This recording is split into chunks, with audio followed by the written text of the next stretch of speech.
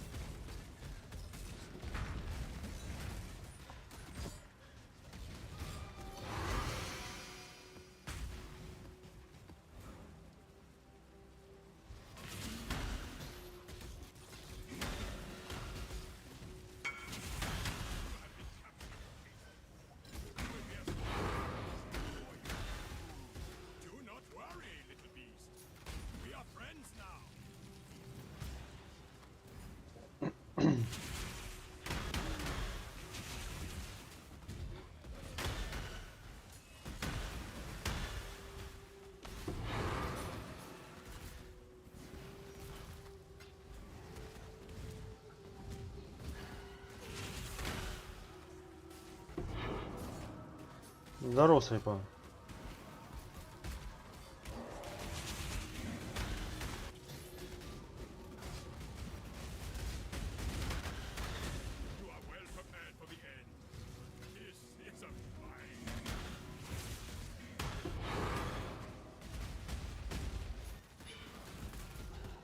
Ух ты, нихера себе.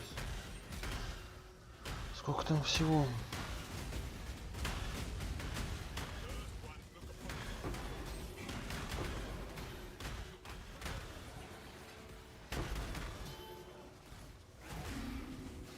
О, блин, Андрюша пришел.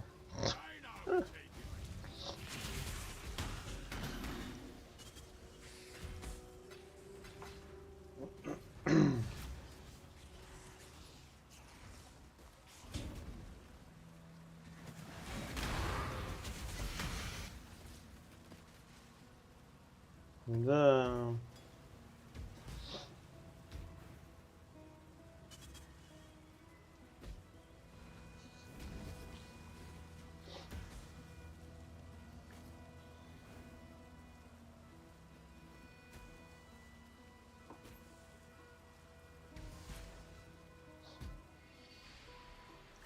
Ночью будет, да.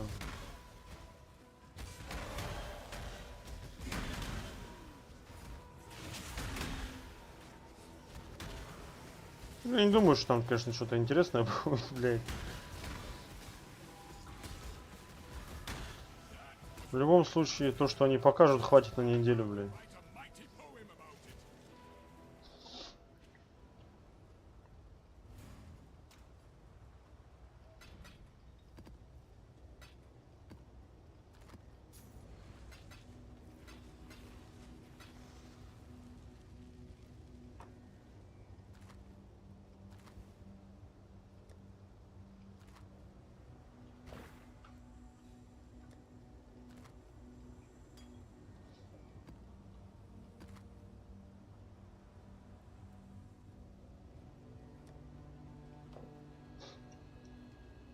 Буду.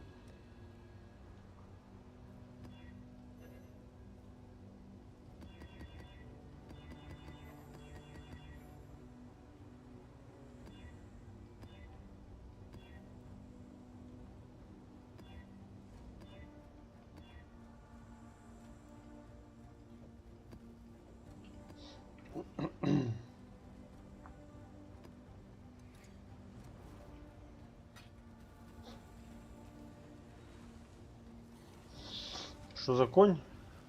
Это такой цифровой конь. Будут нам рекламировать игру.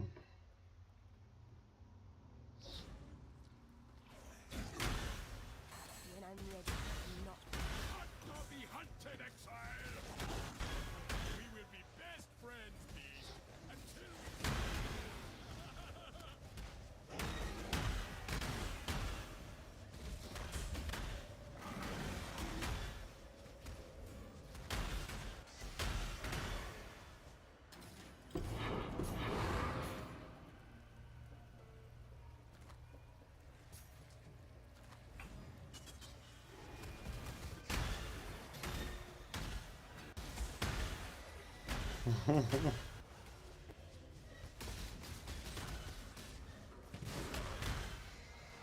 Ну да, типа того. we are friends now. Возможно, даже ты с названием угадал на 100%. You are well prepared for the end. It's a prize. Survivor,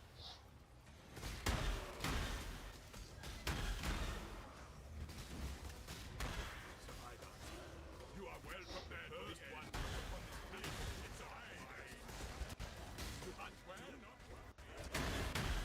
We are friends now. We are friends now.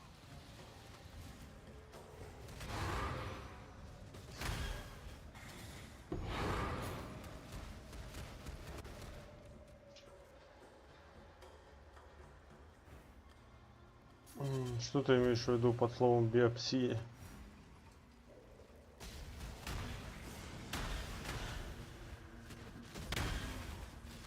А, дропсы, да?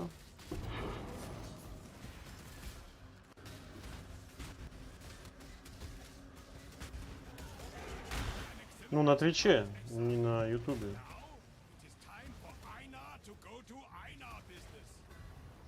На Ютубе дропсов нет. А на Твиче есть.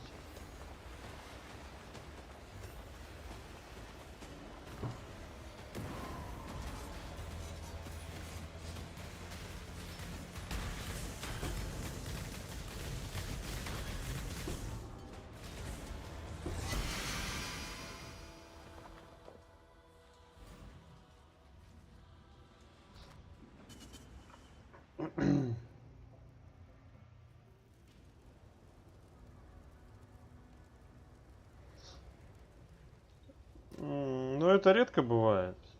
Когда так выкидывает, когда ты типа на обмаз тратишь.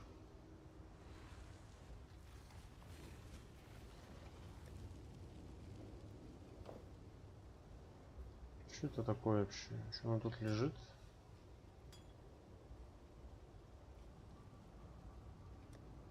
В любом случае это обидно. Когда ты в карту вложил бабки, блядь, а порталы взяли и пропали, блядь. Не по кайфу.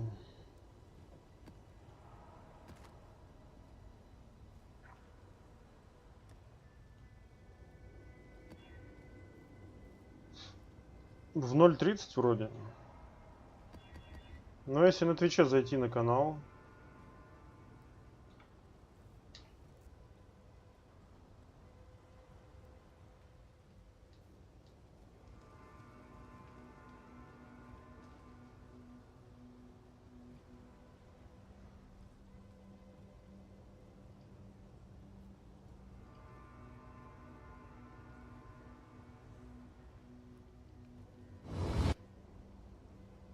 А у них тут не написано, что ли, блядь?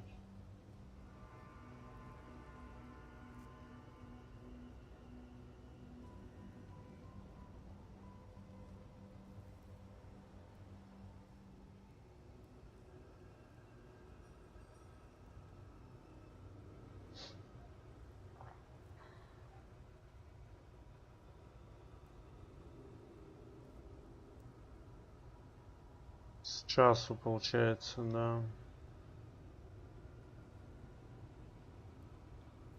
0:30 какой-то пришел, его, да, вот я смотрел, 0:30 было, да.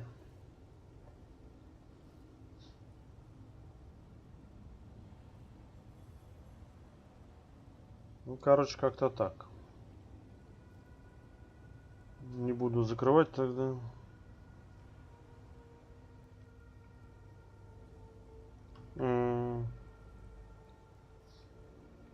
Ну, поздно, да, что-то они там, блядь.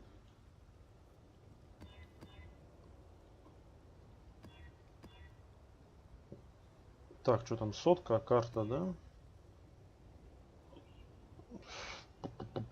Так, вот соточкой. Соточка. Кидаем сюда.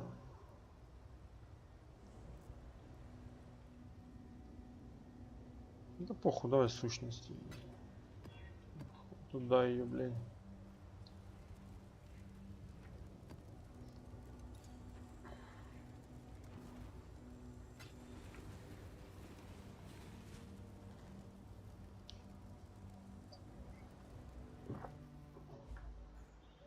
Не знаю, конечно, когда я буду все эти, блядь, делириумные карты бегать. Возможно, когда-то найду время уже на стандарте.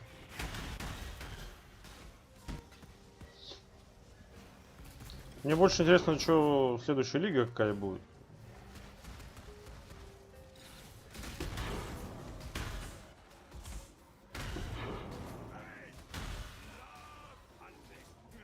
Хотелось бы, конечно, чтобы какое-то говно было, я бы на стандарте поиграл бы спокойно.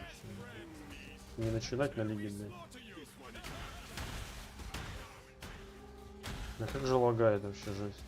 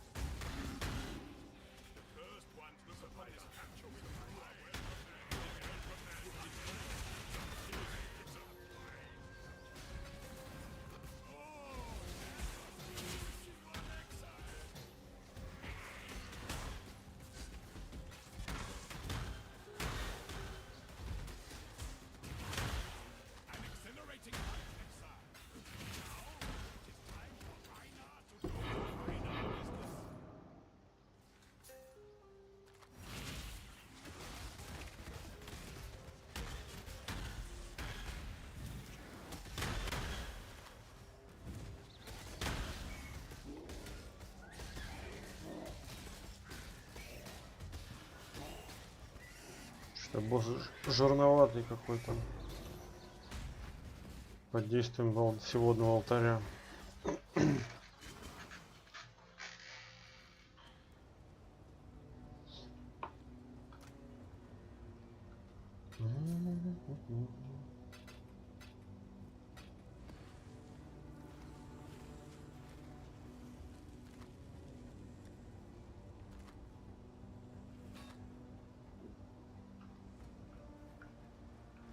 Бля, может побегать эти? Храмы вал. Лей, чё орёшь? Так. Идем-ка накинем сюда дерево.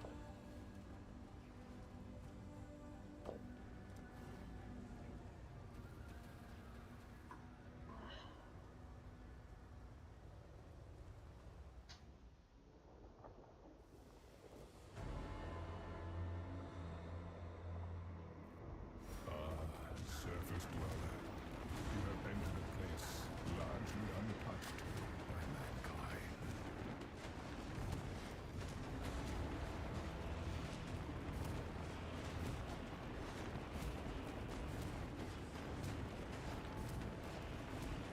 When I'm ready, and not before.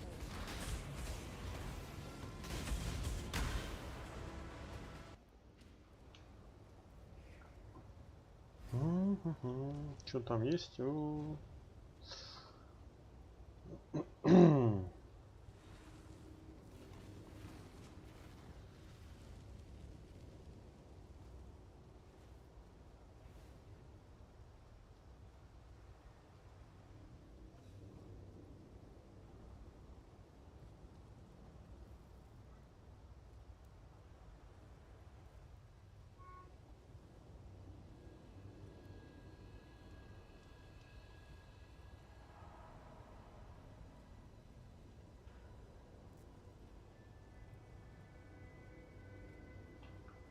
Ну что, можно, в принципе, прокачать, пусть будет. Через низ. Так.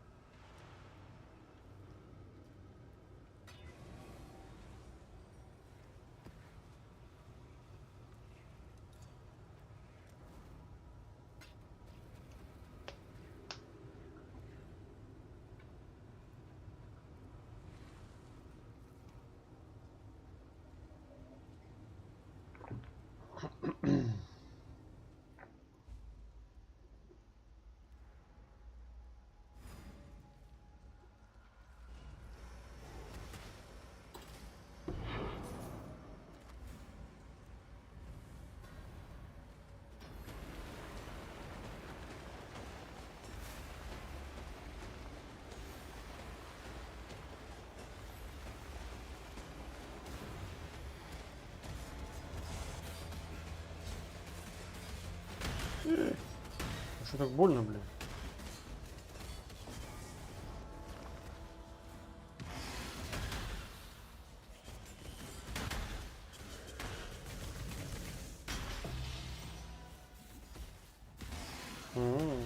Злорадство, блядь, ну они не стакаются.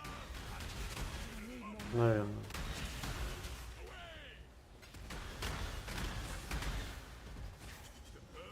И кольцо, блядь, не особо похищено.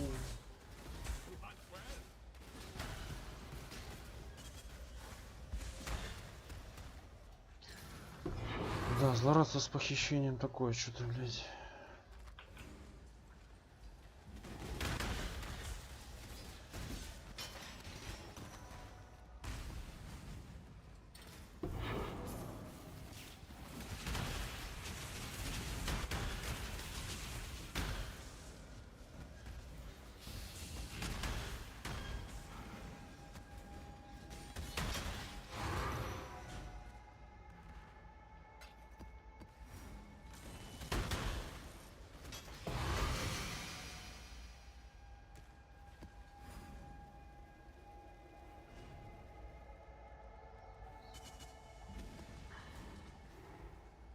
Что там, заряд и, блядь, урон.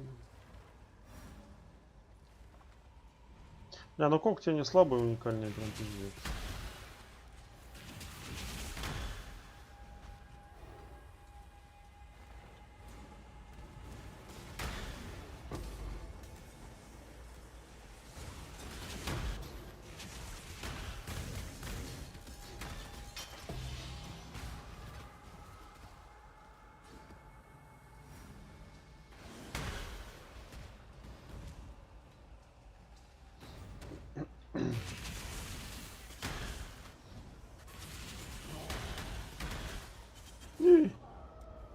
Я не заметил, что там. Блин, что ж. Там кольцо льда было, блядь.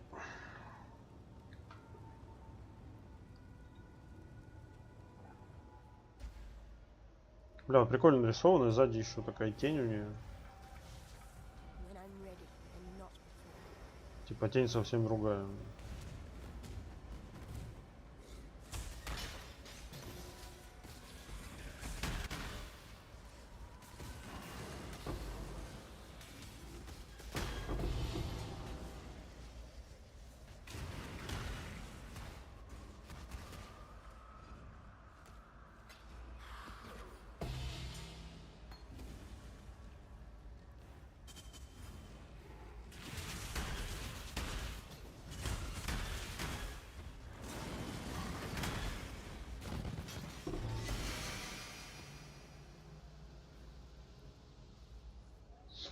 Нельзя изувечить и удержание. Бля, нижние такие сильные. Но нельзя изувечить и удержание, в принципе, уже само по себе охеренно.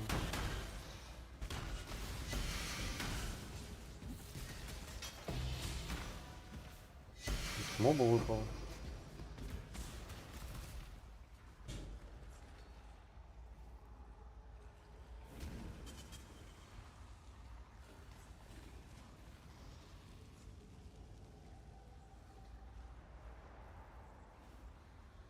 Невозможно проверить связь с АК. Как-то так. Так, что там, шлем я, наверное, этот забираю, блин.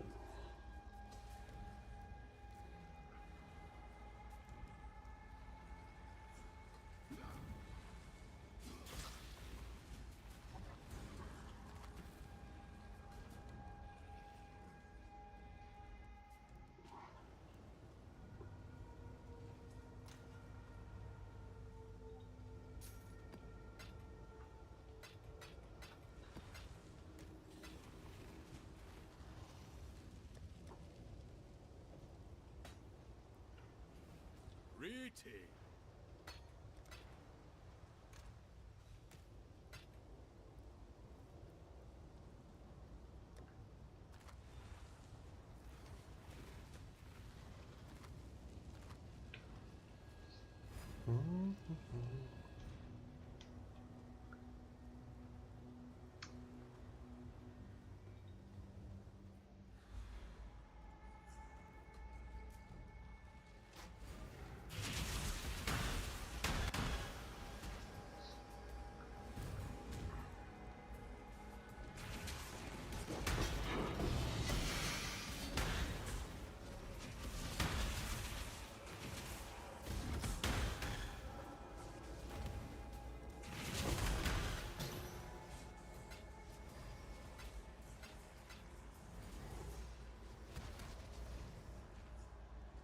Бля, контрмагия не нужна. Тем более пятая, блядь. Длительность, бля, вот. И приспешников плюс 2. Прикольно. Было бы это на скелетов тушка, блядь. Было бы охеренно.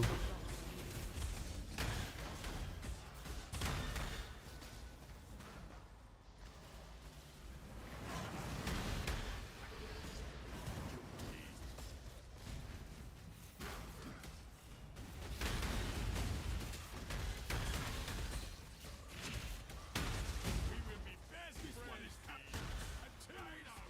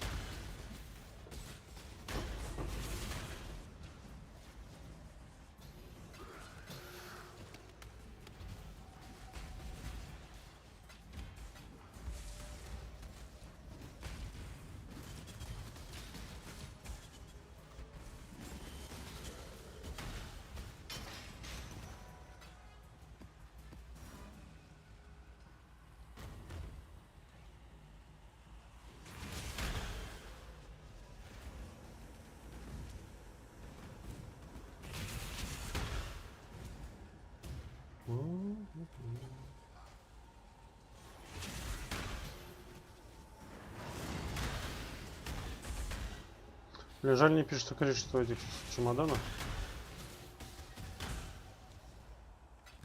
Блять, искать мне их еще не искать, блядь.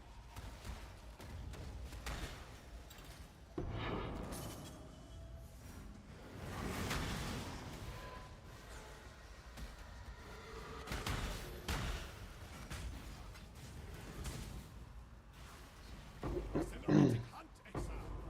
Now, for Einar to go to Einar business.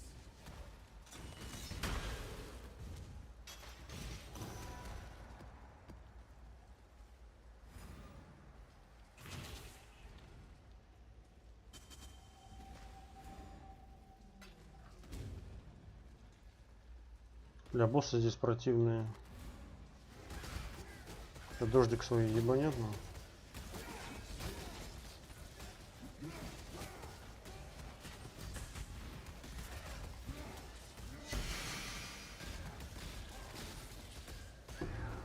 Ну, я его убил, хуя. Довольно быстро.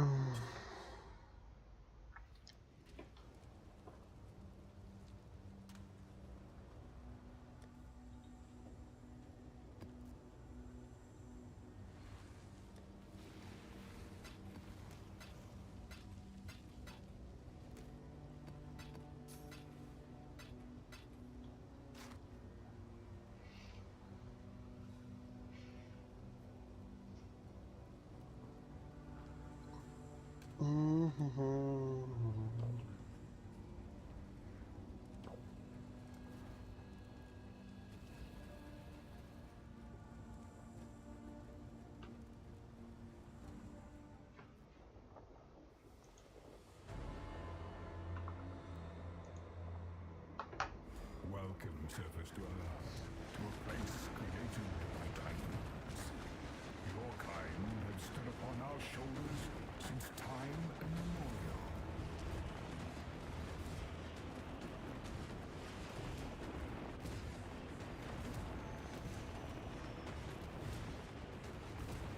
When I'm ready and not before.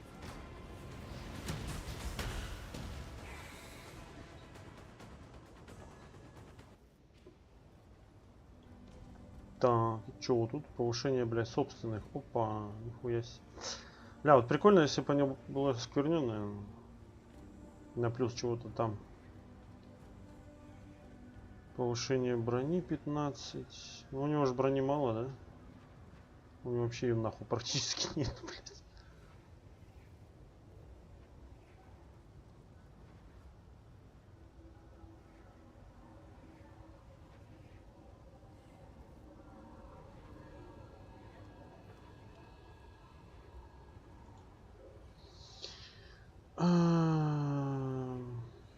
Так, урон, который вы отражаете.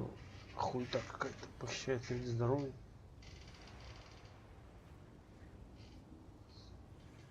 Не знаю, что, усиление холодненности.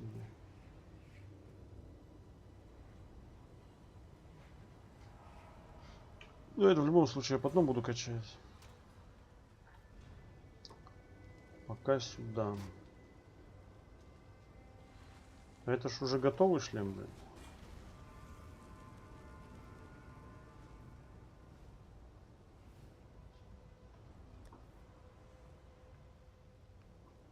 И ладно, пусть там, наверное, лежит, да? В той основной вкладке места почти нету, блядь, уже.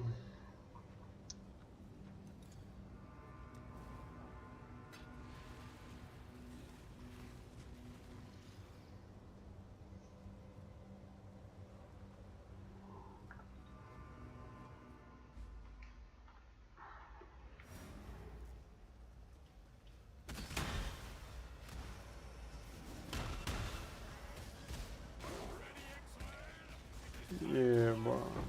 Такое ощущение, что, блядь, все сломается. Так столько виснет оно. После всех этих обновлений, блядь.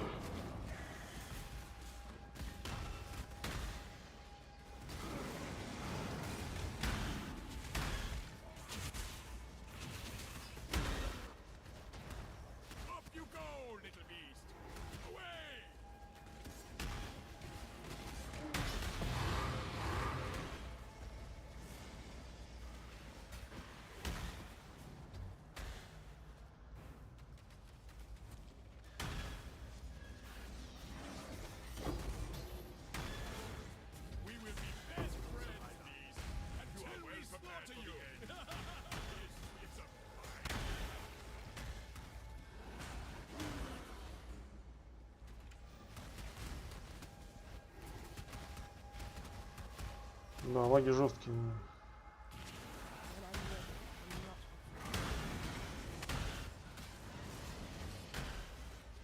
This one is captured. I now will take first one to the front.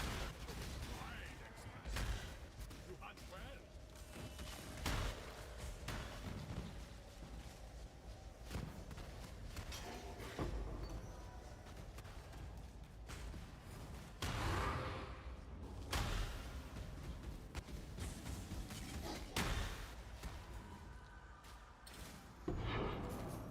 А что этот посох вообще дает?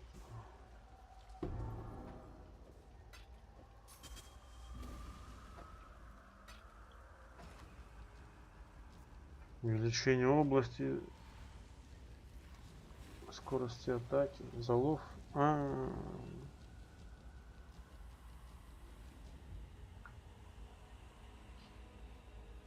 Не, там есть вещи поинтереснее.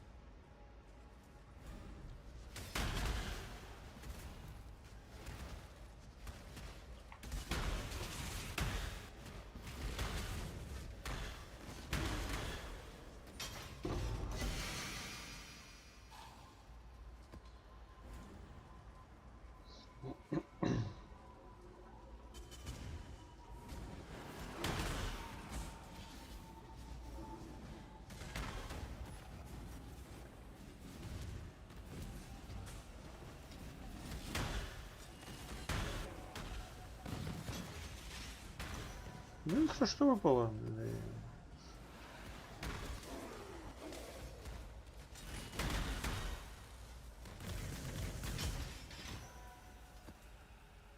Короче, уник не всегда падает, да, смотрю. Это хреново.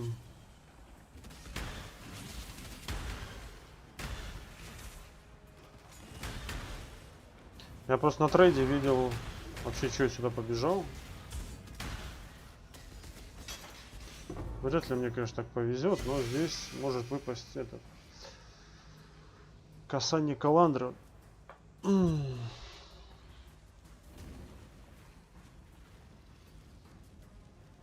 Оскверненное. Его, короче, осквернить нельзя самому.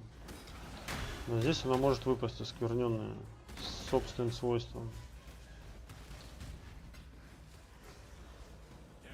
Может, когда-нибудь повезет. И колечки можно реально какие-то поубивать неплохие.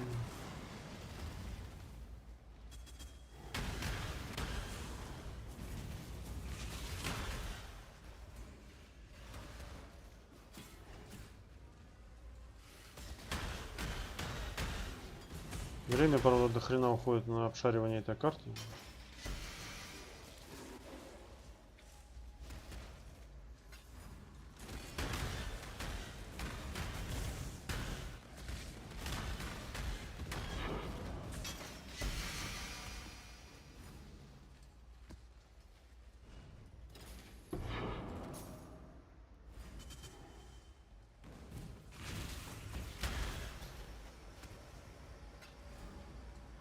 А, это все, конец. А щит это докачать, уже выкинуть его из инвентаря.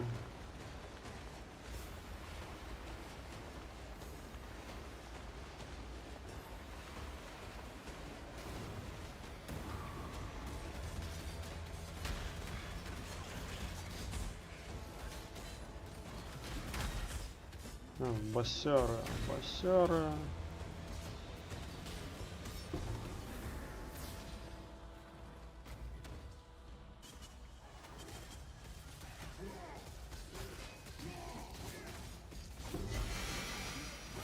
Да, странно, что они меня не убивают. Второй раз подряд. Я убиваю их довольно спокойно.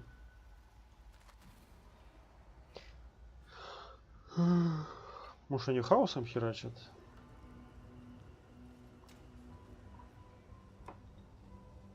На других билдах я бегал, они меня постоянно убивали.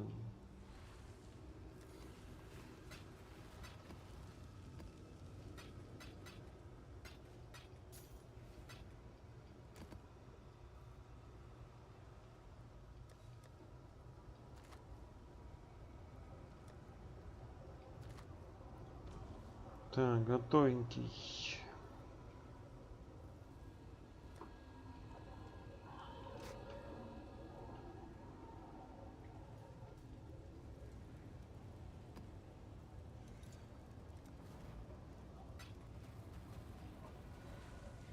А что у меня по диванам? when I'm ready and not before. 52. А, короче, у меня не осталось, да? Оскверненных оруженосцев.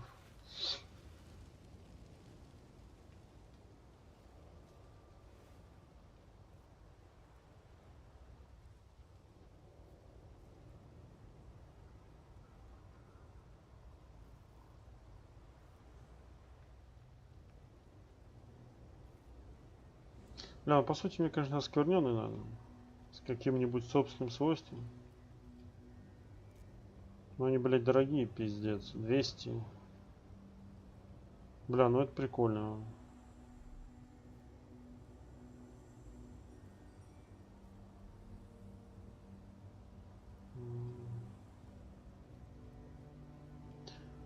Короче, можно пока забыть про эту штуку.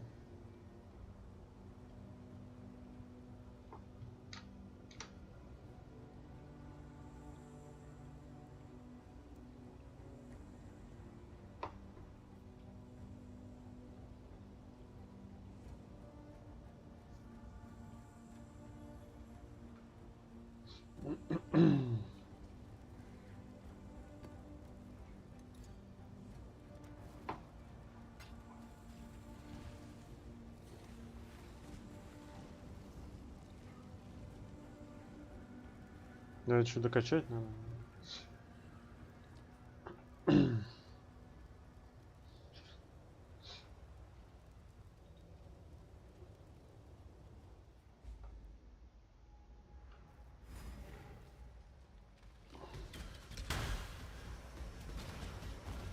Life is too precious to Bring the beast in my sights.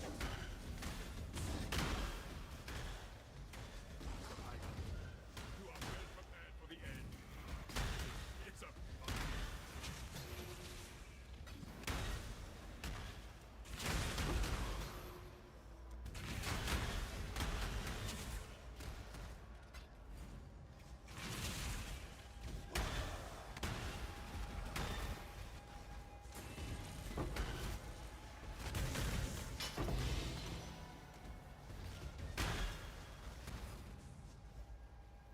Гнев асфиксии, блядь. Прикольно, да? С доп стрелой, блядь. Сам, правда, колчан говном, блядь.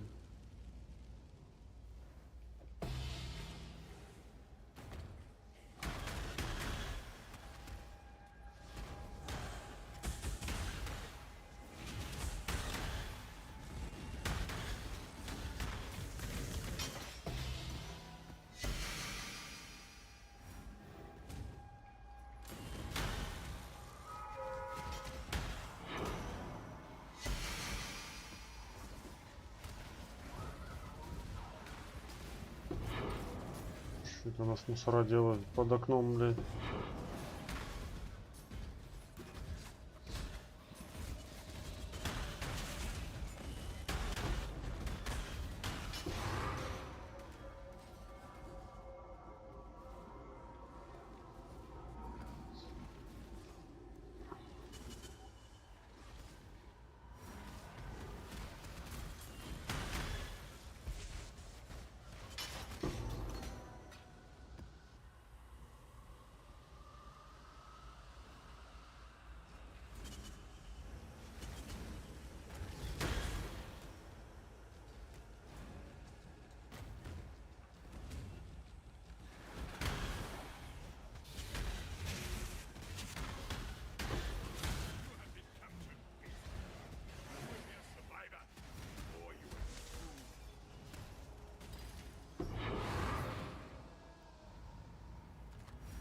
Что-то открытые не хотят подать. Чертежи.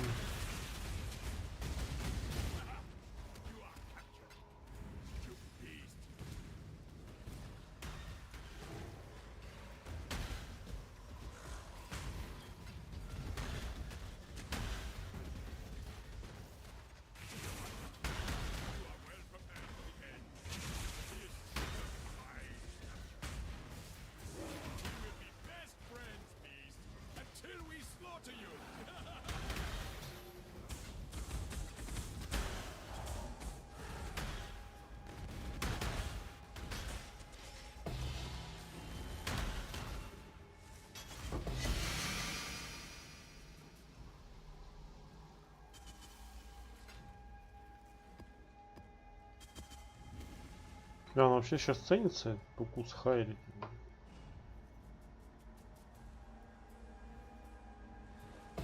Или он уже не тот?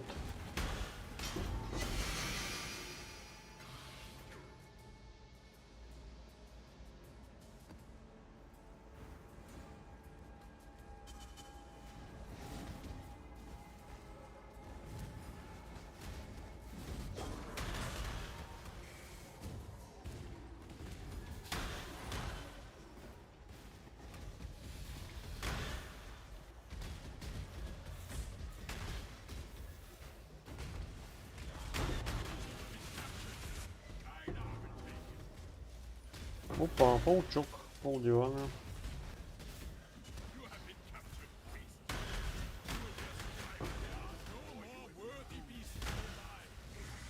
Его раздулано.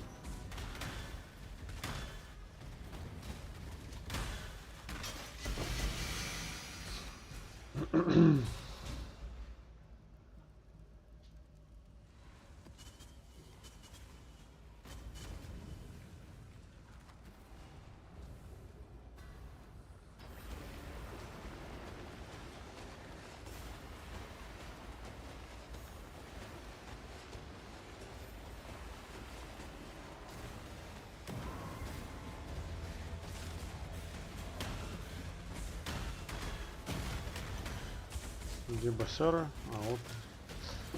Что я босса не сразу заметил.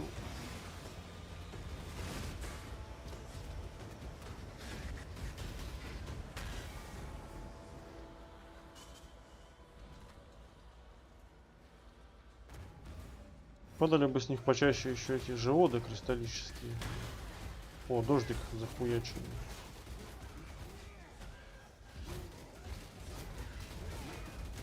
А дождь урон наносит, блядь, ебать. Прям прилично наносит.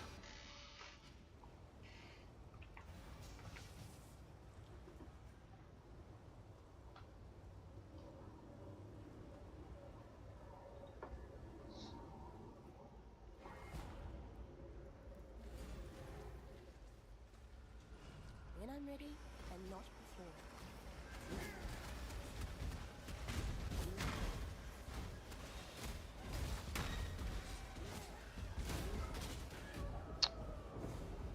Возможно, я их и не убил.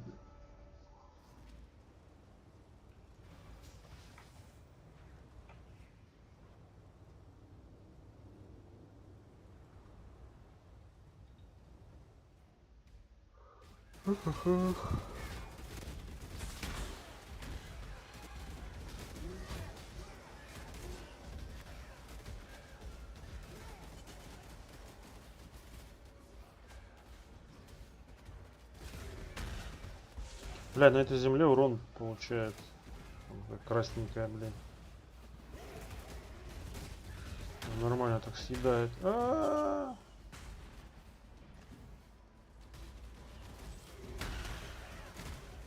Пиздец. Ну выйди оттуда, собака.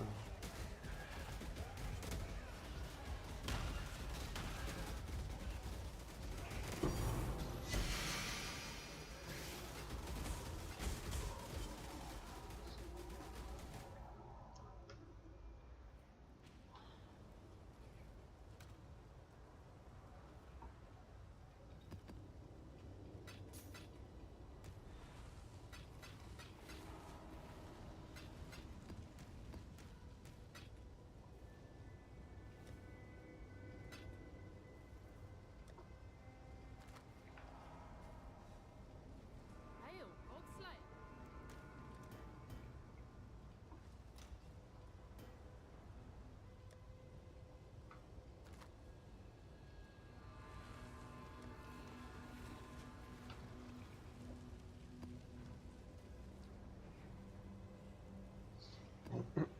Так, закончился секстант.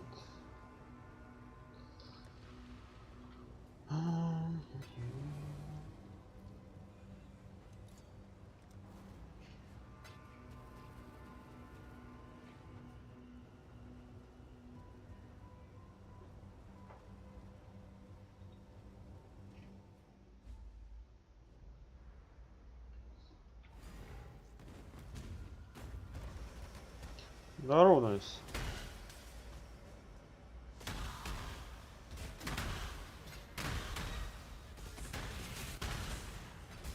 Bring the beast in my sights.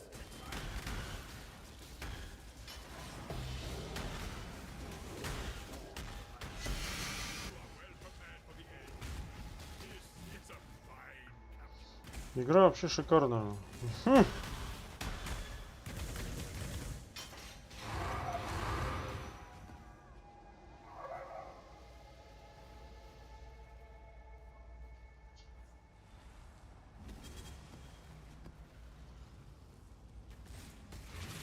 When I'm ready.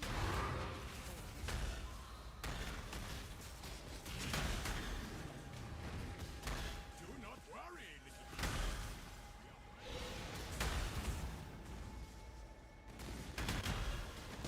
Ну я уже привык так чуть-чуть. Иногда так напрягает только.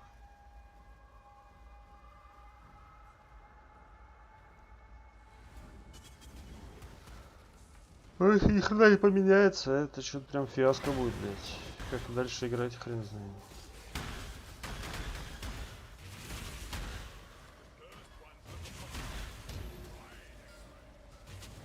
This one is captured. Line out.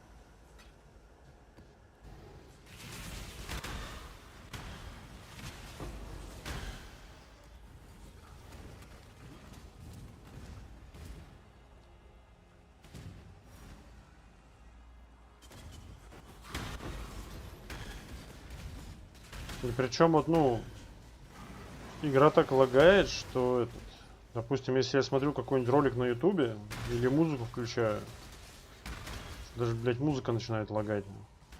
То есть настолько комп напрягает игра. Прям вообще жесть какая-то.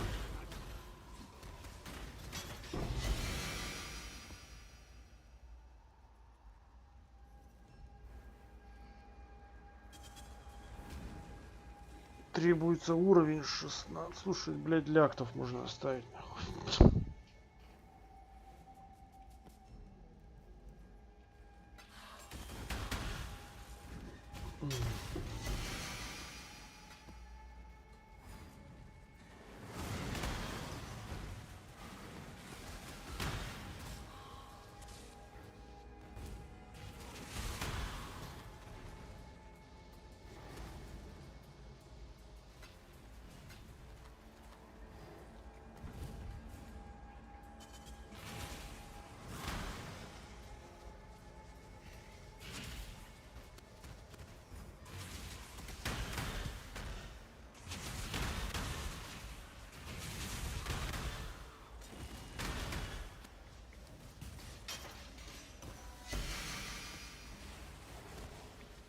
Откройте двери, ёпта. Позакрываются, блядь. Хрен достучишься. Как будто я им повестку принес, блядь.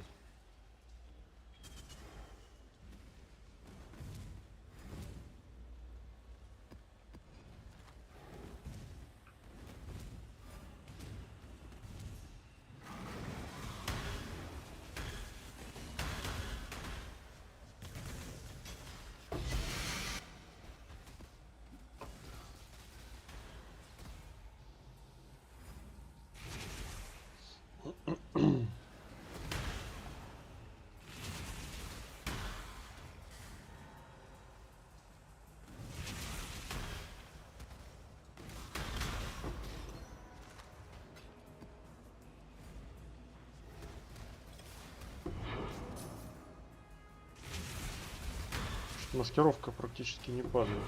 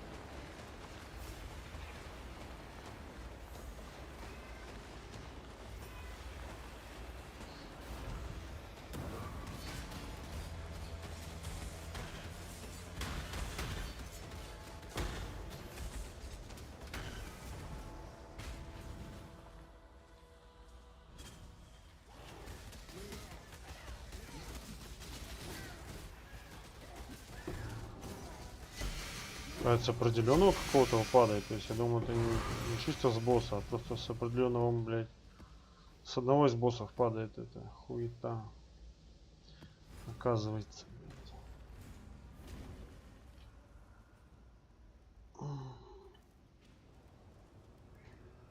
Интересно, блядь, сделано. When I'm ready and not before.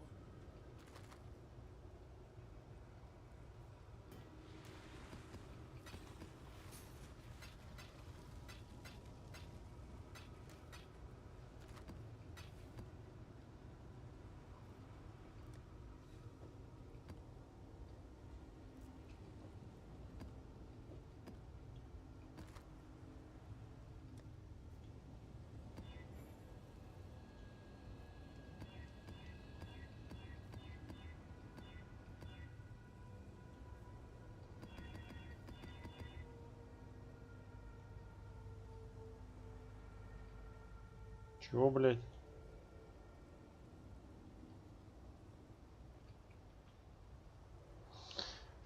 Да.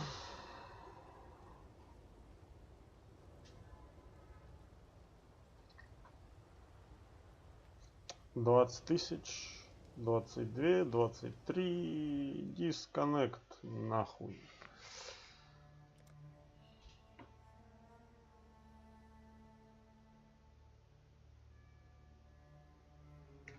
Я надеюсь, они не отрубят сервера, блядь, во время этой exile кона, блядь. Я поиграть как бы хочу, блядь.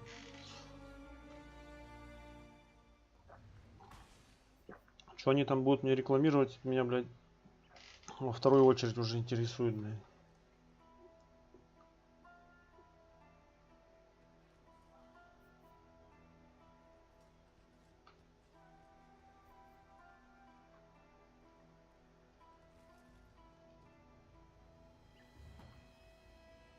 Да, я тут в батлу играл. Есть там такая хуйня, как миномет, блядь. А иногда им попасть довольно сложно, блядь. Но тут, блядь, что-то пацаны решили, блядь, одной толпой зайти, блядь, просто в узкий коридор, блядь. Я там человек 10 уебал, блядь, сразу, ну. Было очень смешно, блядь.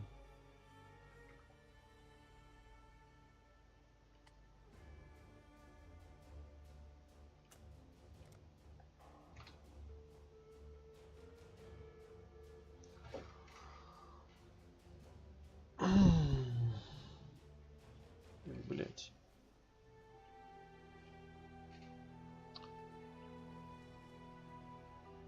Да, сейчас я вернусь.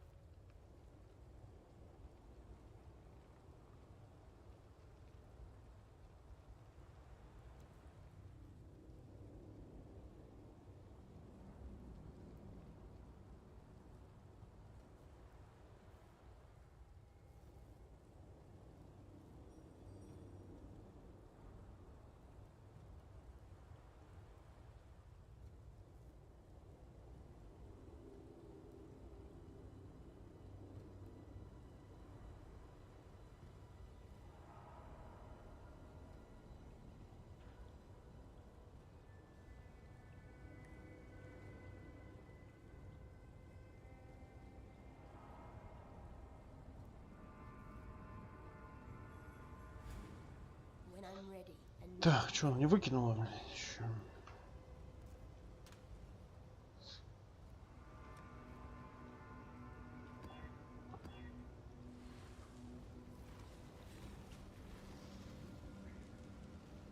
Раз, два, три, 4, 5, 6.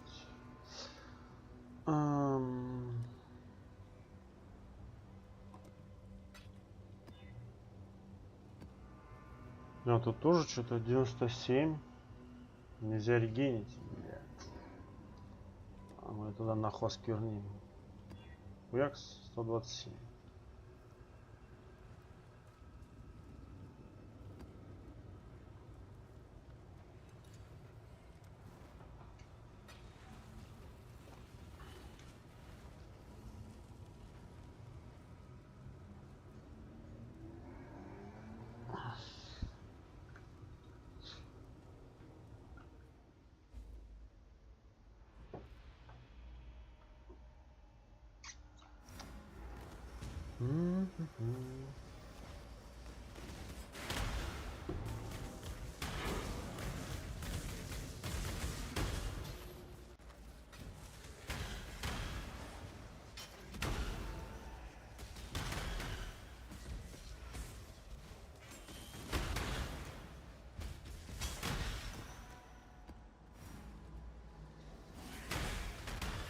Ебать.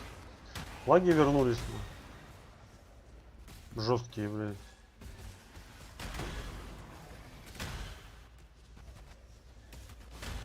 Ready, exile?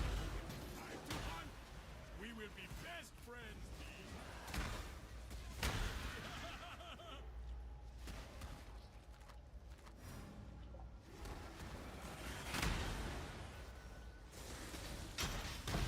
А, еще иномирцы.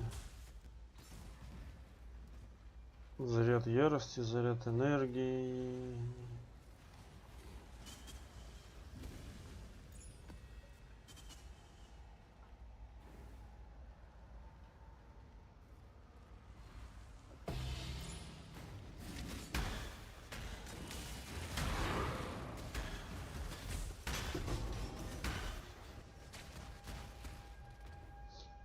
Мгм.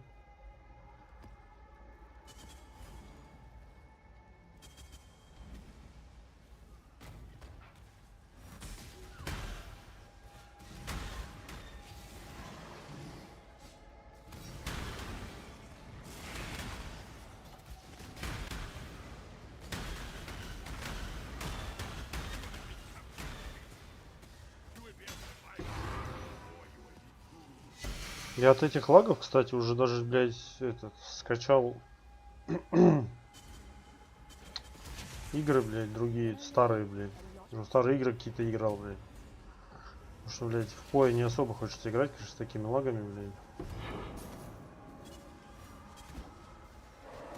И там же скидки были в этом еще. Как он в Стиме. Я прикупил себе старых дальнобойщиков. Вспоминал, блядь, детство, ну.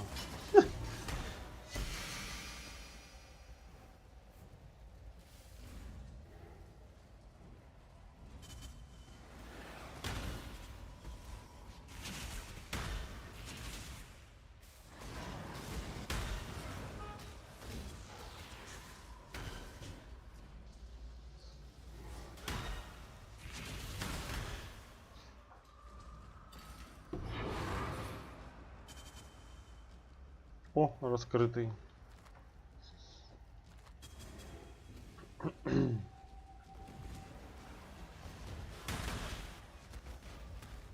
Мне, кстати, недавно чувак покупал контракты. У него скорость передвижения вообще какая-то ебаная. Он бегал по меня по убежке. Я такой скорости что-то еще не видел никогда. Там, видимо, билд заточен чисто под кражу, блядь. Быстро пробегать. Выглядит, конечно, эпично, блядь. Просто летает, блядь. Я, правда, не знаю, как он в углы вписывается, блядь, на такой скорости. Но выглядит, конечно, сильно. Off you go, little beast. Away.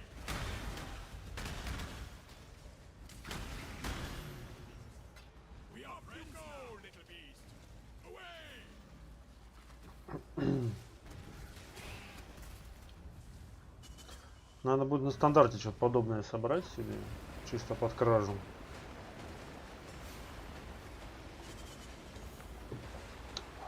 Саму сначала надо, наверное, поразмыслить, как это выглядит. Как это должно выглядеть вообще. Какие там предметы есть. Но, с другой стороны, конечно, легче, наверное, спиздить просто бил какой-то. Уже готовый.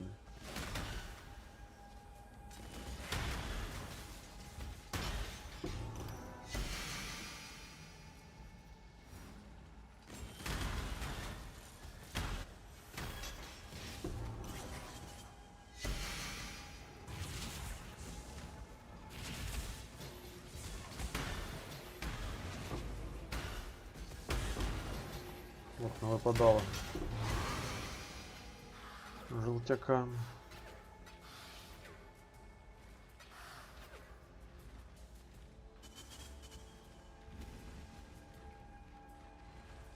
Урон ловушек, топоры.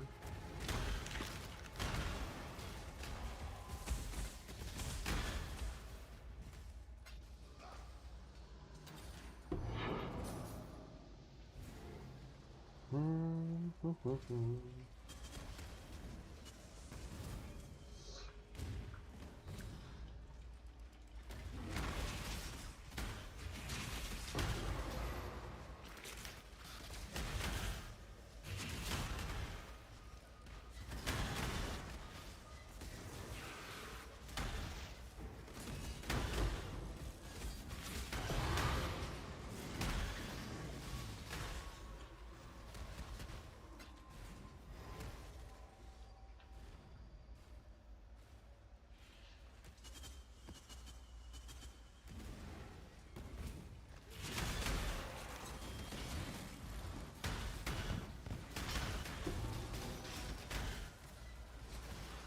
That was a hunt you will not soon forget. You're welcome. Goodbye.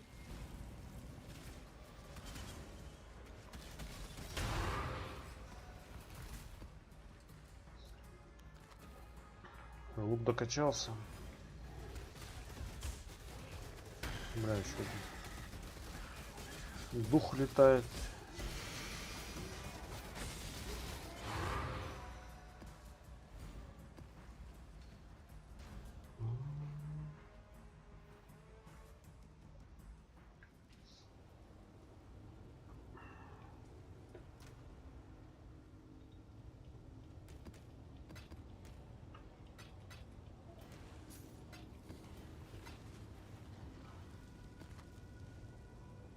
Так, а где у меня открытый чертеж? Воровские украшения. Сюда.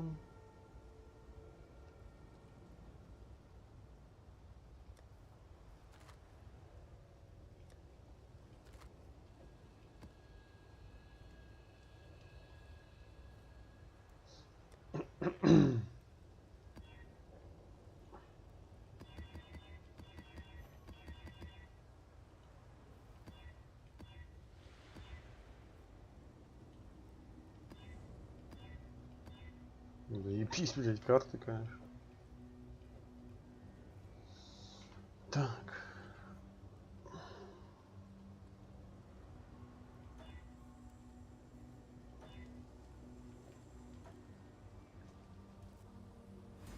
When I'm ready and not before.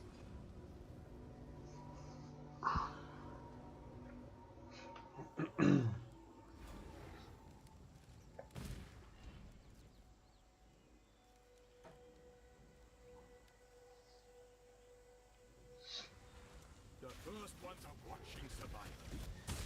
Don't disappoint them. Бля, мне еще надо докачать тот лук The ritual is complete. до 5-го поинта.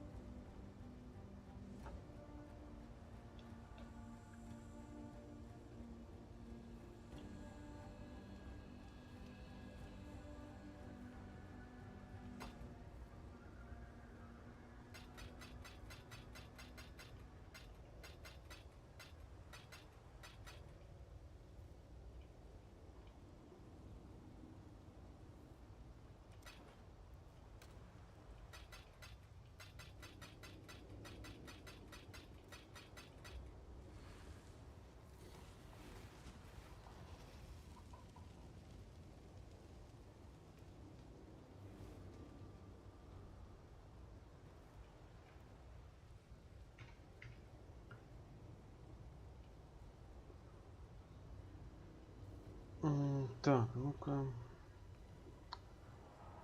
Что это за граждане тут сущности продают?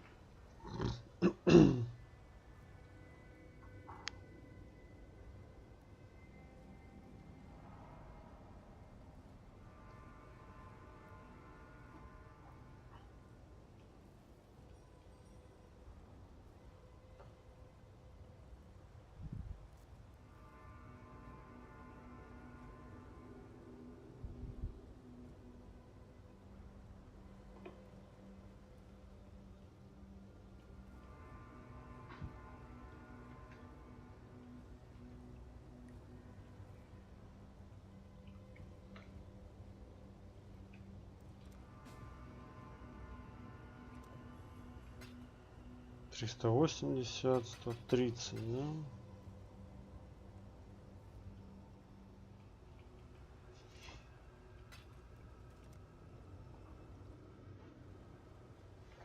А у меня сущности много купили вот за последнее время. Пришлось даже цены повышать.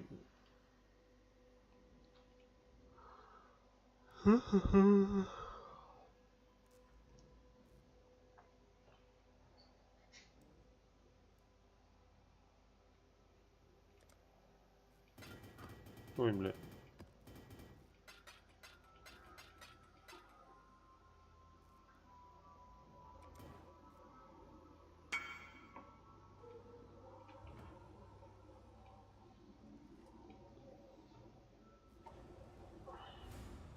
When I'm ready and not before.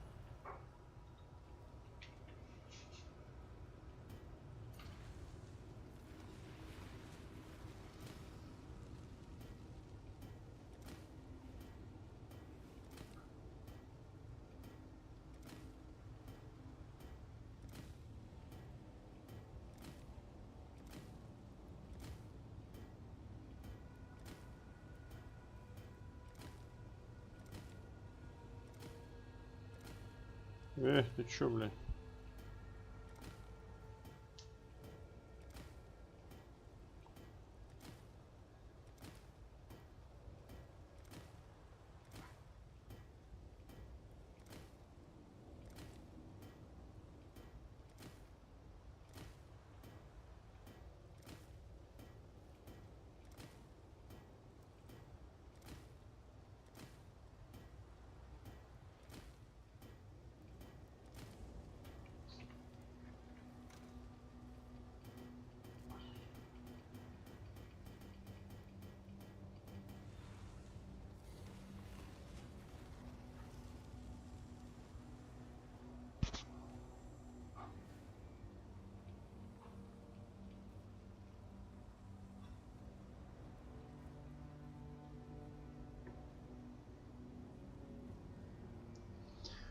Продавец не в сети.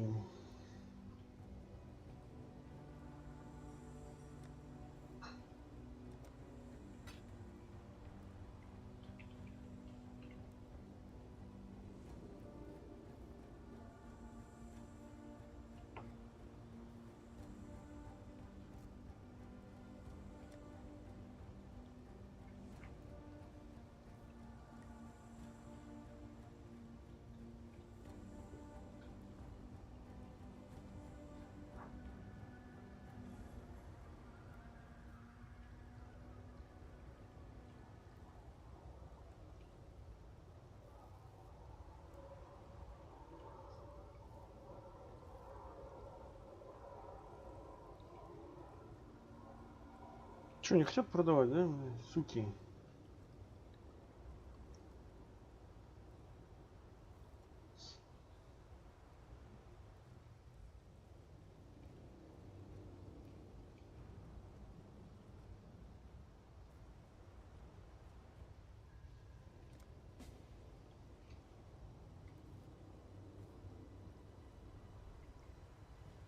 О, вот это можно зафрактурить. Попробовать.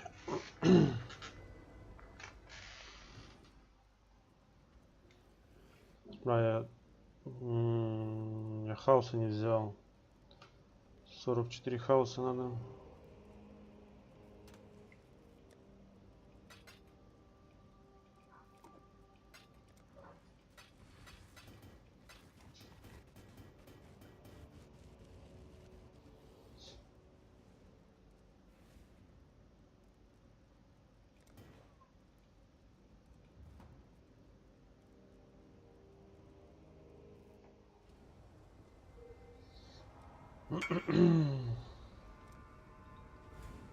When I'm ready and not before. Секция Вася.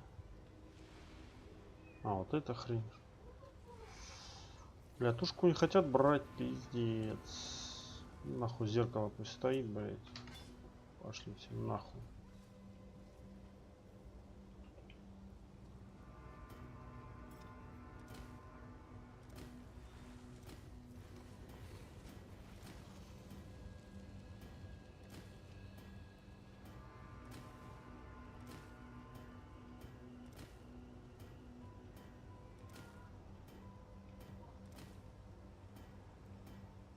Угу.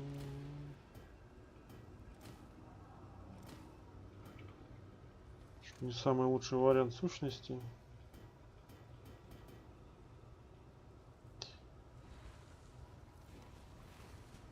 Так, где там перчатки были?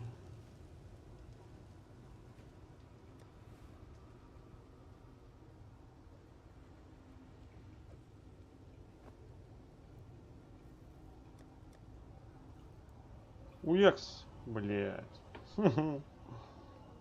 Промахнулся нахуй.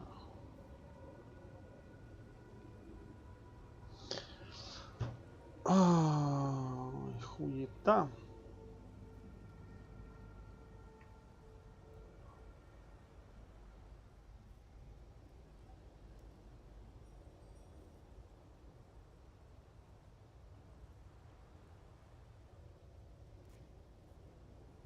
А фрактурные нельзя разделить, наверное, да?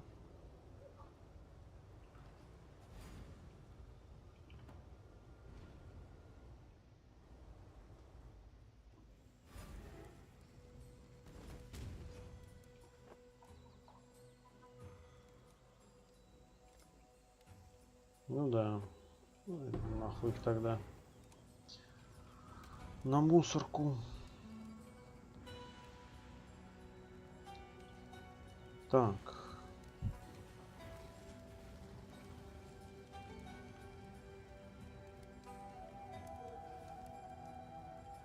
Тут все тушки... А, кожаный доспех зодиака есть. Да, один диван. Бригантина легата.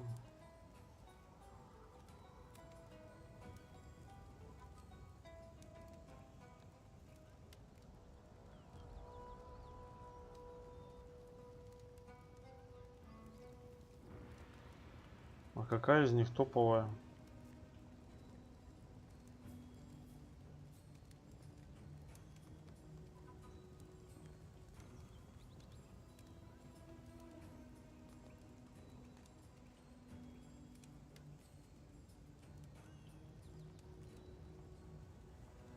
А, генеральская.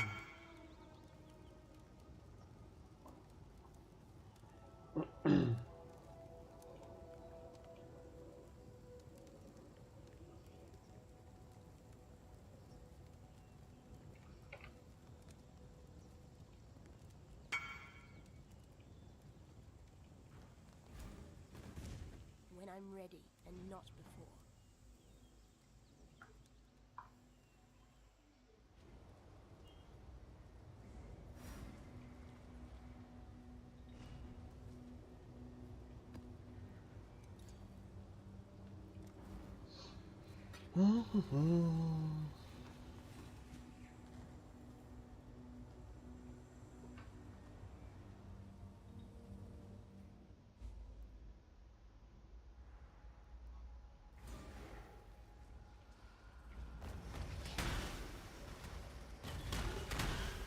Not to be hunted, exile!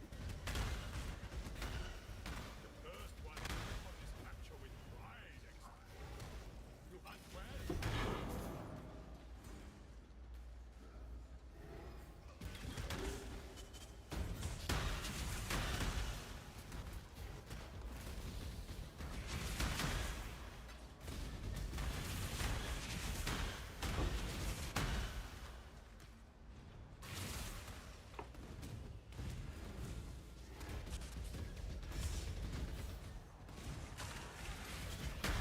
Че, он его поймал, не? We are friends now.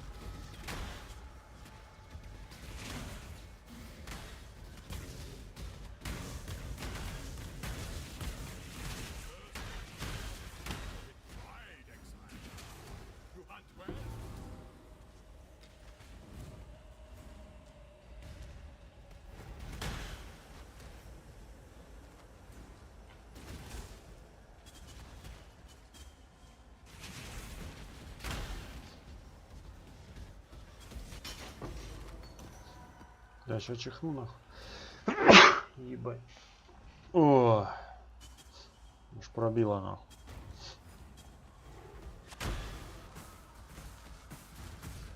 When I'm ready, oh,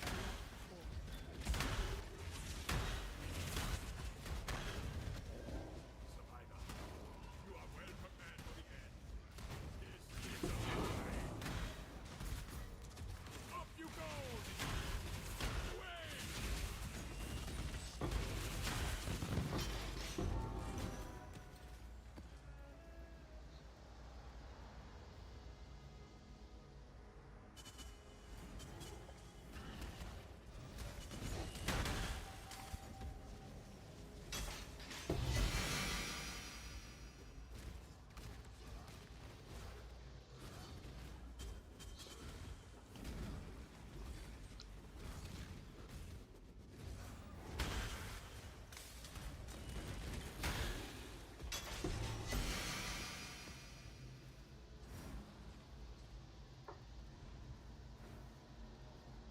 Блин, была бы там холодная ненависть.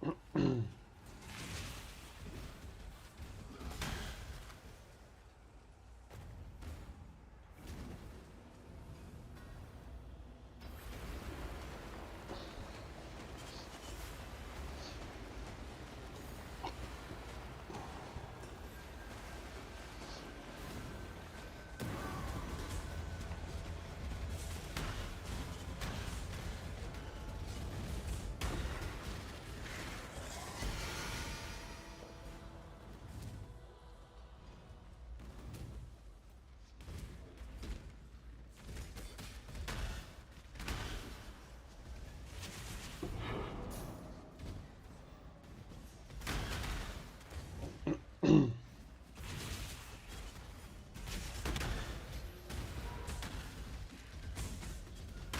job, exile.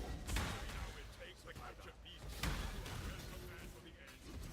This is a fight. An exhilarating hunt, exile. Now, try not to go.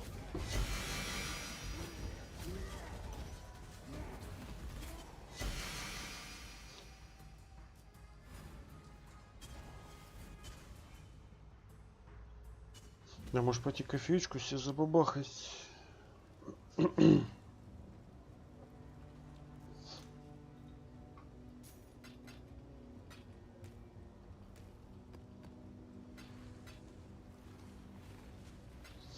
я насобирал уже вот почти 5000 этих, да? И здесь, блядь, 3200, блядь. Изменяющий цену на выкину, на мусорку, блядь.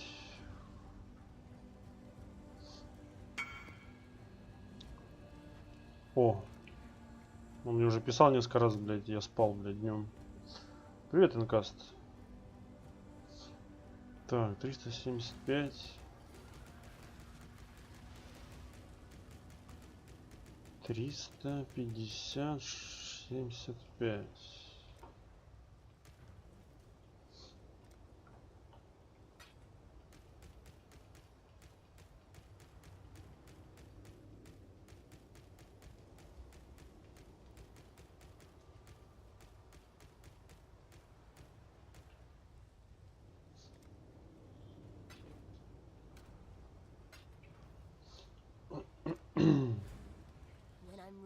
and not before.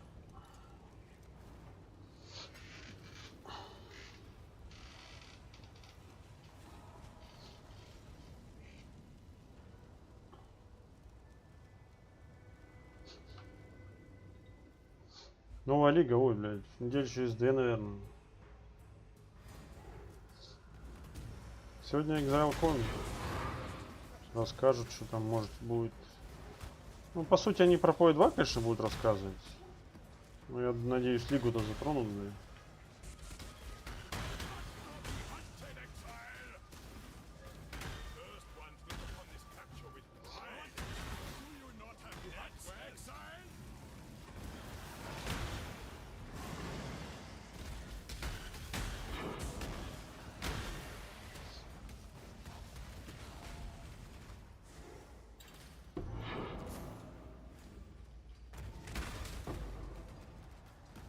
Там выпало 3 голоса.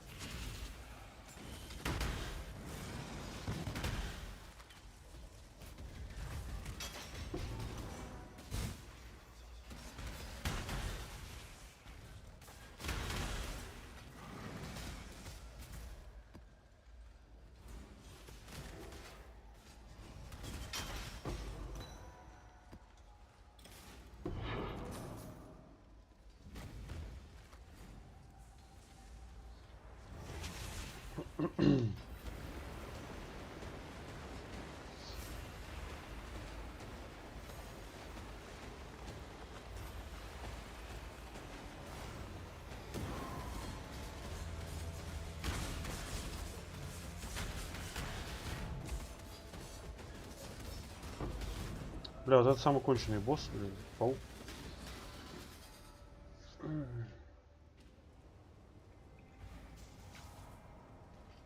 Какие-то у него там взрывы такие здоровенные.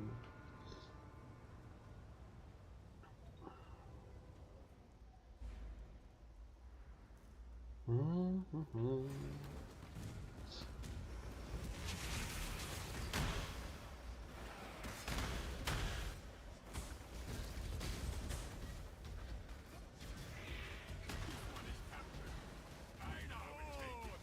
We will be best friends, exile, until we slaughter you. When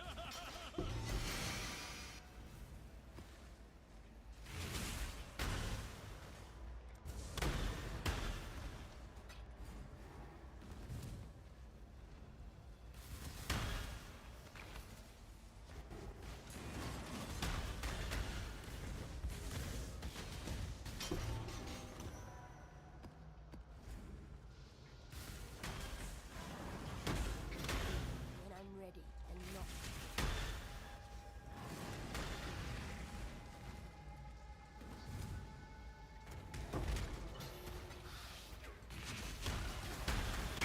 Еще паучок.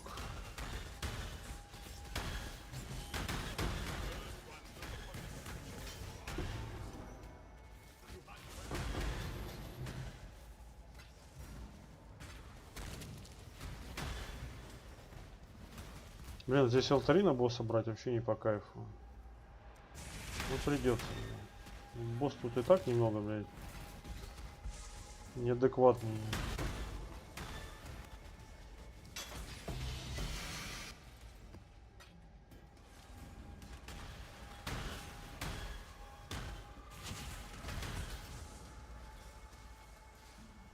Блядь, ну вот 3 сферы горизонта. И там.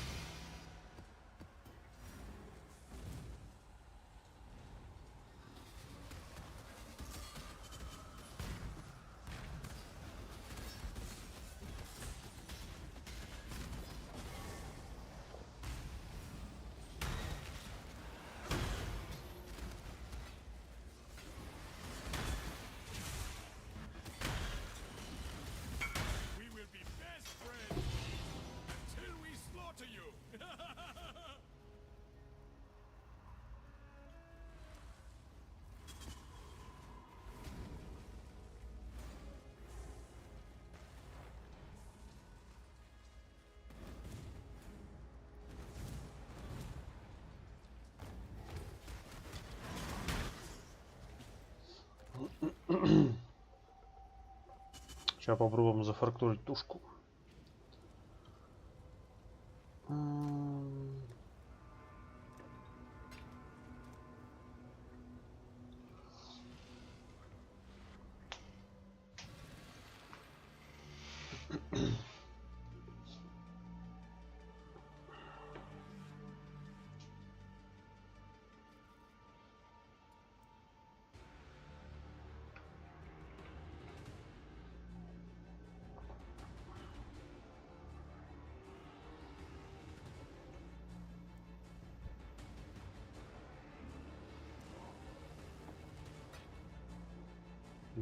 Девять 85.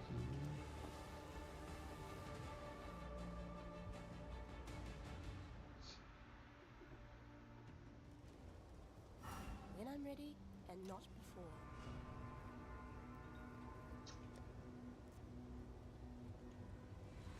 Уикс. О, заебись.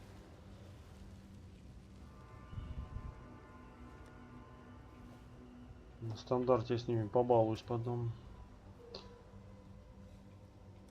Надо будет перенести на 86-ю базу их. Потому что на 85-м первое подавление не ролится.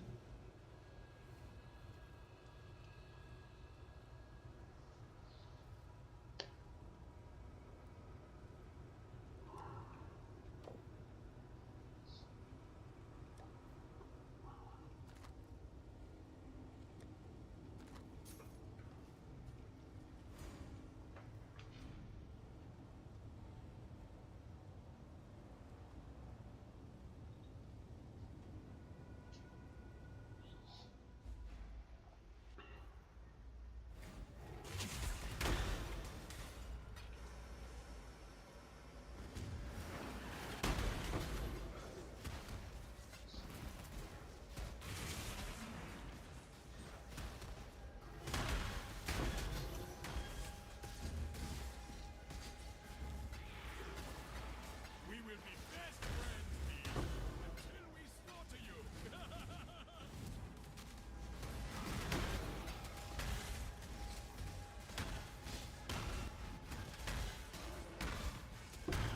hunch you were not sold. You're welcome. Goodbye.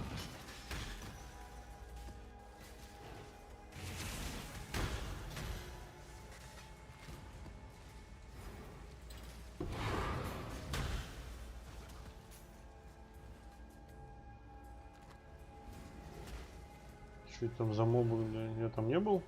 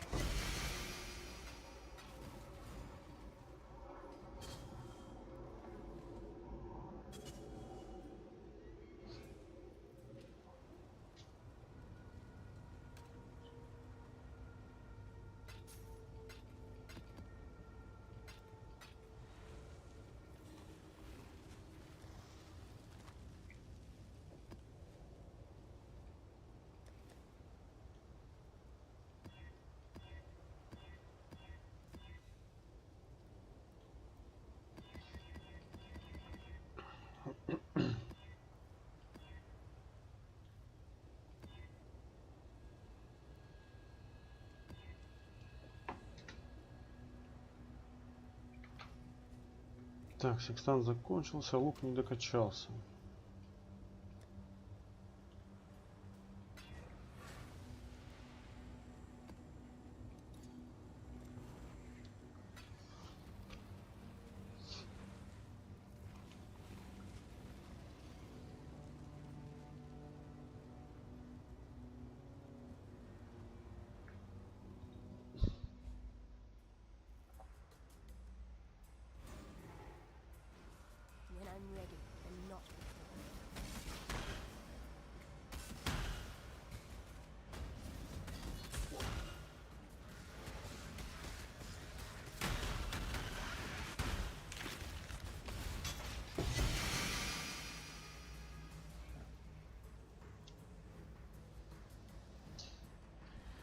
Там 20-ка максимум.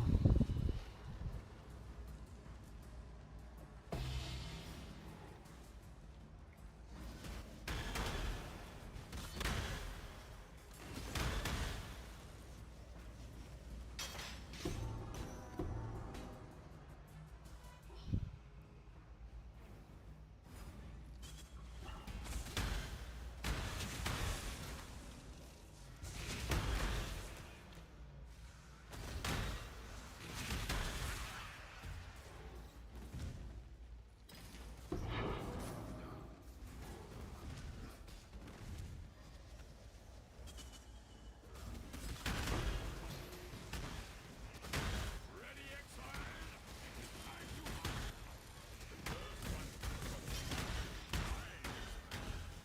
You hunt well.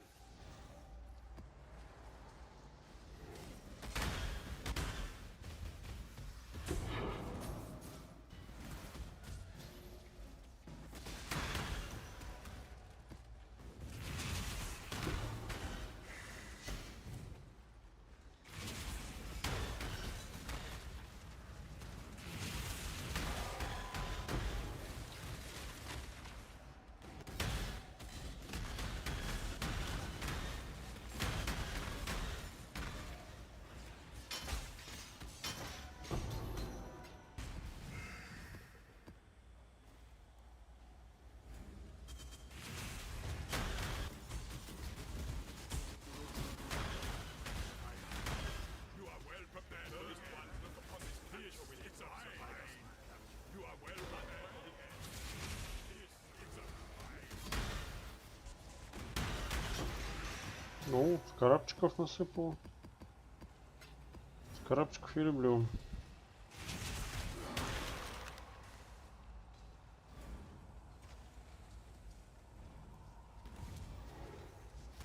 Откройте.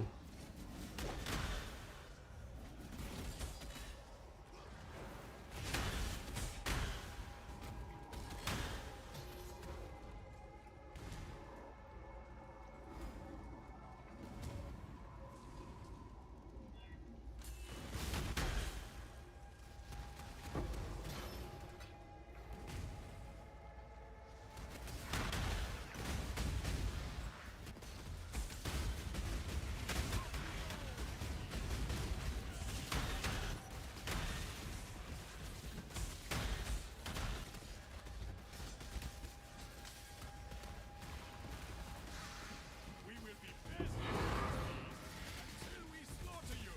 Do not worry, little beast. We are friends now, little beast. We are friends now. Friends, beast. Until we slaughter you.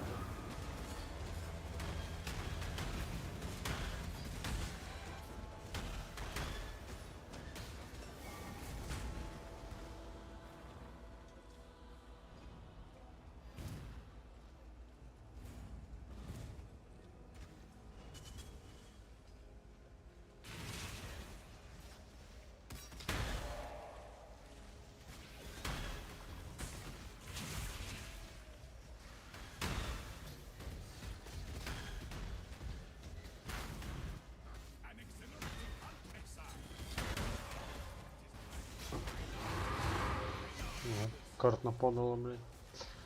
Были бы они еще нормальные.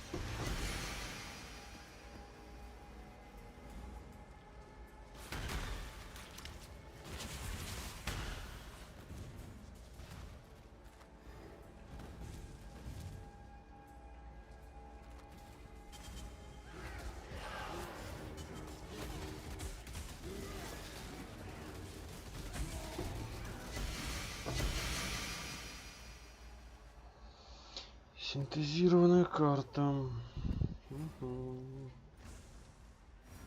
А пойду я себе, короче, кофеечку заварю. Вернусь через пару минут.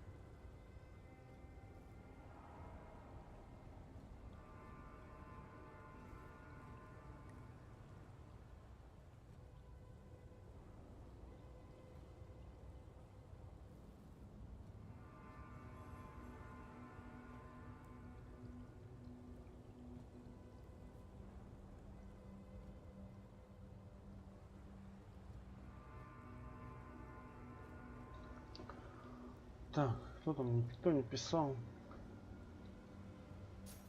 Ту-ту-ту-ту-ту.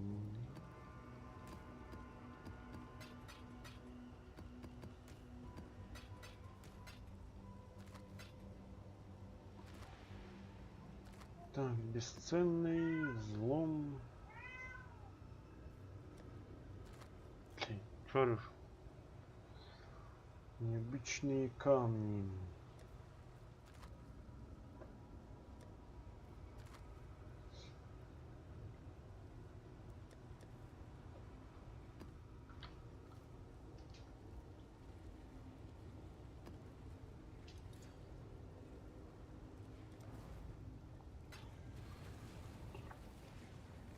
Да, долго пятый нот качается.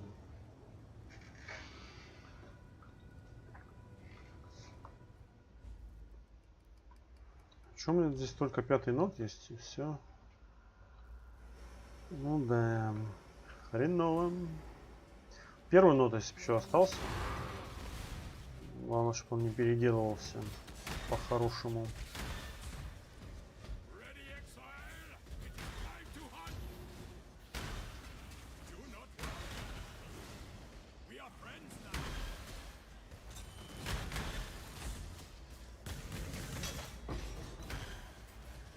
This one is captured. I now will take it.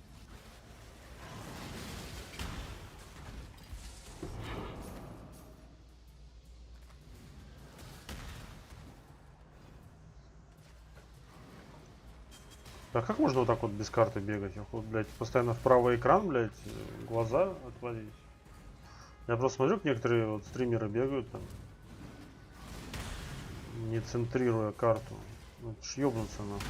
И глаза не болят от этого. Но...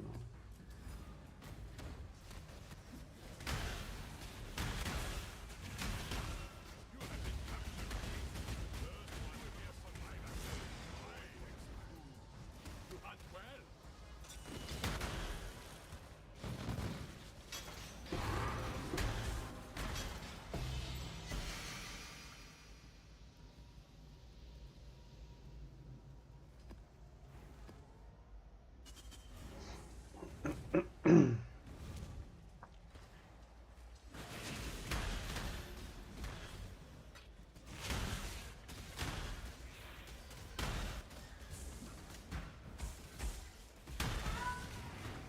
Шаришь? Не. Yes, it's a fine capture.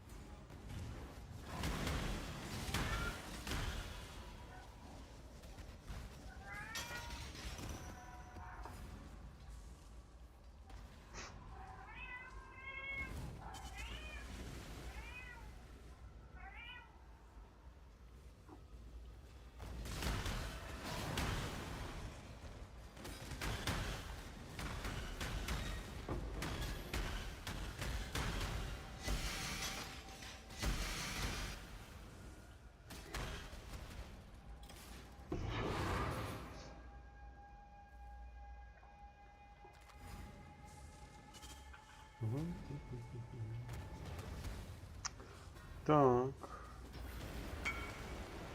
Да, но это еще не последний, скорее всего.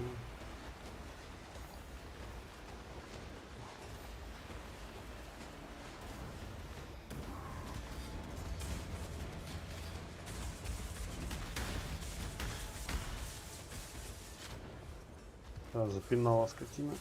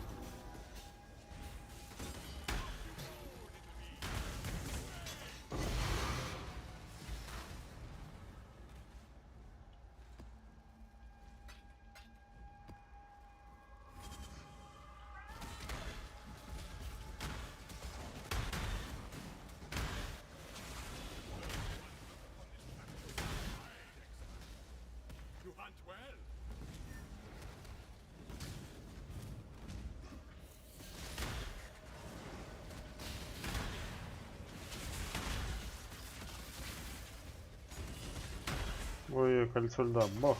Не умер, блядь. Повезло.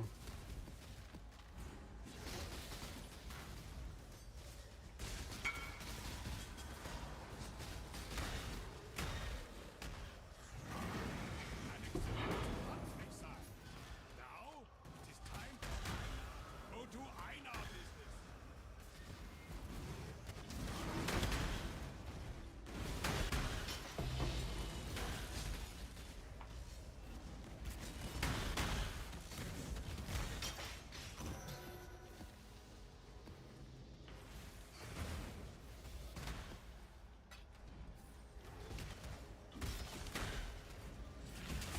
Где-то я там чемодан пропустил.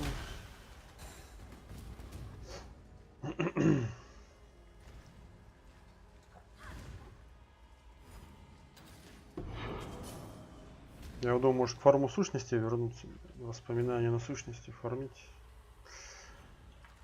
Там, если еще не продастся, я, блядь, на стандарте продам. Бля, там один живой остался. Он помер. Наебись.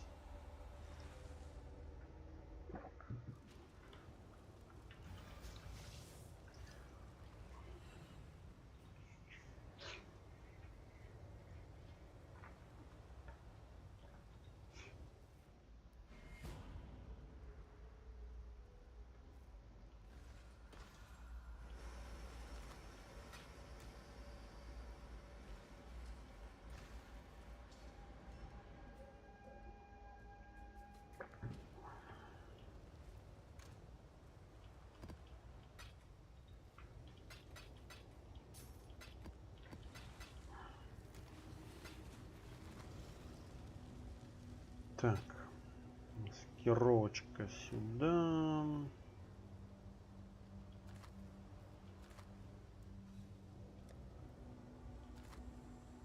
По-хорошему, кстати, надо написать, что у меня есть. Может, кто что купит. Так, маскировка. 36, получается 38 маскировки. Хуя, что самолет прям близко летит, блядь. Хуя так шуметь-то, блядь. 23 взлома.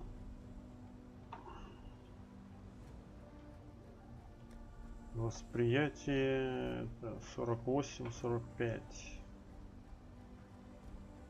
Perception, да? 45.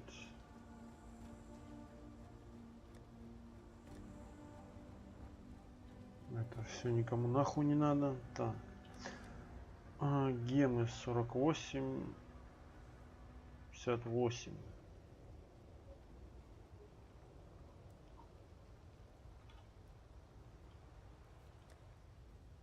Двадцать 24 тринкетки. 17. И реплики 21.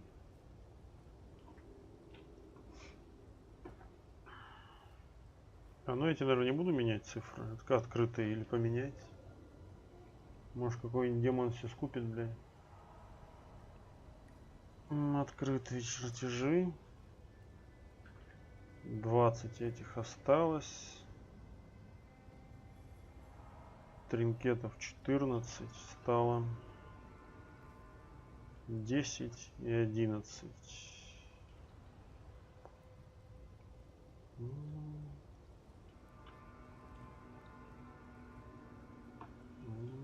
ТФТ.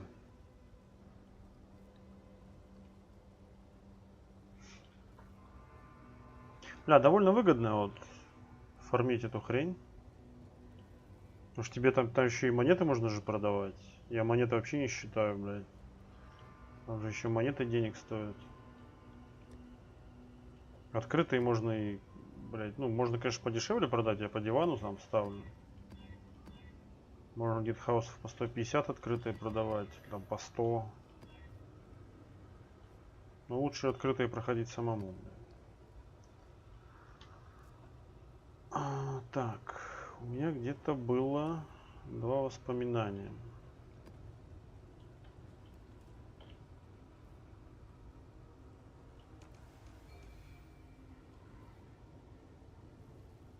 Для уровень карт, наверное, оставлю.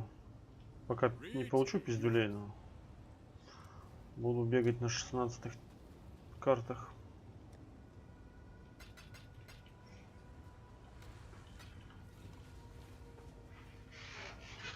When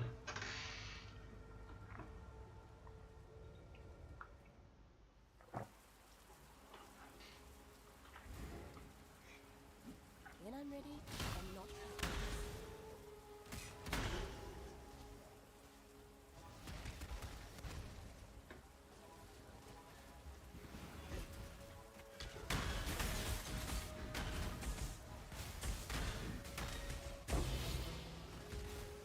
Где второй? Вот он.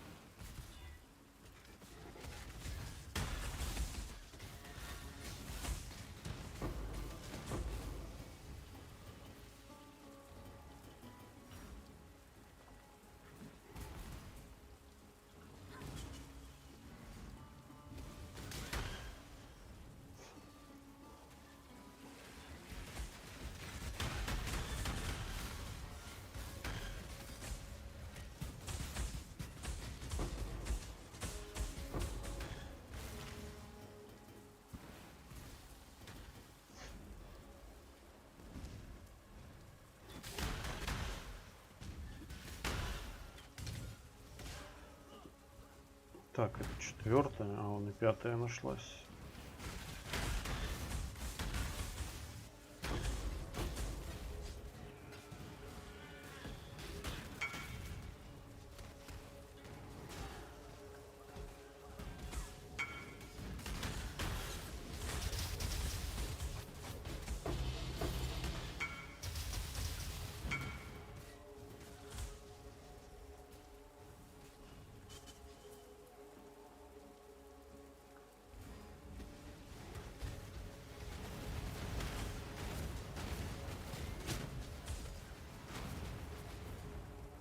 Что он там хочет, блядь? Так. 107.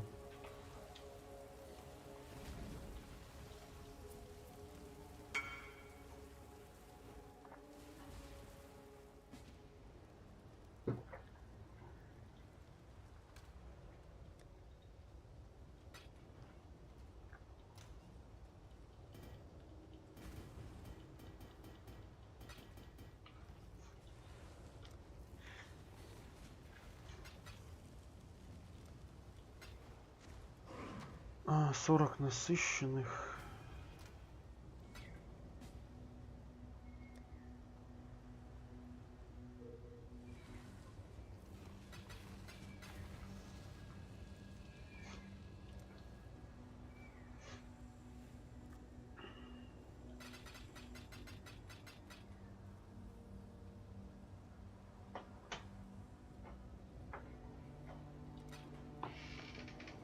Бля.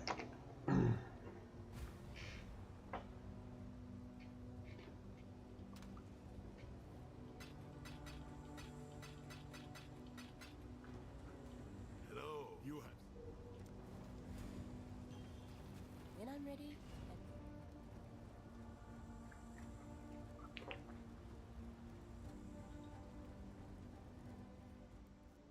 Наушники тупят, сука. Не подрубаются к телефону, блин.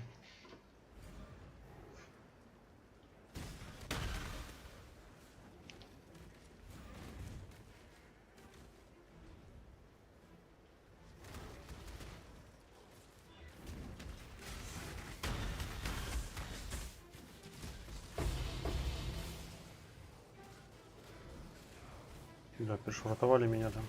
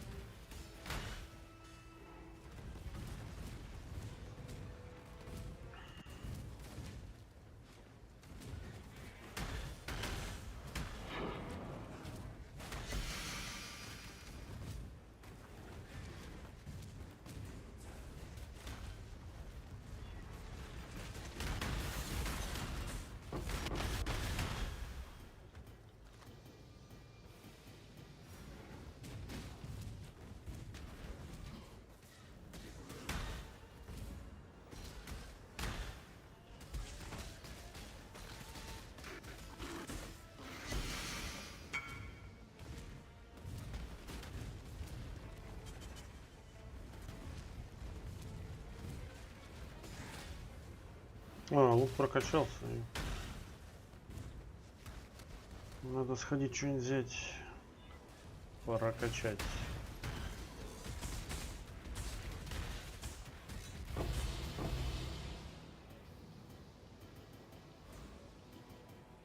Так, еще одна сушка где-то скрывается. Вот она.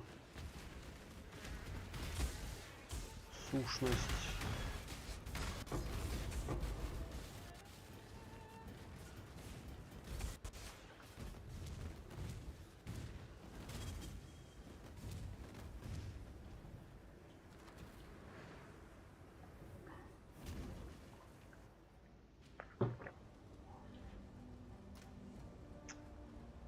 Так.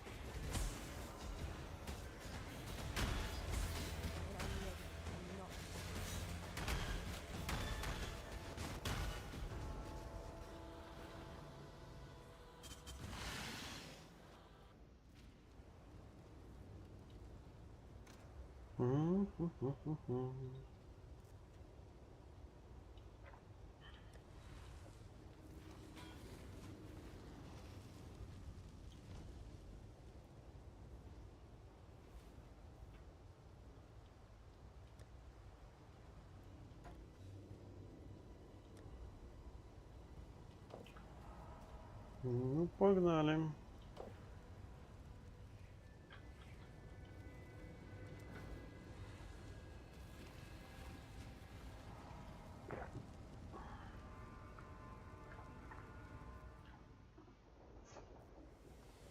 Welcome, surface dweller, to a place created by titans. Your kind has stood upon our shoulders since time immemorial.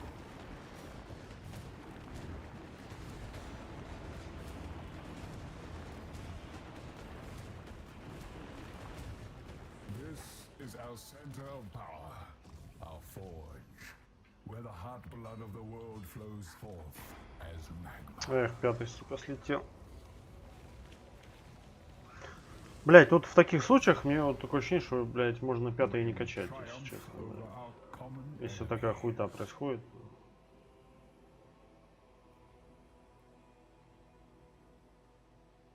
Потому что это, блядь, ну несерьезно.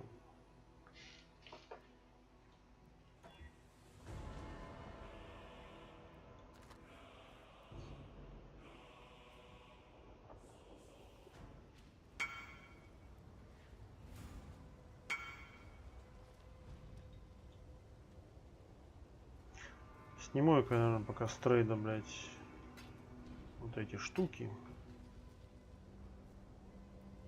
Не буду продавать. На стандарте что-то, кстати, перестали писать со стандарта. То ли там подешевел диван. Prove to the cursed ones you are worthy, exile.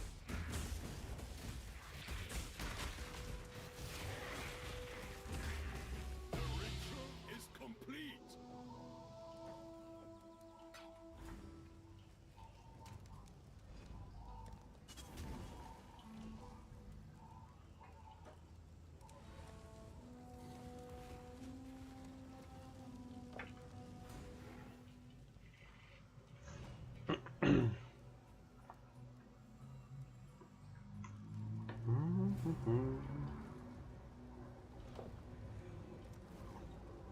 Там, кстати, сейчас в Ориджине, бля, я не знаю, в Ориджине как-то можно купить вообще, блядь, игры?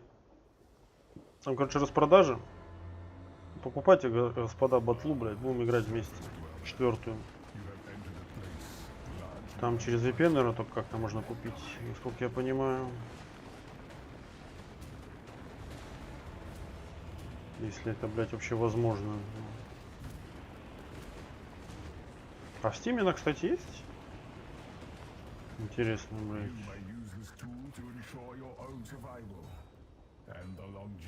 Да, я вот сравнил, конечно, цены, то, что были в Steam на распродаже там месяц назад, блядь, и ввели, типа, Electronic Arts, блядь, пиздец. Яшники что-то прям какую-то дикую цену, блядь, и гребут, ну. Бля, 5-й скилл остался. Ну, пиздец. Не перенеслось.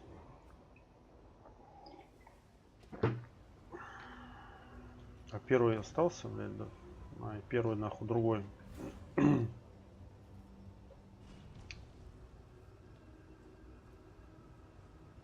Может не прокачивать и попробовать так?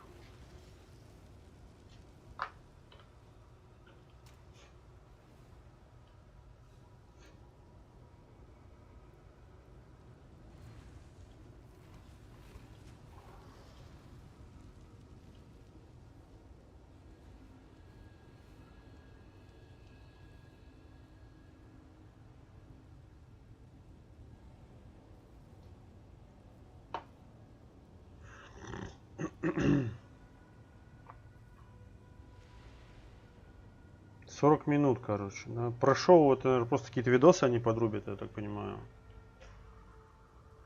Так, а мне надо купить лук. Лук.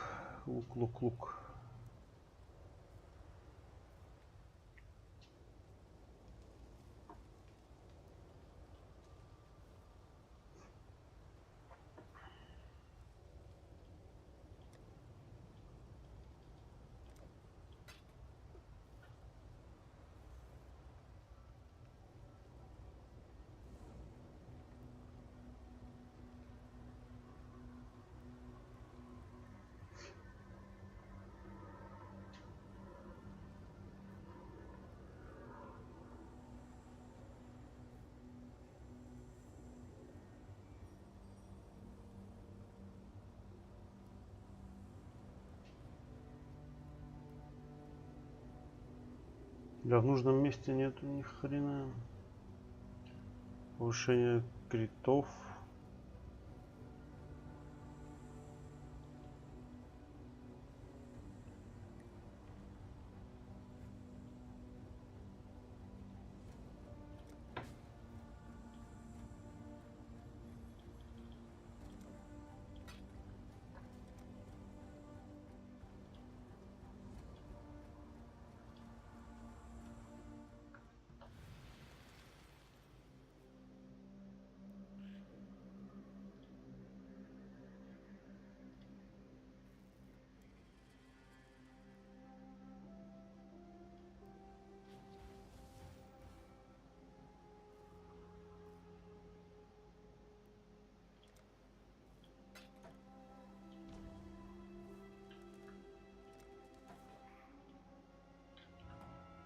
Что, бля, попробовать без прокачки? When I'm ready and not before.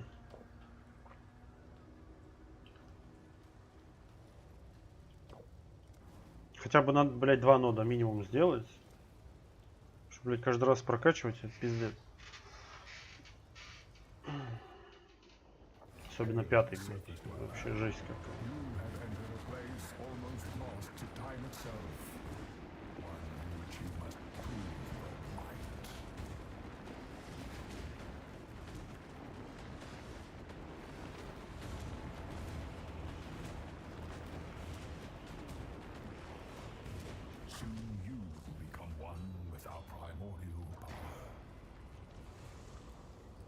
О, перенеслось, блядь.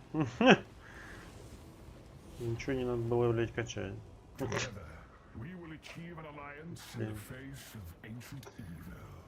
Слепок на мусорку, короче. А здесь его нельзя выкинуть, серьезно?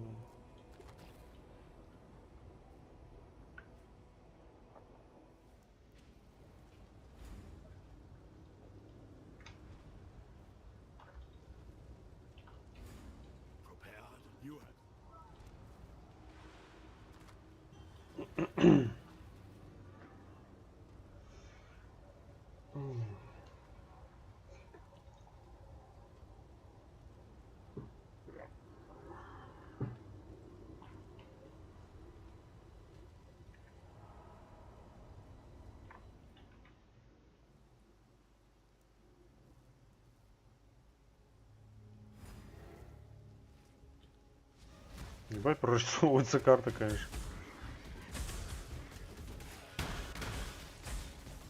Кстати, раньше, вот, наверное, да, вот в чем причина, то что сейчас каждый раз прорисовываются локации по новой. Раньше ты заходил, у тебя там, блядь, ну вот у меня секунд 20 где-то оно прогружалось. Начальная локация. Там где я появлялся. И все, после этого эта херня пропадала. Сейчас каждую локацию грузит, блядь. Что-то они, блядь, поменяли там, короче. Может они типа решили разгрузить систему, блядь. На время. На время. Я надеюсь. Как-то, чтобы это на игроках эта вся херня висела. А не на сервере. Может как-то так это работает, блядь.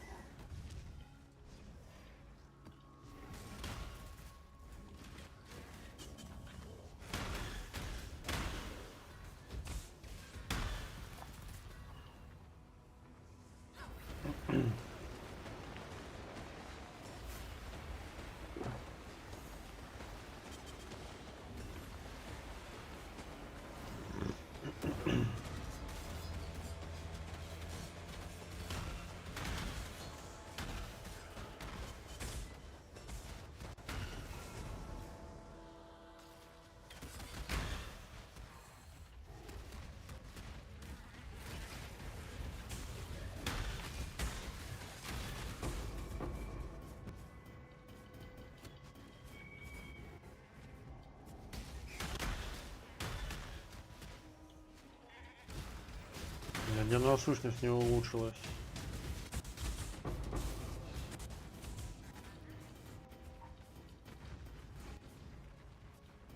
Я за боссом не пойду. Жду. Время тратить. When I You have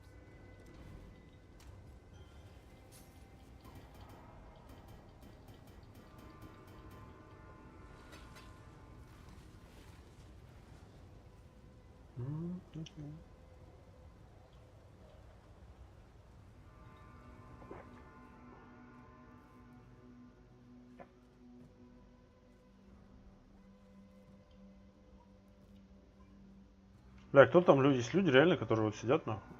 И вот что-то здесь, блядь, пишут. Делать нехуй, блядь. Пиздец. О, еще тушки появились какие-то. Было 16, стало 19. Так, бригандины эти надо тоже отслеживать. Всадника.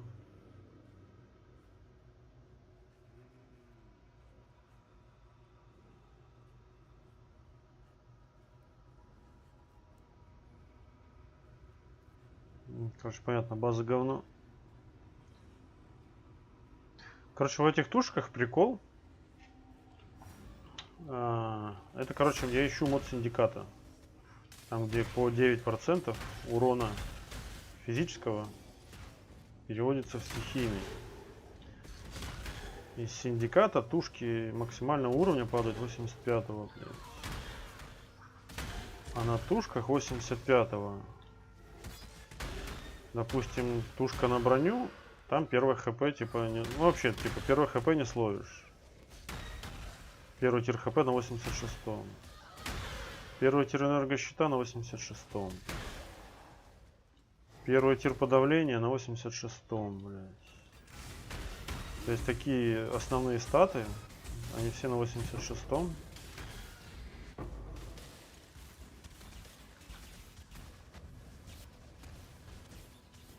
Это только, блядь, на стандарте такое крафтить с этим. С чисто рекомбинаторами пробовать переносить на тушке 86 уровня.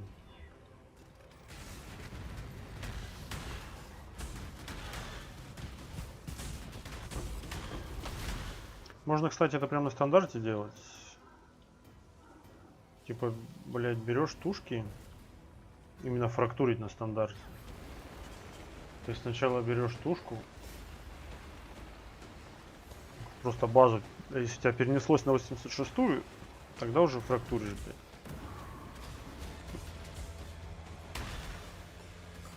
То я сейчас, блядь, перенесу две тушки, у меня там уже есть фрактуренные. А фрактуры, блядь, не перенесутся. Ну, это будет, блядь, смешно. Прям пиздец. А сколько я сущностей убил? Две?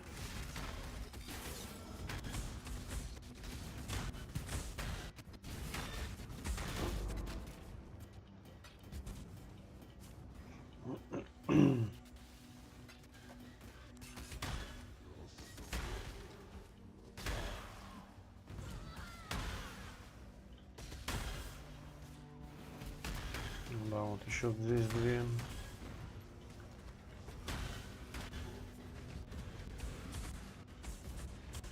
Где они, блядь? Одна. Да, я, кажется, наверху там еще забыл горнило, да?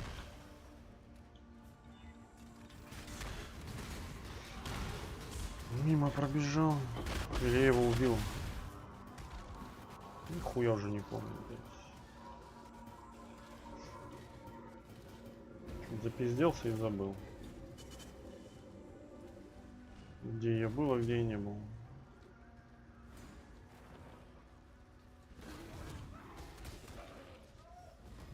А вот горнило здесь, да.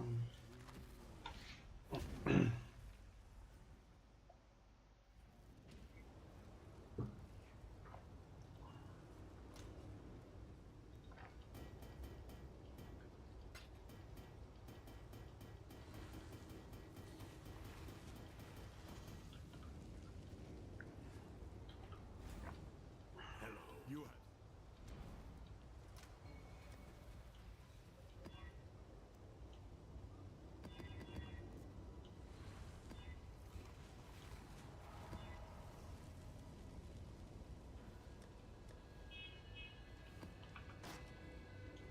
Бля, я про камни вообще забыл. Ёбана.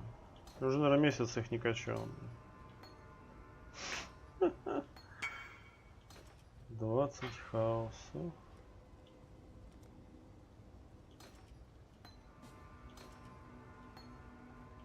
Вкладка Вася. Вася.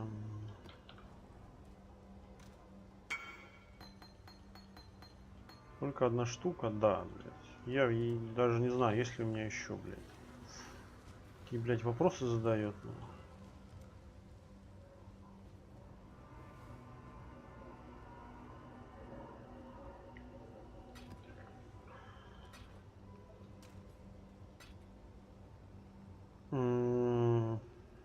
Камни, блядь.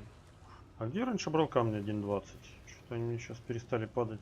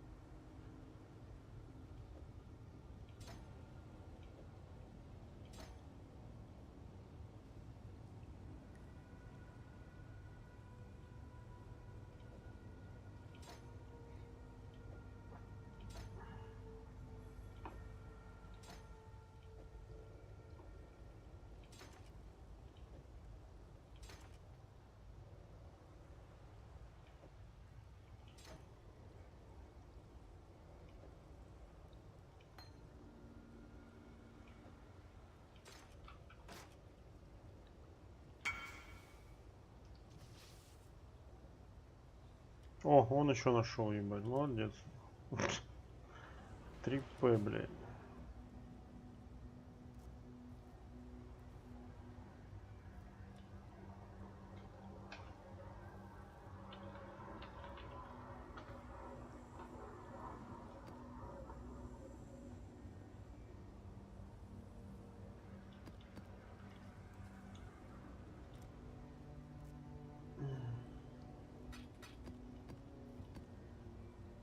Что, ему две надо? Ну, нахуй две.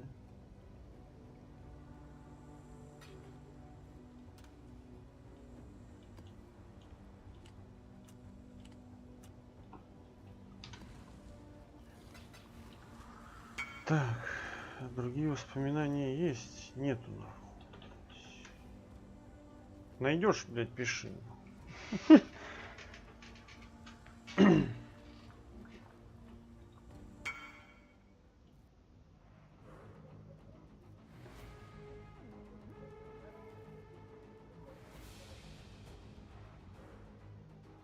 Пиздец, он ведущий, а он вообще при чем тут, блядь? Yeah, it looked amazing. I really liked how a lot of the times whenever you used an ability, it moved around your character. I think a lot of people want those characters to move forward in the trailers that we've seen. A lot of them jump back and all that, but I think it's going to be pretty good. And, Я, конечно, понимаю, блядь, very different, yeah.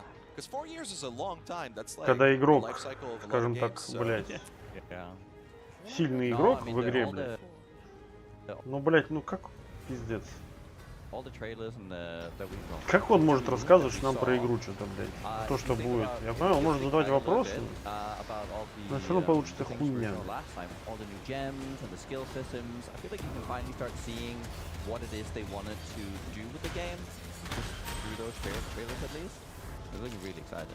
Yeah, we saw like so much big systems change and things like that announced last time, but it's been so long, and I expect that something of that at least has changed a lot. Oh, yeah. I mean, through any creative process, right? You figure out what works, what doesn't. So it'll be. Yeah, who's to say like the skill system hasn't changed dramatically, or they're like doing something else in the end game, or who knows? There's very little we do know at this point. Hopefully they figured out what doesn't work. Come on. О, Yeah, Good stuff. absolutely. We need that Yeah, bombshell plenty of time. buzz, right? он вроде Yeah, как I украинец, вот but at этот the same чувак. time, a lot of people who played the demo previously really enjoyed it. Only myself only got to play a little bit, but I was super impressed with what I played. And do you guys play the demo last time? A little bit, yeah. At least some on live stream. But let me that's just right. remind everyone that PoE 2 is going to fix everything, right? Like, it is saving marriages. It is going to. So good, yes. Yeah, don't worry, Ziggy. It's going to do all the heavy lifting for you in that regard. But PoE 2 is so good, it's going to save Diablo 4. That's how What? good it is. Oh, he did it. yeah, You did. someone went there. Someone broke the covenant. Короче, если увидите, блядь, Anyway, let's not hold our expectations too high on that one, right? грубо говоря, не видите But, топ-стримеров, они вот здесь, it блядь, все was сидят. big because По for полю, me блядь. personally, a lot of it is about the character models and the skills, and I was pretty blown away В with how онлайне их нету, all of the нихуя. skills look like they'd pretty much been reworked graphical-wise. Like I was looking at the teasers and the trailers and thinking, is that the skill that I think it is? And it looks so different and so much Бля, better. на наушники врубить. Like I'm really into the MTX and the changing the Нихуя, skills and all слушай, они that. там And базарят. just by default making all of them way prettier and way more fluid. I think it's going to just bring the game into current era of ARPG gaming. I think that's what really grabbed me from those teasers as well was the diversity in skill use and having a lot more like situational skills like that, especially the monk kind of looking game. Ну да, официально, да, That всё. looked super Ну оттуда interesting with, like, трансляция идет. unarmed slash using weapons combat kind of weaving together and the movement like you mentioned.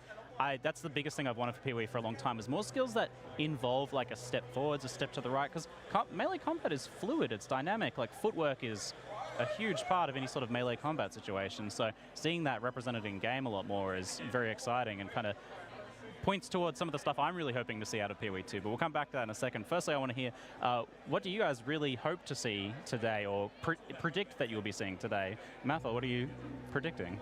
Well, as far as predictions go, the one thing I've learned over the years with Path of Exile is that I've learned nothing about predictions. People always come into the channel and they ask, "Oh, what do you think's going to happen with this? What do you think's going to happen with that?" And I engaged with that for a while in past times, but I could just never get anything right because you don't know. Like they always throw curveballs. They're always giving you unexpected things. I thought they're going to buff this. They nerfed this. Whatever. Like it's always it's this huge up and down balance, and I could never really get any predictions right. Бля, вот он сейчас говорит правильно. Вот, I think I'm just going to be blown away. Like it's. иногда вот like, заходят I've зрители и been спрашивают, а что ты looking там forward типа to будет, блядь, what they're going to что-то, announce, блядь. and I Что have типа sensed some ожидаешь? discontent in Кто-то там вообще на communities кофейной гуще throughout гадает, all of this, блядь. just as they're waiting for А он Path of говорит, Exile что, 2 блядь, and, ну, типа, big new никогда, leagues and блядь, all that, нет. and there might still be some doubt here or there. Не I think ожидаешь, there's что no они doubt. типа Like, сделают. it's just going to be a huge renewed Потому что реально могут burst of занерфить, хуй faith пойми in, вообще что, oh, блядь. yep, Ты this is the game этим I билдом chose, никто не and for играет, very ну good хуяк, reason, там and 3 it's человека gonna играло, be, блядь, yeah, just занерфили. unreal. Awesome. Yeah, Говно, absolutely. I'm блядь. with you on that as well. Like people always ask me, what would be your designed league that you would make? And I'm like, I have Скелеты, no вот idea. со I'm скелетами glad I'm много not in кто charge играл, of that. блядь, GGG скелеты always мага. come up with way better stuff Занерфили, блядь. than what I could come up with for that. What about yourself, Rise? I think I'm going off the deep end. No PoE 2, PoE 3. Okay. On only mobile, only PoE mobile. Oh, wait a minute. No, I don't want to go there. So they combine them, right? 2, 1, PoE 3. There you go. Makes That's sense, the, yeah. that's the way to do it. At Path of X. There you It's go. all one platform. Wait, so Everything Elon together. Musk bought it out? It'll do your Oh, banking yeah. for you. Yeah, okay. Someone's getting sued. I think lore-wise, it would be really great if they just close the story off before PoE 2. So our characters always kind of like messed with the world, not always in positive ways. Бля, вот just вы want them all видели gone, когда-нибудь, you know? что вообще Blow it кто-то up, что-то I don't угадывал know. по New поводу того, planet, что типа different разработчиков там world. завезут, That блядь? would be really nice. Oh, and also I'd Я love вот ни to разу see, не you know, видел, PoE блядь. has done really well with Смотрел разных cooldown стримеров, abilities блядь. and all sorts Сколько of там. just kind of timings in it. Сколько они I что would love to see рассказывали, maybe никто нахуй ничего ни разу не some угадал, ultimate блядь. abilities, something that is a little bit more tied down to particular ascendancies or particular classes, maybe some new classes, you know. Because last time they were talking about how there's so many more new ascendancies. I think maybe spreading them around a little bit with different characters would be pretty cool. Yeah, adding a little bit more distinction there, like in a Yeah. very physical sense in the gameplay. Yeah, I'd like to see it too. What about you, Nugi? Well, I really like Methal's answer of no predictions. So that was Yeah. great. So I wish I Cop-outs, could take that one. cop-outs. He's an expert, right? Look at that. What a dodger! I love This it. really is the Stallcast. Yeah. But he is right though, in the sense that Yep. GDG always overperform or try to at least more than anything. So it's really hard to predict what it is, like in which direction they are going. So I'm really excited to see what is it they want us to see. Like I want to see them in the game again, like really all out. So that's something I'm excited about. And then we have all this beautiful art behind us and statues and like maybe we will have some kind of a narrator leading us through a story. I Что-то на really новое love похоже, that да? within the PoE 2 story and just seeing what just so because there's such a big office now. Like what can that many people bring? Ну они по Within сценарию the пиздят, title. мне кажется. Yeah, Что-то они that's такие, actually блядь, kind of one of my нравятся. predictions. Actually, I expect a bit of an uptick in the storytelling side of things. Yeah. And this was just barely hinted in one of the teasers that I saw, where the character really felt like they were interacting a little bit more with what was actually happening around them. Like in current PoE 1, you get your character kind of tossing out a cute throwaway line every so often. But the character in one of those teasers was actually kind of like Так, addressing one ну-ка. of the other NPCs there and having like a little bit more Захват interaction экрана. with the environment. I'm like, Пока I'm уберу, excited блядь. for a potential, improvement in the storytelling side of things there, Yeah. especially with the like flavor oozing that we saw in previous iterations of the PoE 2 stuff that we've seen. And yeah, this stuff behind us, I don't really know. You guys can't see the top of this, but there's like a giant blood creature and there's a creepy head up there and a spine. Да ладно, блядь. Yeah, They see it. they've blown it away with the decorations this year. They're a little smoky in here too. I don't know if you can see that. That did actually make me think one of the things I would love to see and always hope to see is cutscenes. So like, Yes. it helps build you into the world, into the story, and immerse yourself in that, and really like get invested and care about the story. And I think, this is possibly, if ever, the time for them to have big cutscenes, and that would just be amazing, I think. Yeah, that would be cool. Even have if you don't get cutscenes, the one. It's amazing though. it's cool. It started cool. to look like it was going to go places, and it was going to be really cool. And yeah, we needed more, right? So just kind of like, dipping their toes in the water with that one, I think. But even if you don't do cutscenes, like kind of big dynamic moments in the actual in-engine gameplay as well. And we saw a bit of that in one of those teaser trailers too, where like the boss comes smashing through the wall and Yep. there's debris and stuff flying everywhere. That's a lot more than what we've seen previously. And they started doing that in PoE 1 a little bit with like the rework to Brutus and him kind of smashing through the walls. That was an exciting moment, right? It was terrifying. Oh yeah. Brutus coming just smashing through the prison and chasing you through doorways and stuff like that. So more spectacular moments like that. Something I definitely think we're going to see a lot of for sure. So definitely looking forward to that. I'm also interested in your thoughts on what we've seen in the past about the skill system. Again, things could be changing a lot, but that's something I've been particularly interested in is this change to being able to have access to more well-linked skills and then maybe a gameplay style that supports using those a little bit more. Oh, So yeah. a bit more opportunity for situational combat. Not everything has to be like a super hard fight, but the occasional moments where you're like you have a little bit of back and forth with the monsters, and that gives you the opportunity to use that second or third or fourth extra well-linked skill that you've got access to now under this new system, if that's the way they're going. Do you guys have any thoughts on the skill system and what you'd like to see out of that? I mean, yeah, part of the thing you were kind of alluding to is also like combinations of skills. So things like Frost Nova, Ice Nova, and Frostbolt, like interactions with skills. It can be a bit clunky sometimes, but when done right and with the right combat around you, it feels really good and satisfying to have. So things like that would be really cool. More of those for sure. But otherwise, yeah, the combat's already feels pretty good, and just more skills as always. You know, how could you not just want more skills? But if they're doing the skill linking system and there's more at your disposal, it's going to be just interesting to see how you can incorporate the different combos, because you have to make a lot of choices. You can't just have everything, right? So all of a sudden, you have to build into a few things and choose between the right things at the right times. And I think that makes for a much more dynamic gameplay. Yeah. It's a tricky balance to find for sure, because PoE has grown increasingly difficult when it comes to sockets. I feel like back in the day it was like, oh, if you're playing a summoner, you're going to be lacking a lot of sockets. But now it feels like that's the case on everything. Literally every 100% of the time. So the previously teased system of having it be tied down to gems could be a pretty good solution. But who knows? It's been a long time. And in GGG fashion, they probably might have come up with something better. Even better. And a big problem that they identified before was like early game, especially gear lock-in, where it feels like you can't change your gear very much in Path of Exile, and that's kind of always been a thing. And it would be nice to be able to freely take advantage of like different items that you find and things like that as you're going. Have a little bit more freedom, a little bit more kind of breathing room than what we feel like we have with the skills right now. What about you, Nugi? No, I think the game being dynamic would probably be the main thing that I think they're going to go for. With the whole re-rigging of all the characters, them flowing through combat, and then you find an item on the ground and you can just immediately swap it out because you think it's better. There's no taking out the gems anymore and all that, so everything will just... There won't be many moments where you're kind of tinkering while mid-combat. Maybe you find something that's really good, like while you're fighting a big boss, and you just, boom, I socket it in immediately. I don't even really need to do all the re-rigging. I feel like that's GGG's like worst nightmare. We've had so many situations where like swapping out things make you're already metagaming it.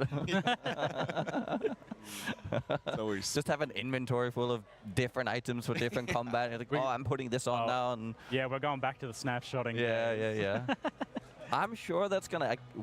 The thing is, with a clean slate and everything changing, you never know how players are going to take that and, you know, be creative with it. Well, absolutely. Yeah, I think shortening that moment from finding something to using it is like a really good thing to do. It's good for the endorphins, right? Like, some of the I think more successful leagues are those ones that have the shorter gap between like the content you're doing and then the reward you're getting for it. Whereas the reward that comes, you know, a long time down the line after a lot of stuff is realized, that's a lot harder for a lot of people to engage with quite as much, I think. So that kind of brings me, we're not just getting Path of Exile 2 stuff today. Towards the end of the keynote, there'll also be the reveal of the next Path of Exile 1 League, and it might be the last ever Path of Exile 1 League. Like, I don't know if they're going to do more after this, because there'll be the beta for PoE 2. All focus will be on that. Like, after the beta's out, are we really going to be like, yeah, let's go play the PoE 1 League again? Is there going to be a beta? Well, that's... Whatever. Well, what do you know, Siki? I mean, I don't know anything. Spoilers. I really don't this time. Everybody always says to me, "Oh, you know everything, Ziggy." You're the inside man. They bounce ideas off of you. I really wanted to know nothing for this, and I was super glad that they did not spoil like almost anything for me, so that I could go into this completely blind, because I want to be here with all you guys. Yeah, we were in the back room, and they were doing stage checks, and we were just like, la, la, la, la, we can't see anything. Yeah, there was something on the TV there. We're like, no, I don't want to see it. Yeah, we all saw one word, and we're like, no, erasing it from our mind. Yeah, no, it's erased from my mind as best I can. What I can say is that I did not predict that. That word. Yeah, that one caught me off guard. I did not predict that. Oh, yeah, that was one. Yeah. Let's move away from that. What would you guys like to see out of it if it was a final Path of Exile League? It might not be. They might be doing more, but... Yeah. I mean, I still think it's going to be a big one. I've had lots of people say, oh, you know, they're probably just waiting for PoE 2, and Not necessarily going to do anything still big in PoE1 or leagues and stuff. I think it's going to be a big one. And as always, they're trying to reinvent the ARPG genre to some extent, bring in aspects from other games. And what games I've been playing that are, I think, pretty popular at the moment are these sorts of... I know what you're going to say, survivors. Exactly. I call them like reverse bullet hell, right? Yeah, the bullet heavens. Yeah, something like that. So like a vampire survivor thing. And I think they at some point, like very early into the game, touched on something like this, which is the Coward's Trial map. So that's a unique map, and it's basically just slaying waves of monsters, right? But it's very old, very dated. And I could see that they could definitely capitalize on that hype and sort of I could see that, mate. an entire league where you just... If they reveal that now, everyone's going to be very... Oh, I hope I didn't... Yeah. I'll take credit for, predictive by all means, but I think that could be a really fun league mechanic for just satisfaction in Yeah, gameplay. that whole genre is like a distillation of action RPGs in general. It's like just take a lot of action RPG, kind of strip them down to like the very base of kill monster, get upgrade. Yeah. And it would blend well, I think. And we've seen a little bit of like sampling from other genres. We got some roguelike action recently. Exactly. And yeah, it just seems like they see what's hot out there right now. How can we bring it to this game? And a lot of the time it feels like it comes out of nowhere for this game, and it works. Sometimes I feel like it doesn't always work, but it's good. It's worth a try, and it's an experiment. But this one, I think that type of mechanic and system would be great, and who knows? Innovation is their strong suit. I'm definitely here for that one, but that's the one route they could go. Do you guys have any other thoughts of a different route they could go, maybe? Sure. Yeah. Fixed trading, bring back Harvest, auction house. Path of Exile Copium. GGG's been stalling harder in PoE 1 than we have on this keynote. So,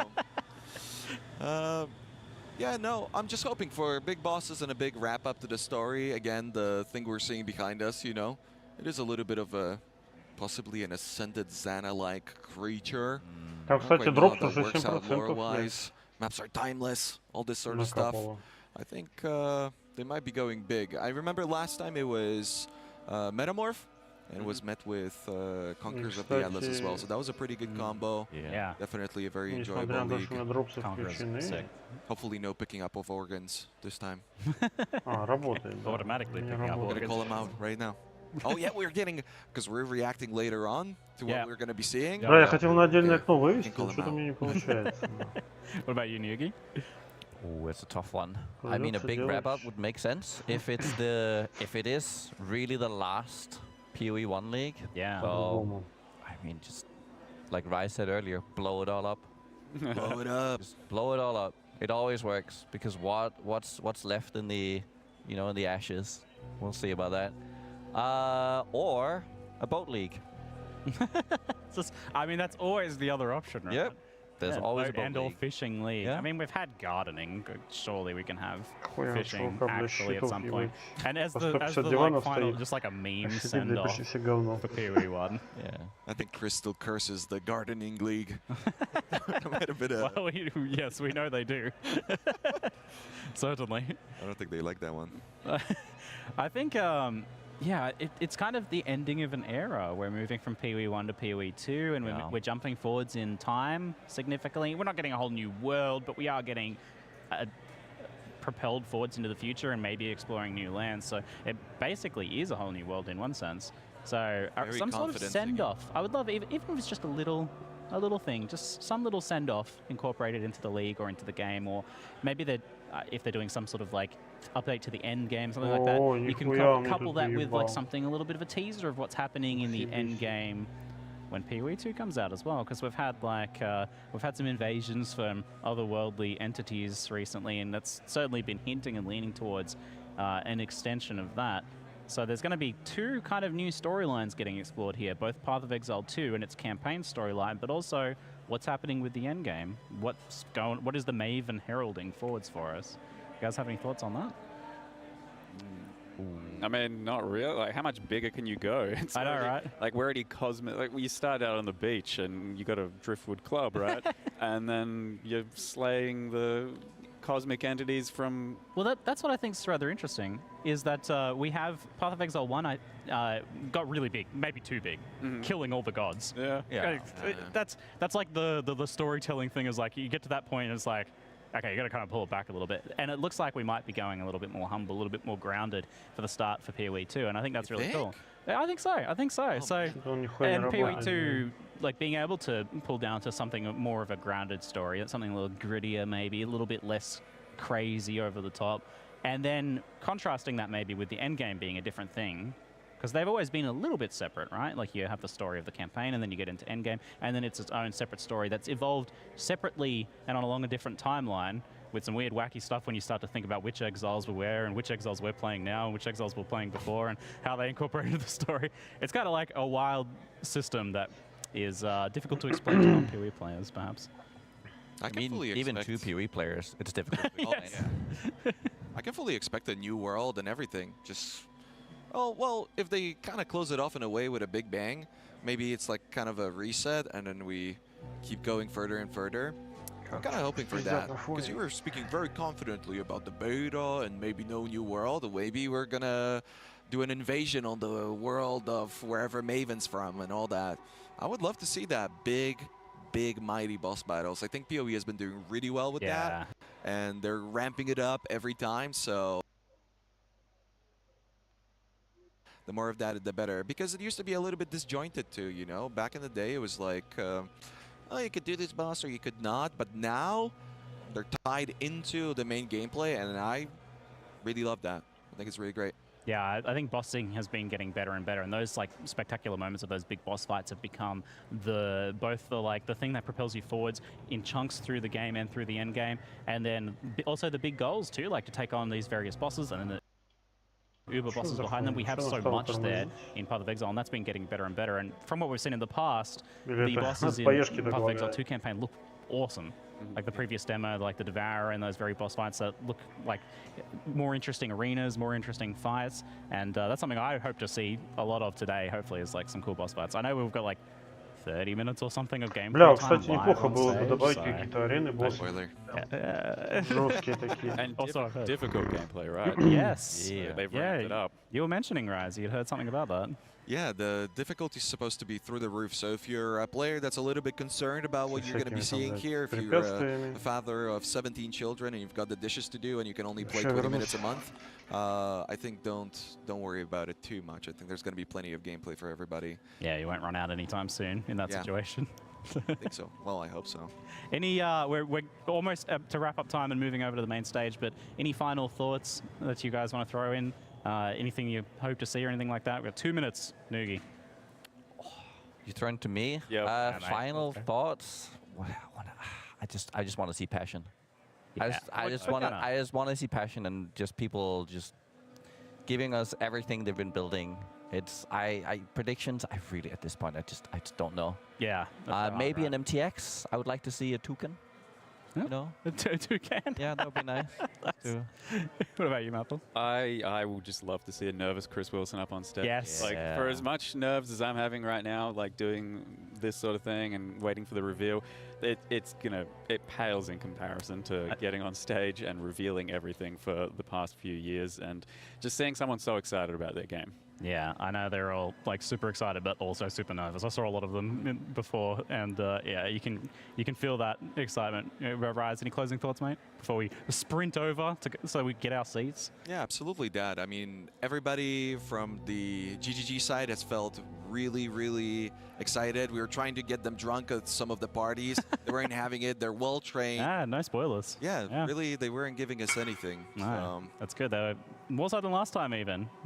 Also, I've got to remind you folks, if you're watching live on Twitch, don't forget to connect your Twitch and Path of Exile account so you can get drops access to. Was there like a cool hideout or something like that, or do we only get that? I don't know if I'm teasing. There were some really nice wings and a portal. Yeah, great. I think so, but yeah, they look really good, those drops. Excellent. Yeah, so make sure you hit that up. We're just about to go over to the live stage, and I can't wait to see what we're going to see from Path of Exile 2 and Path of Exile 1. It's been very exciting. Thanks for hanging out with us for the Stall cast. I'm Ziggy D with Mathel, Rise, and Noogie. We'll sprint back over here just after the keynote is finished. There is not much time left, so see you fine folks over there in just a moment. Thank you very much.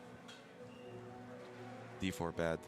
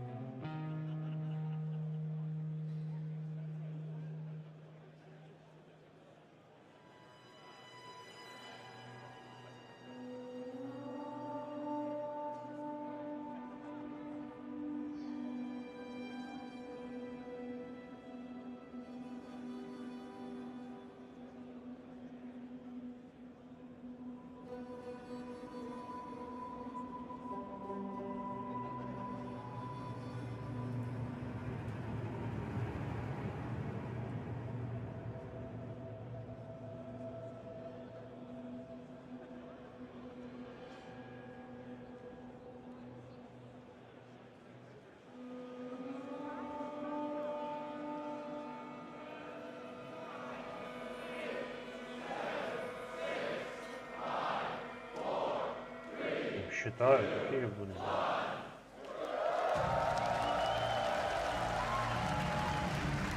Ладно, посмотрим. Хуй делать. Интересно все-таки. Hey guys, how's it going? Parian here. And welcome to ExileCon!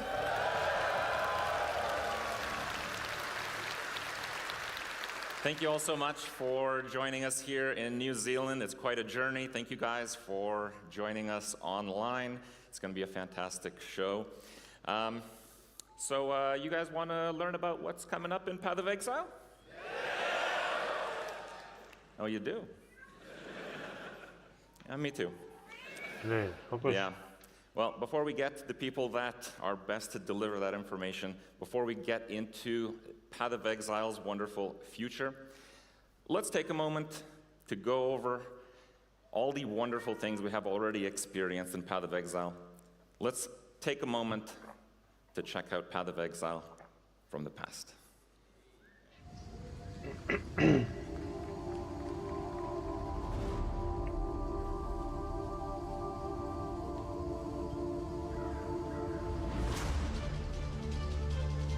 Life is fleeting. A worthy opponent. Go with God. Death to sin. The touch of God. Bow to your queen, mortal. You there. Let me bend your ear for a moment.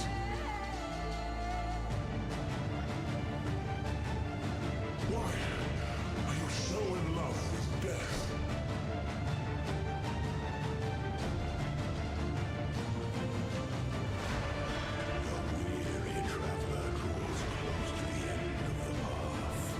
Бля, реально столько обнов было, бля, пиздец. Столько всего подобавляли. За все это время, бля.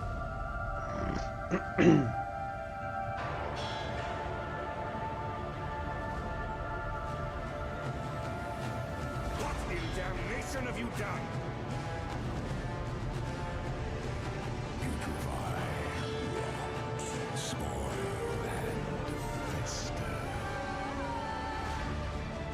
Ready, exile? It is time to hunt! Let's make history. Afraid of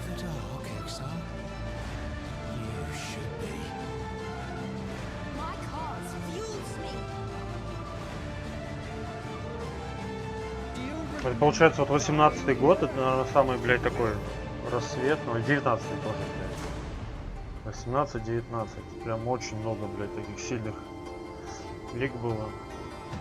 It's branching, exile! Считай, Сирус, да, добавили? Делириум, блядь, 20-й год. To the grove, exile. A harvest awaits. Харрес 20-й тоже. This one should be rather legitimate. Does the toy wish to play with me? Your path to greatness has taken a Ну, вот hard 18-20, наверное, самые такие, блядь, охеренные.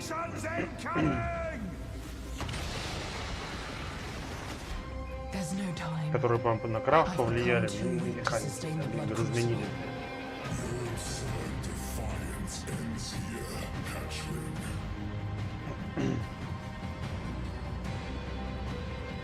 Another mortal wanders into my prison. You cannot escape Baydad's gaze! one of many.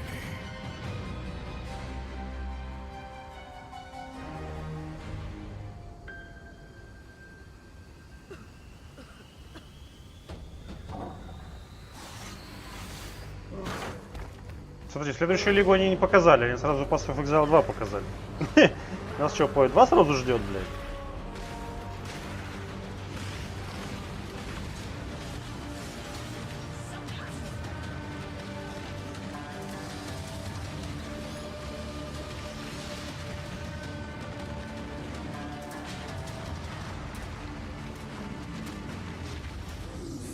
Creatures.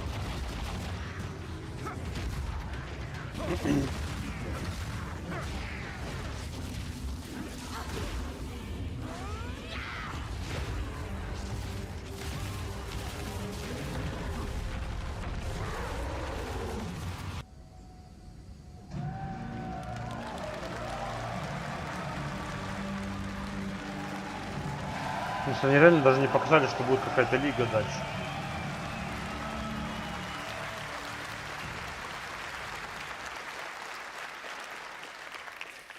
Hi, I'm Chris Wilson from Grinding Gear Games.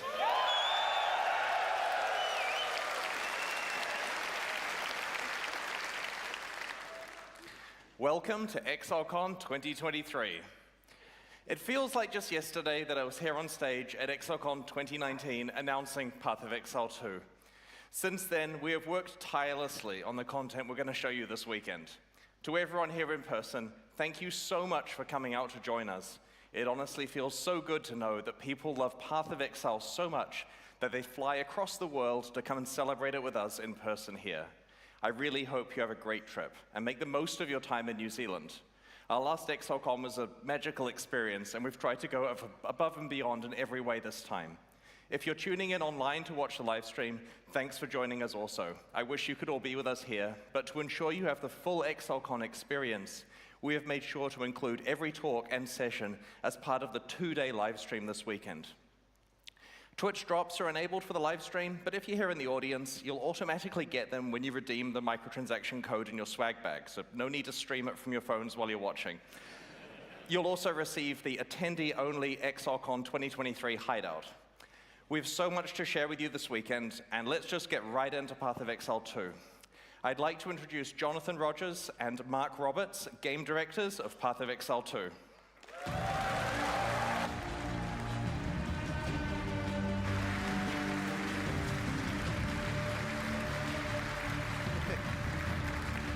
Hey guys. While Chris has been running Path of Exile 1, Mark and I and over 100 other developers have been hard at work on PoE 2. And honestly, the project has become much bigger than we expected when we announced it in 2019. It's been almost 4 years since then, and so it's about time we showed you what we've been working on. Oh, hang on. Okay. Sorry, I forgot. Okay. When we announced Path of Exile 2 at ExileCon 2019, we told you guys that we were releasing it as an expansion to PoE 1, and that both campaigns would be playable in the same game client with a shared endgame. But PoE 2's scope has continued to grow and grow, and it's far more than just an expansion with a new campaign. It has entirely new monsters, skills, mechanics, classes, everything you'd expect from the next generation of action RPGs. Not to mention revamps of most of the PoE 1 League content. This thing is just freaking huge. There was a point when we realized that our plan to replace PoE 1 with PoE 2 would essentially be getting rid of a game that people love for no real reason. So we made a decision. Path of Exile 1 and 2 will be separate with their own mechanics, balance, endgames, and leagues. But it's still a shared platform. Your microtransactions are available across both games. Это, блядь, они что, удалят все, блядь, механики, что in the ли? future will be usable in both games unless it's hyper-specific to the content of one of them. You can't transform into a bear in PoE 1, Типа so старых a reset of механик your не bear form будет, isn't going to ебать. work. But you absolutely can equip the awesome armor set that you got and use all your stash tabs. So with that in mind, we'd love to show you a live demo of some of the stuff we've been working on. PoE 2 has come a long way. Mark here is going to man the PC. Hopefully he doesn't die. It is a live gameplay demo after all. Что-то, блядь, походу будет вайп реально, блядь, как-то, что-то у меня такое ощущение есть, блядь. На стандарте, блядь, что-то у меня такое ощущение, все пойдет по пизде. Типа он сказал, что они разделят PoE1 и PoE2. The gods caused all this, you know.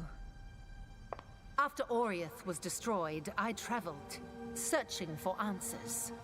Everywhere I went, the same divine devastation. It must end. I will end it. And no exile will stop me.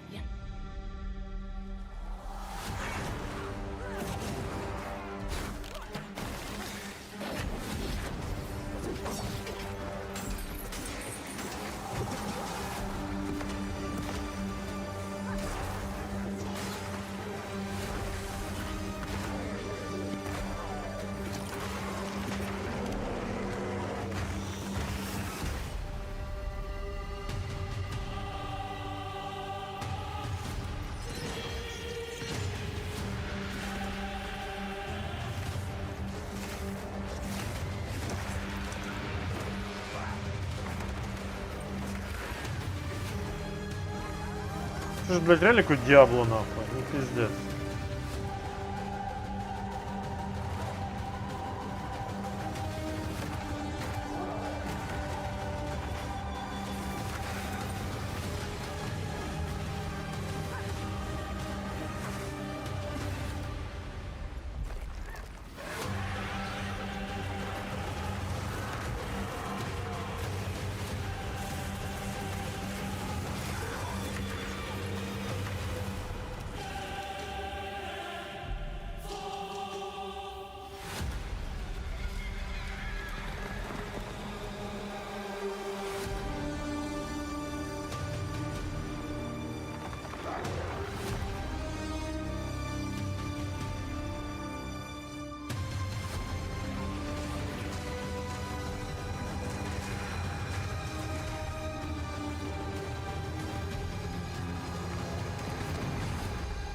This world will be reborn, no matter the cost.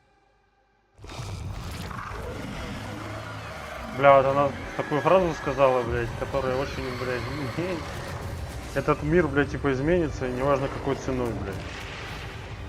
Это как будто, блядь, как послание разработчиков.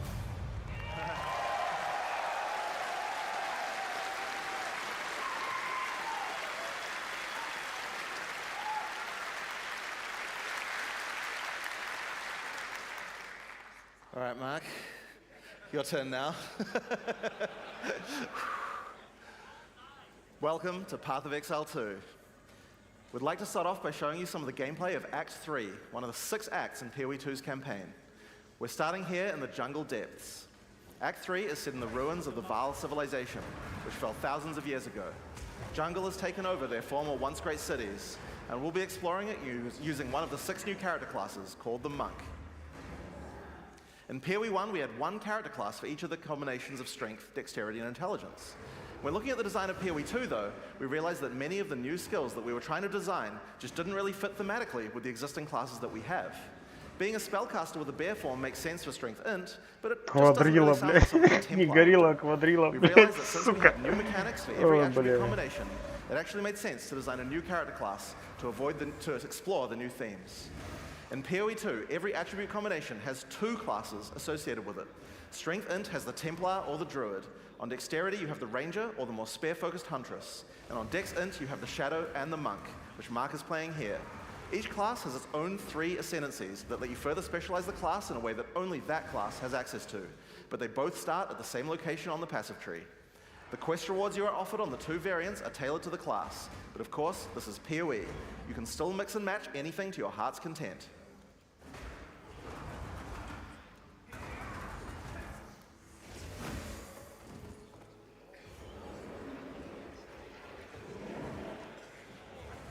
Looks like we've come across the boss for this area. In PoE 2, every area of the campaign contains a boss of at least this difficulty. That's over 100 bosses to fight as you make your way through the campaign, and they all have unique mechanics.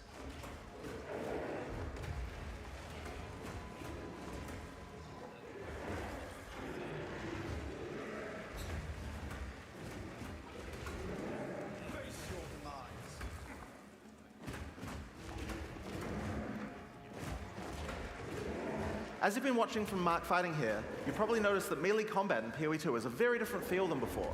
We've done a lot of things to add mobility to combat. Practically every melee skill in PoE 2 has some kind of movement built into it. But the Monk in particular is a melee fighter who specializes in mobility over brute strength. Не очень-то играюсь. В принципе, что-то подобного я ожидал.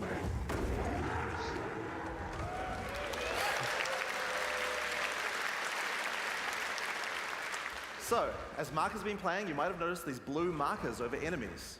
Mark has a skill equipped called Killing Palm. Whenever an enemy has a blue indicator over it, it means that the monster has low enough life to cull with Killing Palm. Successfully executing the cull will give you a power charge. This is an important skill for the monk, since many of his skills interact with power charges. One of the great things about this skill is that it has a built-in dash forward, which makes it much easier to target the skill right at the point where you need it. We've done a huge amount of work in PoE 2 to make using skills like this feel satisfying. If you're accidentally targeting slightly off the monster, the skill will automatically lock on to the cullable target, and it will even do a small amount of pathfinding around obstacles. We really want to make sure that when you've got an opportunity to use the skill, nothing is going to get in your way. Once you have some power charges, you're going to need some skills to power up. A great follow-up is Falling Thunder. Falling Thunder without a power charge just creates a relatively small lightning AoE in front of you. But if you do it with power charges, it turns into a pack clearer with a large number of extra projectiles. One thing to notice here is that, like almost every melee skill in PoE 2, Falling Thunder has a little bit of extra movement built in, just in case you need it. Use the skill within range and you just do the flip in place. But use it at a larger range and your character will move forward while executing it, getting you into position without any time penalty. In PoE 2, you also get a short period to redirect your target. Notice how you can start the skill facing one way, then whip the mouse sideways to land the skill in a different direction? Now, in order to get power charges, you're going to first need to get some lower life monsters into a cullable range. You've got a few options if you want to charge right in. Whirling Assault is great. It doesn't do much damage per hit, but it covers a lot of ground. And notice how you can turn as you do it? Generally speaking, you never lose control of your character in PoE 2. If you make a turn at the right time, you can get a couple of extra hits on the monsters, getting them in range of your cull. Follow up with a Killing Palm, and then finish off the rest of the pack with your Falling Thunder.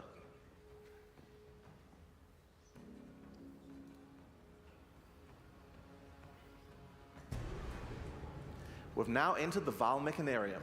This is the place where the Vaal built the various constructs that they relied on to power their civilization. Now this is a find! A Vaal ruin that hasn't been looted? I wonder why nobody's been in here before. One useful feature we've added is the ability to call in NPCs to where you are to give you more information or help you with quest objectives, rather than always having to go back to town.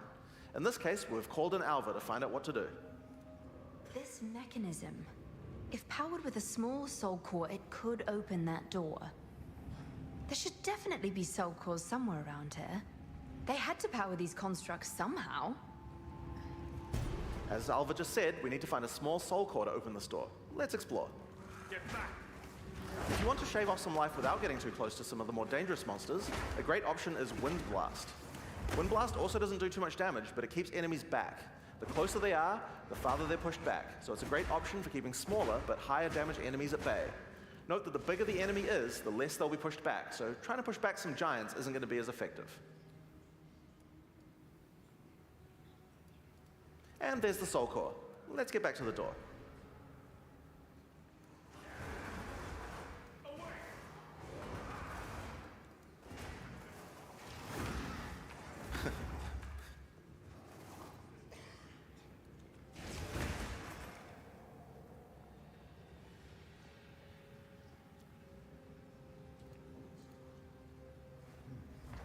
Consider me impressed.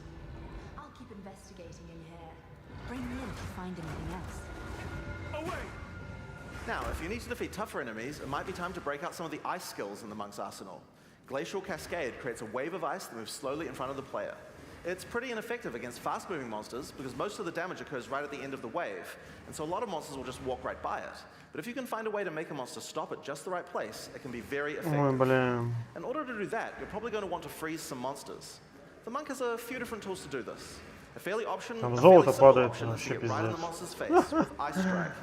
Короче, блядь, что-то прям Attack пиздец. 3 times in sequence, and you can get off a combo that has a much higher chance to freeze. Get in there with the freeze, then roll back and finish the job. Возможно, да, блядь, ну это акты как бы показывают. Now, remember how Glacial Cascade is that extra damaging spike? По механике, конечно, смотрится If you hit прям a что-то frozen говно, enemy with блядь. that spike, it shatters the ice on the enemy and does a devastating amount of damage. This is a really great combo against bosses, as you'll see later. Oh yeah, and I've just been casually mentioning rolling around. Did I forget to mention that in PoE 2 we added a dodge roll to every character? Just press spacebar at any time to roll. Возможно, они просто хотят, типа, блядь, показать все красиво, блядь. There's no cooldown and no limitations. And it even has pathfinding in it, so you don't get stuck on anything. When you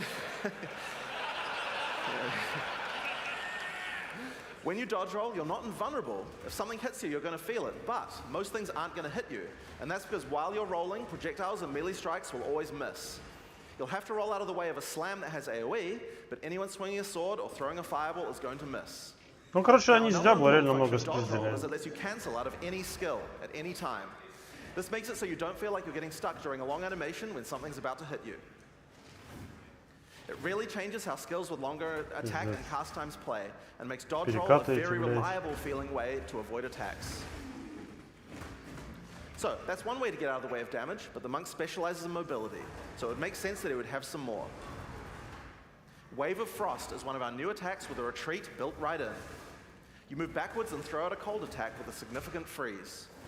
A great thing about this is that it puts you at a good distance to follow up with a Glacial Cascade and do a whole pile of damage.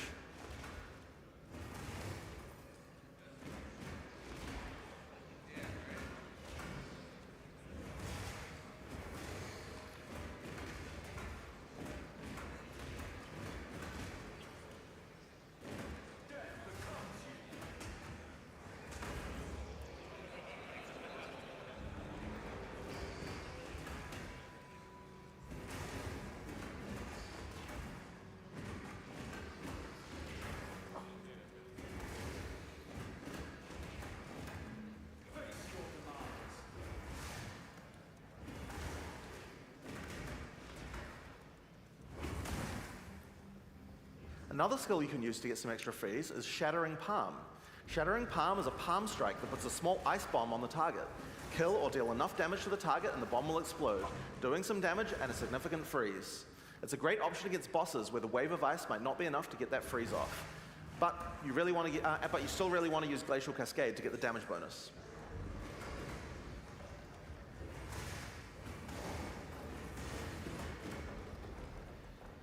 The final skill we're going to show you today is Flicker Strike. It's a monk skill and another skill that consumes power charges. If you've played PoE 1 before, you know what to expect.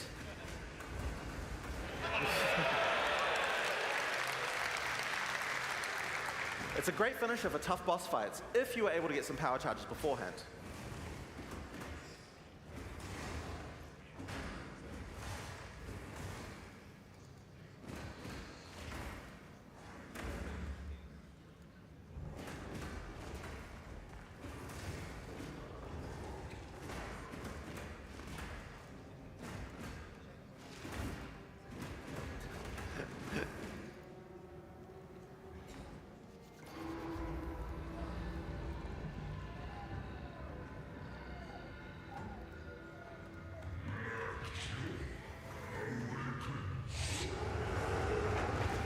Here we have Blackjaw, former overseer of the Mechanarium.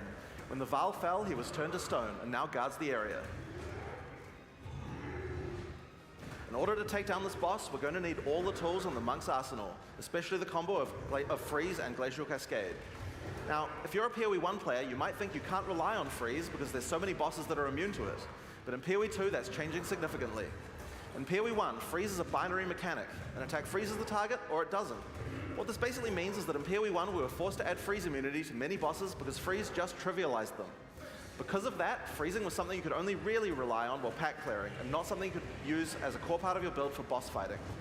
In PoE 2, though, all crowd control mechanics now have internal meters that allow you to build up to a freeze or stun, or whatever other CC mechanic that you're using. It's a little bit like Poise from games like Elden Ring, though the meters tend to be a lot smaller than those games. When you freeze an enemy, it increases the amount of freeze you need to do to get another freeze, but the increased difficulty bleeds away slowly. More freeze will always let you freeze the boss more often, but this system means that it will not get out of control in party play or interact badly with other CC mechanics, allowing us to let these kinds of mechanics actually work against all bosses.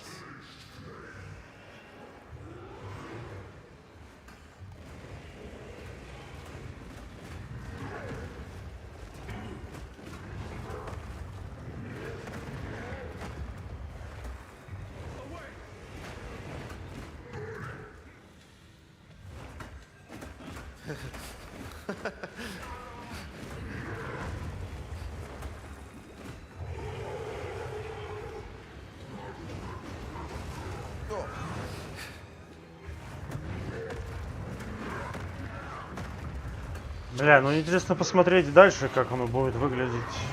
Вот так с боссами, блядь, тыкаться нахуй, с обычными какими-то, блядь. Что-то прям пиздец выглядит, блядь.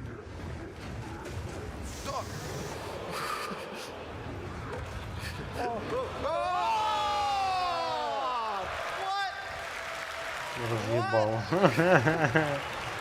Oh no! All right, let's take two. All right, so this might be a good time to mention that in PoE 2, if you die to the boss, you have to start again from the start. There's no boss cheesing. Но он же мог повернуться там, блядь, вот прям видно было. Oh, 1 second. One technical Я issue. думаю, там все по сценарию было, блядь. Just typing some cheats to. All right, we good? Back to the stream. All right. All right. Round 2. Let's go. Whoever balanced that, like, come on.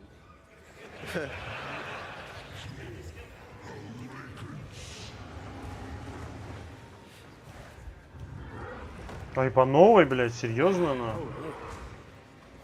Потому что у него full хп, блядь.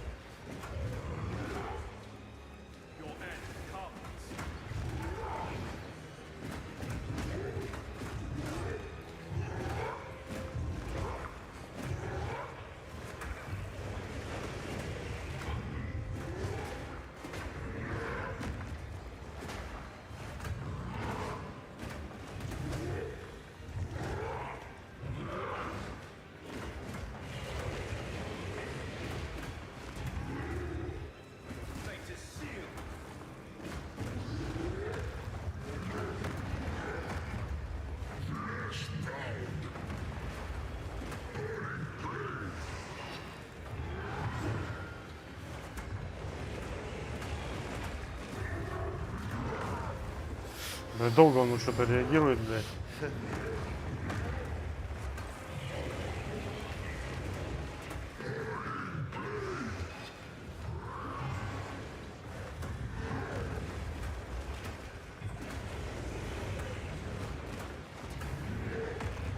Get the freeze.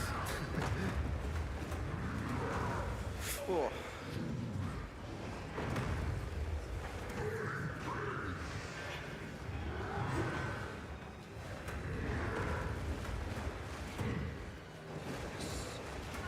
Да, он застанил и все равно эскив используется. Блять, ну пиздец. Очень интересно, блядь. Holy.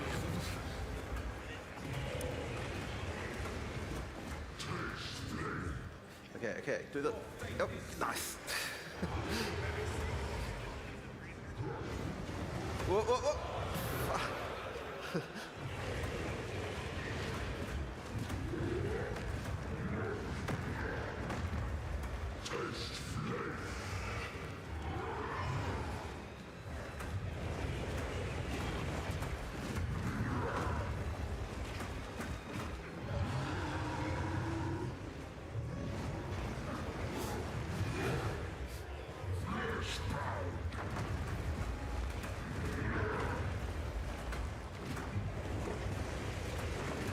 Give me a breeze. Come on.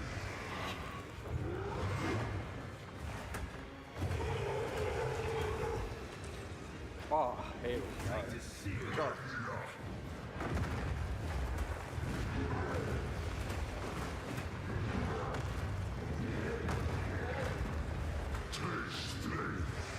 Ну это нормально, типа, ну, блядь, для актов это нормально. Плюс у него там 8 поинтов, я смотрю, типа, не раскинуты, типа, мало урона у него. Freeze, freeze, freeze. Oh, oh no! Oh shit! Oh, oh. Oh, oh. Come on, come on. No. Get it. So good. There you go, there you go. After this, after this, after Вот, и this. этот заряд появляется только когда мало хп, я Get смотрю. him. Okay. All right. Okay, there we go. All right. Типа, грубо говоря, типа добиваешь мобов, и иногда у них может заряд не All right. Second time's the charm. So, Black Draw has dropped a consumable механика quest зарядов item here будет called the такая, Flame да. Core. It's a permanent +10 to Spirit. In PoE 2, we really want to make sure that you feel rewarded for exploration. It wouldn't be much good if we made all these awesome optional bosses if we didn't have something great to find for killing them. One of the things you might find for killing a boss is permanent stat bonuses for your character. I wonder what Spirit does.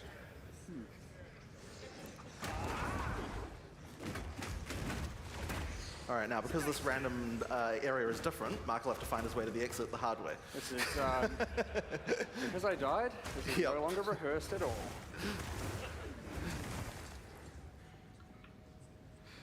Да, чувак аж вспотел, блядь. Видно, уже отсвечивается, блядь.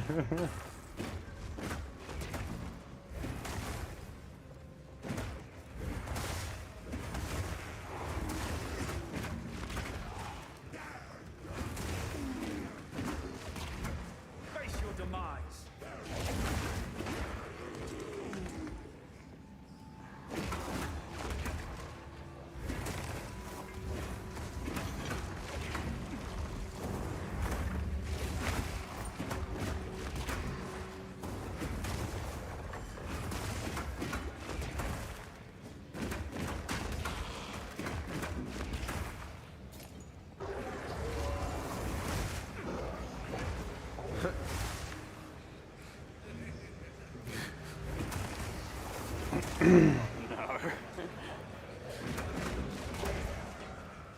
Just gonna go around this way.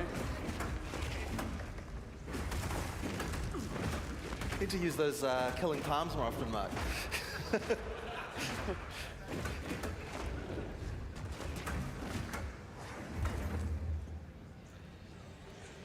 А самое главное, не лагает. Пиздец, Whoa, whoa, whoa, whoa, whoa, whoa, whoa, whoa.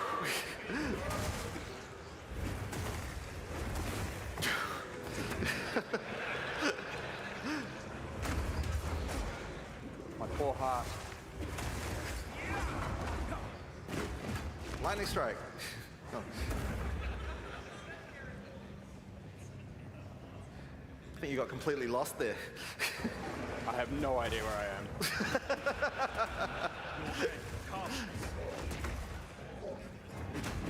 All right. Yeah, there we go. All right, here we are. Here we are. Here's the exit. So I'm gonna die to these sentinels somehow.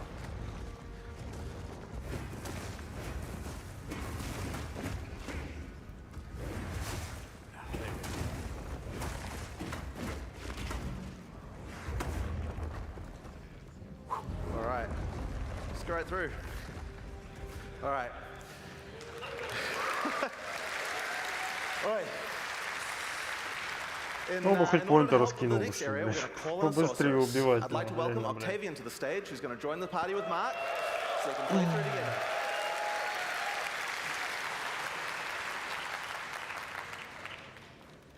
Но он, может, не хочет спойлерить дерево, блядь. All right. Here we go. All right. The Sorceress is the new intelligence-focused character in PoE 2. While the Witch focuses more on occult magic and summoning, the Sorceress is themed around pure elemental destruction. Let's have a look at how she plays. Кэти-сан, а где это? У меня тоже есть? А где кто? У меня такой нет. У меня попадаются иногда всякие там, хуй пойми кто, блядь. Но я туда особо не смотрю. Честно, These lines in the stonework should lead to generators. You might need to find some more soul cores to spin them up, but everything looks to be in surprisingly decent Да, может не condition. надо вот это, типа, читать, слушать, или что-то там, это базар. In any case, it should still function. We'll have to remove that large core from the wall, of course, but that shouldn't be a problem. We have some skills here you're probably going to recognize if you've played PoE 1 before, but they feel a bit different now. Spark is great in these tight passages since it bounces around. We've added a Pierce support gem to really allow it to hit an entire room full of targets. For a more single target focused skill, Arc is a great choice. It does much more damage than the first target that you hit. Now, if you find yourself surrounded, it might be a good idea to use Ice Nova. It hits all enemies around you and slows them down with a chill. Just be careful. Getting up close and personal isn't the ideal place for a sorceress to be. It doesn't have the defenses of a more melee-oriented character. In order to help with that, though, you could use Arctic Armor. In PoE 2, Arctic Armor is a buff that builds up as you stand still. You can see the ice crystals forming around the character. They drop off if you walk. When monsters hit you, they take cold damage and build up to a freeze, so it's a great defense. Just be careful. You have to be standing still for a little while to get the full effect, so trying to stutter step using it isn't the best strategy. Now, Arctic Armor is an ongoing buff, but did you notice it didn't reserve any mana? How does that work? Well, we were pretty sick of the fact that PoE 1 basically every character was playing with no mana pool, so we decided to change the way the reservation works. In PoE 2, there's a new resource called Spirit. Spirit is a dedicated resource that you can use for ongoing effects like Arctic Armor, Heralds, Auras, and Minions.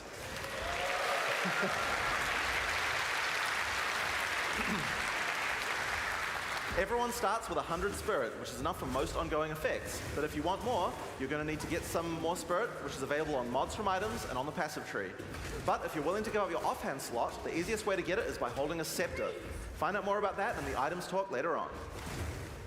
Now, if you want to increase the cold damage that you're dealing, you can always use Frost Bomb. It places a bomb on the ground that reduces enemies' cold resistance while it's ticking down. А за что она тебя по рукам-то била? It's a great opportunity to use some cold skills before it explodes. Что руками не туда лез, блядь? And speaking of cold skills, a great skill to use on monsters with lower cold resistance is Comet.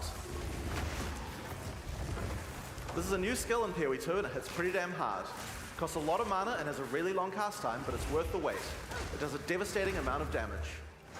To help you out of danger, your character moves back slightly as it casts. It's pretty hard to hit fast-moving opponents, but it's great on tougher enemies that stand still, or even a larger pack if you're further away and can predict where they're going to move. Now, if you run out of mana casting too many of those, I guess in an emergency you could use your free-to-cast Fireball. So where did that come from, you ask? Well, this is a great opportunity to explain the way that we've changed caster weapons in PoE 2. Now, in PoE 1, caster weapons had a default melee attack that nobody used. And because they had that, they also had a bunch of attack mods that would spawn in them that were useless to a caster. In PoE 2, we wanted to clean that up. So each staff now comes with a built-in free-to-cast spell.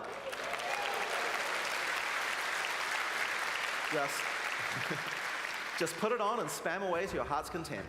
Now, this particular staff is the base type that you'll get right on the starting beach, so it's quite likely that you'll have outgrown it by now. So that's why we've also made a lot of staves with more utility-focused powers for casters to use. Here we have a crystal staff. It has a pretty cool built-in spell called Unleash. Using it slams your staff on the ground and will allow you to triple cast whatever you cast with your next spell. Now, of course, what you're probably going to want to use with that is something powerful, and Comet is a great option.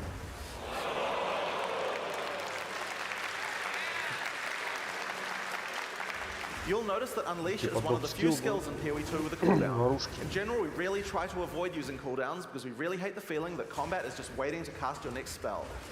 But it does make sense for Unleash since it's free to cast, and it's something we want you to use situationally anyway.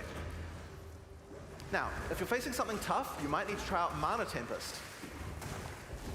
Mana Tempest creates a circle of power which your character literally hovers over the ground. While in the circle, your mana drains, but it powers up all your spells. Lightning projectiles will fork, beams will chain further, and you also do a lot more damage.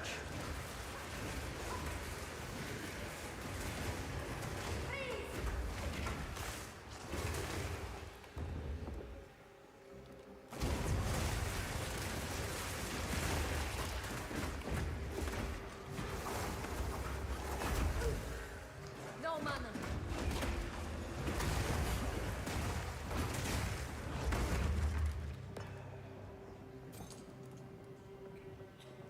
So, with all of these skills, here's a great combo to try.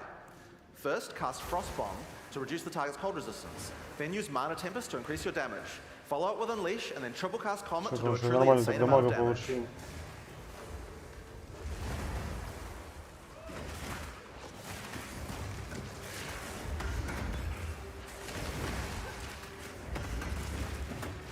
А вот, кстати, откат у него, это, я так понимаю, бесплатный скилл вот этот. Those ghosts come from? У него типа откат есть. These ghosts. Yes. Типа у обычных скиллов отката нету. This rare monster has dropped an uncut gem, and that's a great opportunity to talk about how skill gems drop in PoE 2. Instead of dropping specific gems, you can find uncut gems. Just right-click on them and pick whatever skill you want. Ignore the, whoops.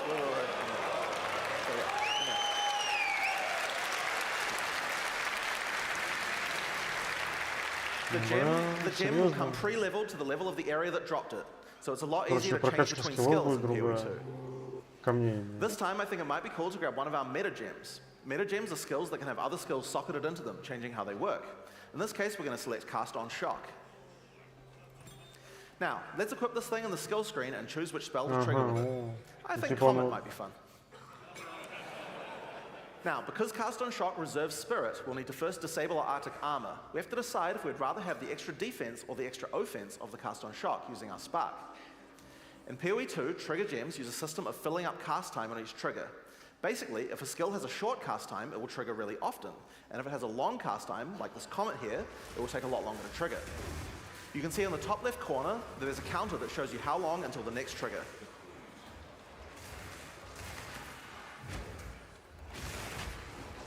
Hopefully he shot some monsters.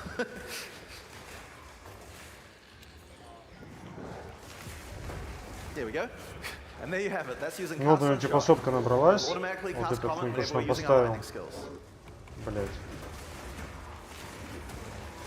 Типа набирается сотка, и этот скилл там типа ебашит, чи шо?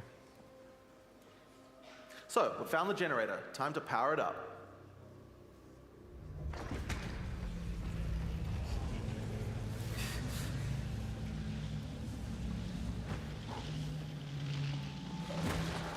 As power is restored to the Mechanarium, all the constructs are coming back to life. We'll need to fight them on the way back to the charged Soul Core. So, one thing that PoE 1 players might have noticed is this character has both lightning spells and cold spells. That's pretty inefficient, right? It's a big no-no for most builds because any specialization into cold or lightning isn't going to affect the other element. And generic elemental damage increases are not going to be as powerful as focusing on a single element. Well, in PoE 2 we have another major new system to introduce to solve these kinds of problems. And it starts, oddly enough, with weapon swap. Now, in PoE 1, weapon swap isn't really used much for its originally intended purpose. We imagine that people were going to be swapping in and out between different weapons to deal with whatever situation they were in. People just don't do that at all. And a large reason for that is because it's really, really awkward. In PoE 2, we wanted to solve all of that. The staff Octavian is using here has an ice mod on it that makes it great for when he's using his ice spells. But we would also like to be able to make sure that this build works just as well for his lightning spells.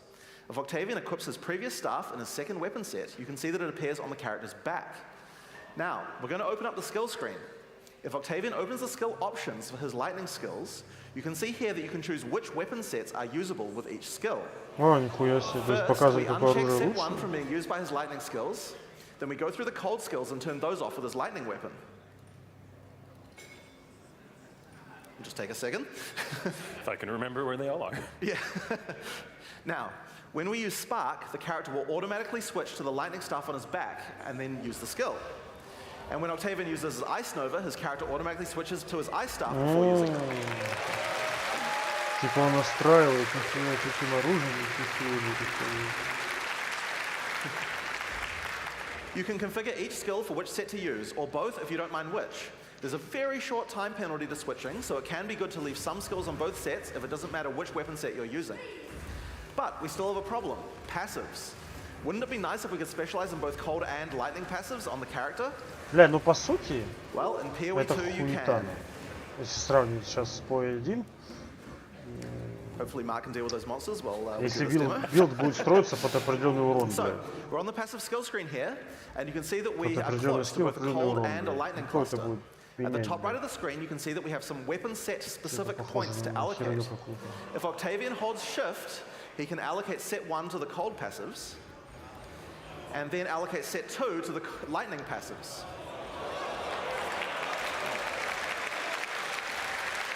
Now, check it out. As we use our weapon swap, the skills allocate changes from one build to the other automatically. Ух, нихера себе. То есть он меняет So whenever we оружие, cast the appropriate меняется spell, the по character's этой passives дереве. reconfigure on the fly to the correct build for that А spell. вот это тогда... Вот, блядь, Now you да. can't do this with О every чем single сказал, passive они on не your сказали tree. нихуя об Only этом. Все points будет granted from по-другому. skill books will allow this kind of dual specialization. So you're not going to be changing from a mace slamming warrior into a fire elementalist with the press of a button. But it certainly increases the number of options you have for Если это будет builds. так There's a работать, huge number of places where the system can shine. You can augment your dagger shadow build with traps, or have a great curse set Да, up это on your нормальная witch with тема. one spec, and then move to your chaos debuff spells with the other, for example. It really opens up your options. Now, Бля, ну another это fun бред, если честно, metagem to блядь. try out is Ну called как barrier invocation. ты поменял оружие, блядь, и поменял нахуй This works всю a little свою, bit like the блядь, trigger gems I talked about прокачку, before, блядь. but this one charges Чё, up блядь? as your energy shield is hit by monsters. We're gonna Выглядит put это an ice прикольно, nova но, on this блядь, one. The more energy shield you lose, кажется, это the странно, more блядь. charge builds up. Just get that one equipped there. То есть ты выучился, блядь, на So yeah, the слесаря, more нахуй. energy shield you lose, the more charge will build up until Поменял the point палку, you're able to блядь, cast the пошел socketed работать skill пилотом instantly. самолета, блядь, да? Охуенно. There we go. So you lose some, so you lose some energy shield at just the right time. Invoke Ice Nova to cast all the stacked up copies in one instant cast. If you keep losing shield, you'll build up even more charge for even more casts. So it's a great defensive option in an emergency.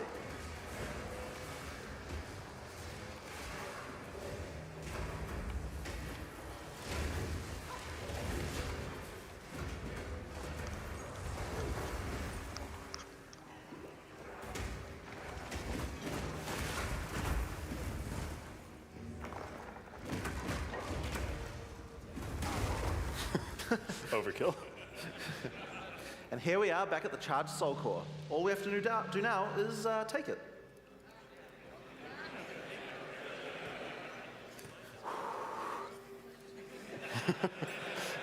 Just take it.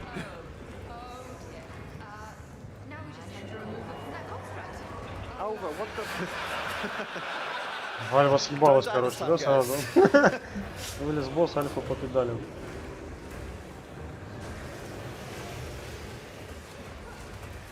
Могла бы и помочь что-нибудь там, блядь. Frozen? Nice.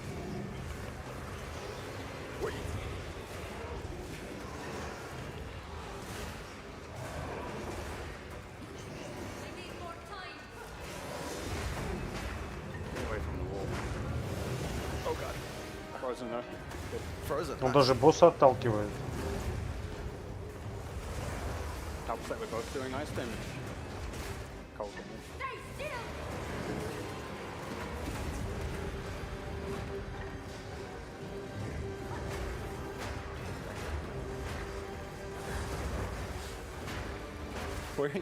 He's heavy stunned. Okay. Nice. Ну, лучше хоть не меня. Но Frozen? где-то чуть больше, чем половина хп они меняют, короче, стадии.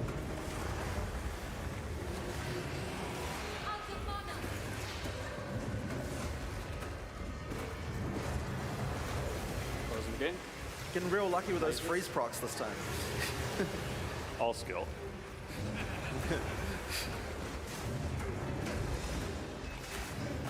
Мало урона, кстати, наносит. Тот, мне кажется, больше урона наносил. Первого показали. Это чем дрыщан какой-то.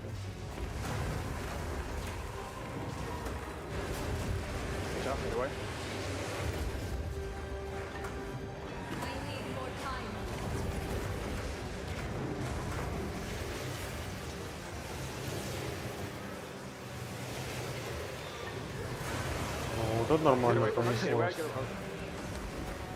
Triangle.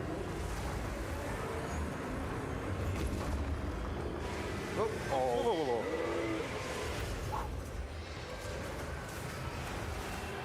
Charlie. Nice.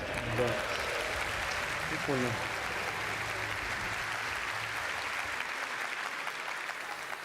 So that's Path of Exile 2. These areas, as well as around half of each of the first 4 acts, are available to play at the 3 demo zones around ExileCon.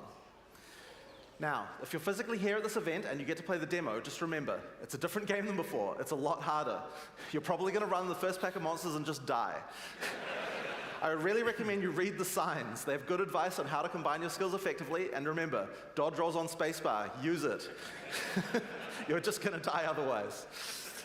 So your next question is likely to be, when is the beta? Well, we're in our last year of development, but we're still finishing acts, adding skills, and balancing everything. The closed beta is going to start on June 7th, 2024. Path of Exile 2 has been a long time coming, and we're incredibly excited to be near the finish line, but we're just not quite there yet.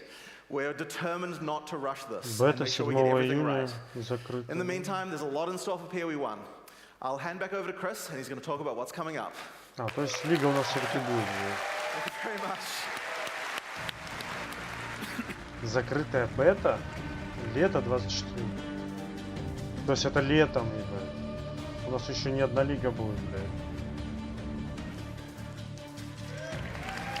Оценить, конечно. So that А demo кто-то is пишет, уже very лагал hard for them to do in person. Like, I am very impressed it went that well. So, as Jonathan explained, Path of Exile 1 will continue to be its own unique game once Path of Exile 2 comes out. We will continue to update it with expansions and leagues going forward. And because accounts and microtransactions are shared between the two games, and their expansion releases are offset from each other, it's super easy to jump between them and effectively play both if you want. So I'm going off script for a second here and just going to explain this a bit better. Imagine we release a Path of Exile 2 expansion, right? So everyone dives in and plays Если it. честно, рад, что, блядь, я еще могу в первую поиграть, блядь. You know, some hardcore players play for the first few weeks, some people play for most of the time. We're going to aim a Path of Exile 1 expansion to come out towards the end of that cycle, say 4 or 5 weeks from the end, which also lasts for 3 months. So because Path of Exile 2 has more content and is a significantly larger game, it will mean that you can play Path of Exile 2 for the majority of the cycle, and then either keep playing if you want to keep playing Path of Exile 2, or jump into Path of Exile 1 when its league launches and enjoy that, either for the entire period or until the next Path of Exile 2 one comes out. And of course, because your purchases are shared, if you were to buy supporter packs or microtransactions in either, they're just available on your characters in the other. Speaking of Path of Exile 1 expansions, we've got one coming out in just 3 weeks, on August 18th. Let's watch the trailer for Path of Exile, Trial of the Ancestors. Souls such as yours do not go quietly into the night. They thirst for battle. They yearn to prove themselves. Welcome to the halls of the dead. Earn your place among us. Under Hinikora's watchful eye, test your mettle against the greatest warriors who ever lived.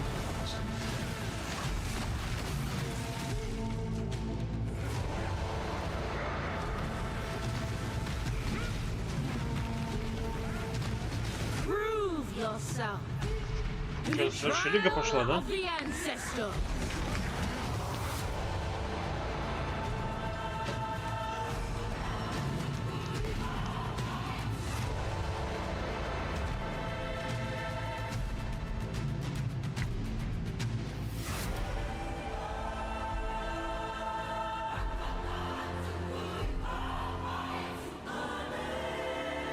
Ебать, это уники, блядь.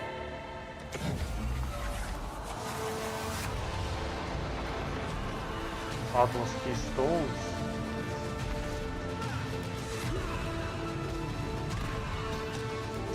Вот где мы?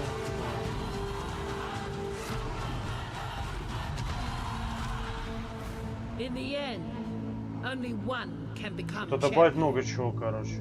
Will it be you? Бля, выглядит прикольно.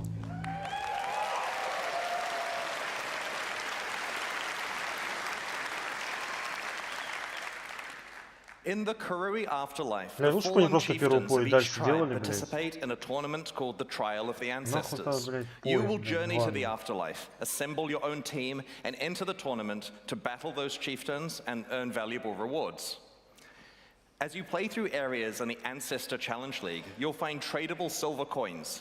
Using them will take you to the Karui afterlife, where you will encounter Navali, who you may remember from the Prophecy League. Each coin allows you to play a match of the tournament. Возвращают Навали. You start the tournament with a basic team consisting of 3 warriors. The tournament is double elimination, meaning you're allowed to have 1 loss without consequence. A second loss eliminates you from the tournament. Your team will compete against 10 other tribes, and you choose who you're going to challenge next out of the teams left in the tournament. When you start a match, you see the configuration of the enemy team and get to place your team of warriors on the battlefield to challenge theirs. You and your party of exiles will play alongside your warriors. So while this league does have many elements of an auto-battler, you're right there fighting alongside them. During a match, when a warrior dies, they respawn at their totem after a short time. If their totem is destroyed, then they are instantly killed and can't respawn. The team that destroys all of the opposing totems wins. If you're playing a hardcore character though, don't worry. Hinokora, the goddess of death, is watching over you and will restore your soul to your body, so you can't permanently die in the afterlife. Like that. In the Trial of the Ancestors, strategy and tactics are key. Every unit has its own strengths and weaknesses that must be utilized to win matches. The turtle is really slow and really tanky. It's perfect for either defensive positioning to stop flankers or offensive positioning to tank hits for you if you're pushing through the middle. It's not great in the center or flank positions due to its slow movement speed. The Tuatara is a quick and deceptive unit, which is relatively well balanced for all positions. This version of the Tuatara has a stealth ability, which makes it perfect for the flanking position to sneak through enemy defenses and take out unprotected totems from the side. The Goliath of Night is a disruptor unit, and it's ideally placed in a center position to intercept enemies that are chasing you. You can also allocate it to defenses so that it disrupts enemies that are trying to kill your totems by stunning them. So in this match here, we've set up a Tuatara in a flanking position, a turtle on defense to guard our totems, and a Goliath to follow us as we attack up the middle. Our plan is to work with the Goliath to distract the enemy front line so the flanking Tuatara can get through and destroy some of their totems.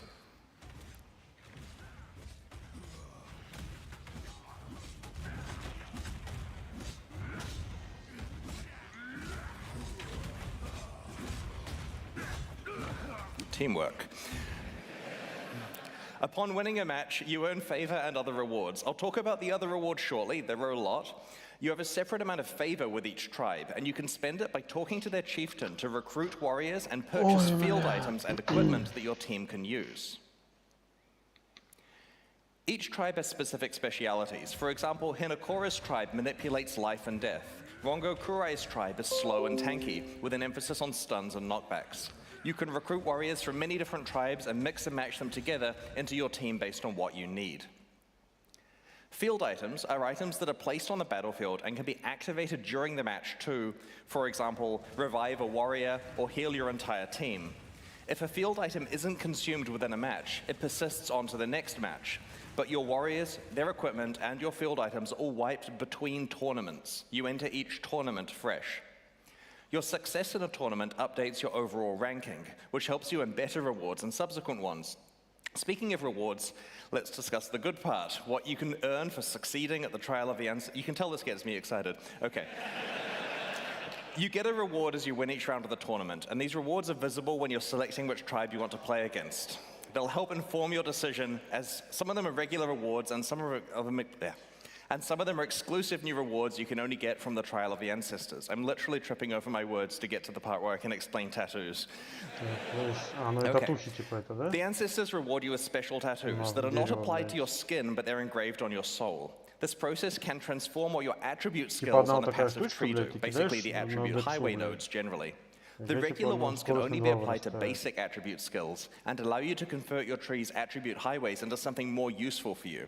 For example, this one converts a small dexterity skill into movement speed. Each tribe has its own exclusive passive tattoos.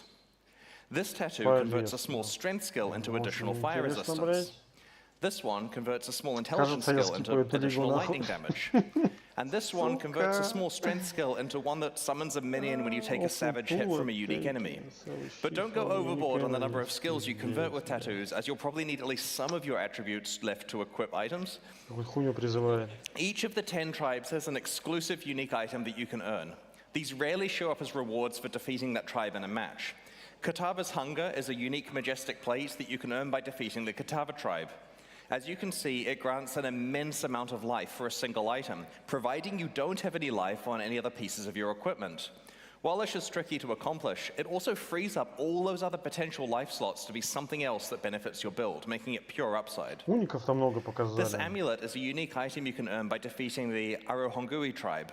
It has the powerful effect of causing your flasks to instantly recover life and mana whenever you're low. This could potentially be a powerful panic button, or maybe you want to build around permanently being on low life or mana, so all of your flask usage is instant.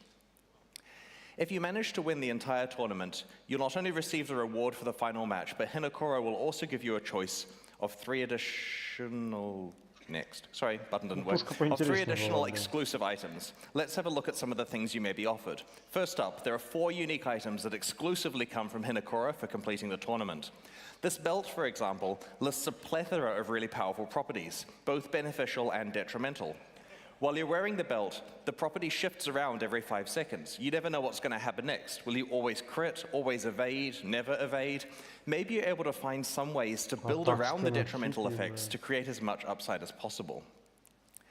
Hinokora also has a selection of special, more advanced passive tree tattoos that you can only receive from her.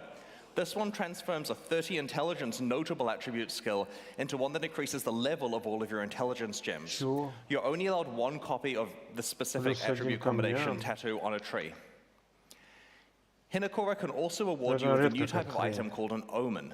These are small items that sit in your inventory until a condition is met, at which point they are consumed and something happens. In this case, when you reach 25% life, your flasks are all replenished. Now don't worry, each player can only consume 1 omen per combat area, so you don't have any reason to fill your entire inventory with them. This one creates a portal on death. We made it for me. It won't try to save your life, but it will save you some time. This one grants you Soul Eater when you level up. It's definitely worth carrying around for that occasional massive power boost. Omens are tradable but hard to get, so use them carefully. I shudder to think about how much this one is going to be worth in the presence of those incredibly rare unique weapons from 320. Now note, going off script again here, back in the day, when we had stuff like the Prophecy and so on that let you upgrade to rare forcibly on a specific base type, we had to block the good items by putting crap uniques on the, sorry, I meant upgrade to unique. We put crap uniques on that base type so that you couldn't get it every time. Well, we stopped doing that. So a lot of the uniques that were upgraded in 320 are just the only thing on the base type. So items like this let you deterministically get something quite valuable, hence they are quite rare. The most exciting one, though. Finally, Hinokora can offer you a lock of her hair. This is a very special currency item that lets you foresee the result of using another currency item to craft something. This means, for example, you can know whether it's worth exalting your item because you'll know exactly what the outcome is. Hinokora's lock will slot into your crafting pipeline with powerful consequences. The Trial of the Ancestors offers a wide selection of valuable new rewards as you complete matches and tournaments. We really look forward to seeing what strategies you develop for building, equipping, carefully placing, and playing alongside your tribe. So that's the new Challenge League, but Path of Exile expansions contain more than just a new league every 3 months. In each update, we also augment Path of Exile's endgame and shift the metagame with new gems and balance changes. This expansion is no exception. I'm going to explain the other changes in a medium amount of detail. I'm conscious that we have both new and existing players. For new players, I'm going to try to include some extra content to help make the changes more understandable. You can find out all the detail in the patch notes and other information we'll be posting in the few weeks before release. Let's start with how the Trial of the Ancestors expansion expands Path of Exile's endgame. In December last year, we released an expansion called the Forbidden Sanctum, which introduced the Sanctum Challenge League.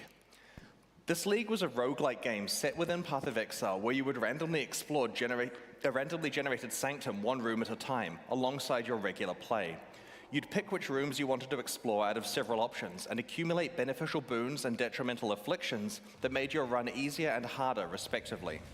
Not only did Sanctum work really well as a league, but it also had the potential to be added to Path of Exile as part of its core endgame content, alongside systems like mapping, delve, and heist. Well, in this expansion, the Forbidden Sanctum is back.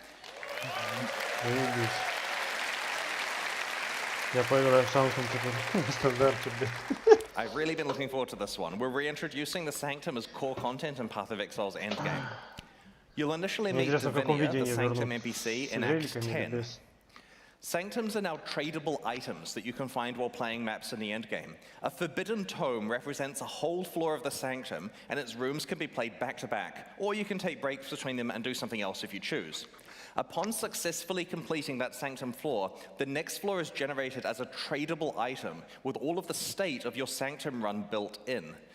This means that the item stores what boons and afflictions you had, what rewards you've locked in, and how much resolve you have left. You can then either play this floor or trade it to someone else if it feels more beneficial.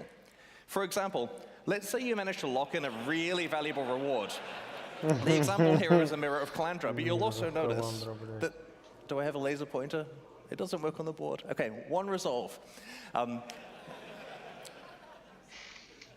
This is an example here where the player has a very good reward locked in, but a massive pile of dangerous afflictions and only one resolve on them. If you don't feel capable of completing the rest of the Sanctum from this point, then it would normally be a write-off, right? If you gave this to me, no way am I getting that mirror. But you can now trade the Sanctum state to someone else who is willing to pay for the chance to earn the mirror, or lose it. And you can look at expected value in economics, right? It's worth some percentage of that mirror, so you trade it for like 5 chaos to someone, they run it and lose their chaos. Your relics, which act as passive bonuses within the Sanctum, are locked in for the run when you start the first floor and can't be changed for the rest of the run. Speaking of relics, they're now tradable and have been rebalanced around this. To those of you wondering, we have decided against bringing back sanctified relics for now. A complete Sanctum run now requires killing the final boss, Lycia, in both her first and second form. She will always drop a unique relic, and these have been reworked and replaced as we rebalanced everything. An important aspect of the new Sanctum balance is that your primary defenses now have some effect on protecting your resolve. Your armor allows you to mitigate resolve loss, and your evasion grants you a chance to avoid resolve loss entirely, a lot like how armor and evasion work. Your energy shield grants you resolve Aegis, which is a mechanic that works similarly to how energy shield behaves for life. In light of the new defensive opportunities and learnings from the original Challenge League, we've rebalanced the difficulty of Sanctum, especially in later floors, and have worked to add more monster and room variety to runs. We've added new boons and afflictions themed around the new defensive mechanics and have rebalanced many of the other ones. Like other optional endgame systems that involve tradable items, players who don't want to play Sanctum can trade their Sanctums to other players in exchange for an item or currency that benefits them more. Successful Sanctum play can generate a lot of rewards. It'll potentially be possible to build characters dedicated to Sanctum running and just farm Sanctums repeatedly in order to profit. Sanctum isn't the only improvement that Trial of the Ancestors brings to Path of Exile's endgame. We're also introducing 16 new Atlas Keystone passives to the Atlas passive tree. As a quick summary for new players joining us, the Atlas tree is a system that allows you to customize your endgame experience in Path of Exile. As you complete different maps, you gain skill points that can be allocated in the tree. You could use these points to modify the behavior of different content you encounter in in-game maps to make it more difficult or more rewarding, or to behave entirely differently. The system allows you to double down on the content you enjoy and avoid content you don't. Keystones are really impactful passives that totally change how endgame systems behave. Usually they have an element of give and take and require you to come up with new strategies to take advantage of them. Each of these 16 new Atlas Keystones changes how you might interact with Path of Exile's endgame. Let's have a look at some of them now. We will reveal the rest of them before the release of Trial of the Ancestors in a few weeks. Extreme Archaeology completely changes how you play expedition encounters. Instead of placing a series of regular explosives, you now place one gigantic explosive. Every single chest or monster in the blast radius is affected by every remnant in that radius. Нихуя себе, бля. Слушай, бля, вообще охеренно. Для экспедиции прям вообще тема. Speaker of the Dead makes it so that tormented spirits can possess you rather than possessing monsters, boosting your stats instead. While possessed, you can touch monsters just like a spirit can, making them stronger and more rewarding. It's kind of getting silly at this point, isn't it? Blight is like a tower defense minigame inside Path of Exile. The Cassia's Pride Keystone makes it so that Blight monsters take significantly less damage from players and significantly more damage from Blight towers. This basically lets you go all in playing it like an actual tower defense game. Because we can. Lucid Dreams makes it so that Val side areas in your maps are no longer corrupted, meaning that you can use currency items to change their mods. That's right, when you encounter a Val side area, the Keystone lets you craft it. Ну это бред, туда никто не заходил, блядь. Yeah, so we rebalanced the side area mods, we've improved reward outcomes, and we've made the downside mods a bit more punishing, you know, just to make it interesting if you try to go for the good outcomes. You may also rarely encounter a unique Val side area. Destructive Play makes it so that the Maven will summon between 1 and 3 extra random map bosses when you are fighting witnessed map bosses. This keystone is analogous to the Eldritch Altar keystones that make those influences more difficult but more rewarding. There are another 11 new keystones that we'll reveal over the next few weeks. Together, these 16 keystones mean that regardless of how you enjoy your maps, you'll have plenty of new ways to play Path of Exile's endgame in this expansion. And I should note, in the initial draft of the keynote, I painstakingly went through every single keystone. It took like 10 minutes. But we'll put them in the news to save you some time here. In the Trial of the Ancestors expansion, we're shifting Path of Exile's metagame in several ways. The first is by introducing 14 new support gems, which are designed to take existing categories of skills and provide entirely new ways to play them. For full information, check the final gem hovers when we post them in the next few weeks. Let's have a look at a handful of these support gems now. In Path of Exile, war cries usually buff your party but don't directly hurt monsters. The Corrupting Cry support gem turns war cries into damage-dealing skills by making them inflict corrupted blood on monsters affected by the war cry or by your attacks that it exerts.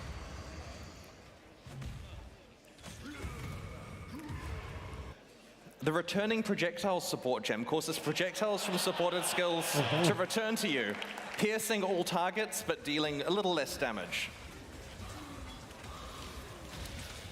Слушай, ну это прикольно. There's another example без снарядов, блядь.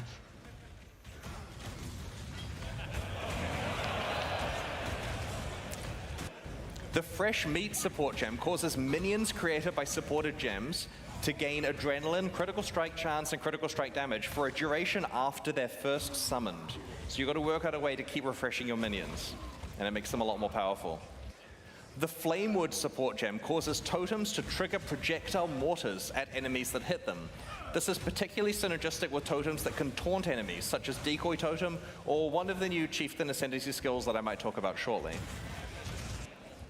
The Sacrifice support gem works on spells that you either cast yourself or through totems. These spells now sacrifice a percentage of your current life or the totem's life to gain additional chaos damage based on how much life was sacrificed. Прикольно. The Frigid Bond support gem affects link skills and causes a cold mist to come over them. Enemies caught in the beam are chilled and dealt cold damage over time. This creates a new tool for a cold damage over time build, requiring strategic placement of both yourself and your linked ally. I mentioned it was going to get silly. The Locust Mine support gem looks OP and affects attack skills that use bows and wands. Instead of directly using the supported skill, you throw mines in an arc that use that skill for you, targeting your location when you detonate them. In addition to these gems, there are another 7 that we'll be revealing over the next few weeks. In addition to the 14 new support gems, our balance work for the Trial of the Ancestors involved us revamping 2 Ascendancy classes. These are the subclasses that you can specialize in as you play through Path of Exile's campaign. Each main character class has 3 Ascendancy classes available. In the last expansion, Crucible, we overhaul the Pathfinder and Saboteur. This time, it's the Guardian and Chieftain, which are specializations of the Templar and Marauder, respectively. While we were very happy with the theme of the Guardian, it was falling behind the power level and popularity of other Ascendancy classes. Our changes in this expansion have modernized the class and will present you with more relevant build opportunities than before. Brace yourself. Okay. У него заряды были, блядь. Path of Exile 102. Harmony of Purpose can power up parties using link skills. Time of Need now completely cleanses and heals you every 4 seconds. Radiant and Unwavering Crusade both fully embrace the Holy Summoner theme by giving you access to some exciting new types of minions that are exclusive to this Ascendancy class. We have this picture on the announcement page, pathofexile.com/ancestor, for you to scrutinize. Next. While the Guardian's revamp was similar to that of the Pathfinder, the Chieftain has received the Saboteur treatment. To be honest, we were unhappy about many aspects of this Ascendancy class in its old form, and so we have completely redesigned it. You can play it now. It's basically an entirely new Ascendancy class with the same name and art and a new way of approaching its themes. Its new skills let you, among other things, cause enemies to explode, turn off enemies' fire resistance while you're stationary, convert passive skills to apply to fire damage, and have your fire resistances apply to your cold and lightning resistances. I'll just give you a sec more to read. All right, that's on the site too for you to check out. It's pretty powerful now. To celebrate the release of the Trial of the Ancestors, we'll be hosting a boss kill event. To enter, create a hardcore solo self-found character in the Ancestor League and race to kill all 7 Uber Pinnacle bosses on the same character. Note that unlike the last event we ran, this one is not a ruthless event. We'll post more information about the event and its prizes in the news before release. Best of luck to everyone. For the Ancestor Challenge League, we're launching 2 new series of supporter packs, the Shade and Disciple packs. Each tier contains the pack's full face value and points, alongside several exclusive microtransactions. These packs are only available for the duration of the Ancestor League and will leave the store forever when it ends. As always, the microtransactions in these packs are purely cosmetic and do not affect the character's power or progression in any way, despite how cool they look. The Shade series of supporter packs contains 6 exclusive microtransactions. All right, the sarcophagus back attachment imprisons an unspeakable evil that struggles to break free. Nearby monsters send it into a frenzy, and enemy deaths provide it with souls to feast upon. The Stygian Waypoint shackles visitors to your hideout in chains, yourself included. These chains are just cosmetic though, and they break as soon as you move. It would supposedly be a gameplay advantage to be able to imprison people. The Ferryman's armor set is so full of trapped souls that some of them try to escape. Moving while wearing the boots will leave souls in your wake trying to break free. The Infernal Portal opens a gate to the Netherrealm when you approach. This prompted a lot of internal discussion about whether using Hellfire to heat your hideout is actually safe and practical. The Demon-bound crafting bench allows you to enslave a malevolent entity to craft items for you. Be warned, it has a sharp tongue and will mock you mercilessly. You chained me for such a paltry use. The Nebula character effect causes items you pick up to orbit you in an ethereal cloud of loot.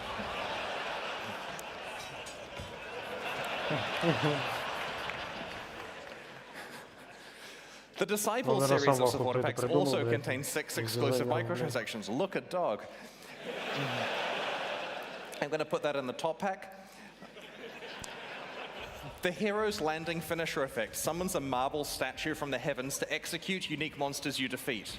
You decide whether it's the sword or the huge lump of rock that actually kills them. The Bell Tower map device heralds the opening of a new map with a peal of bells.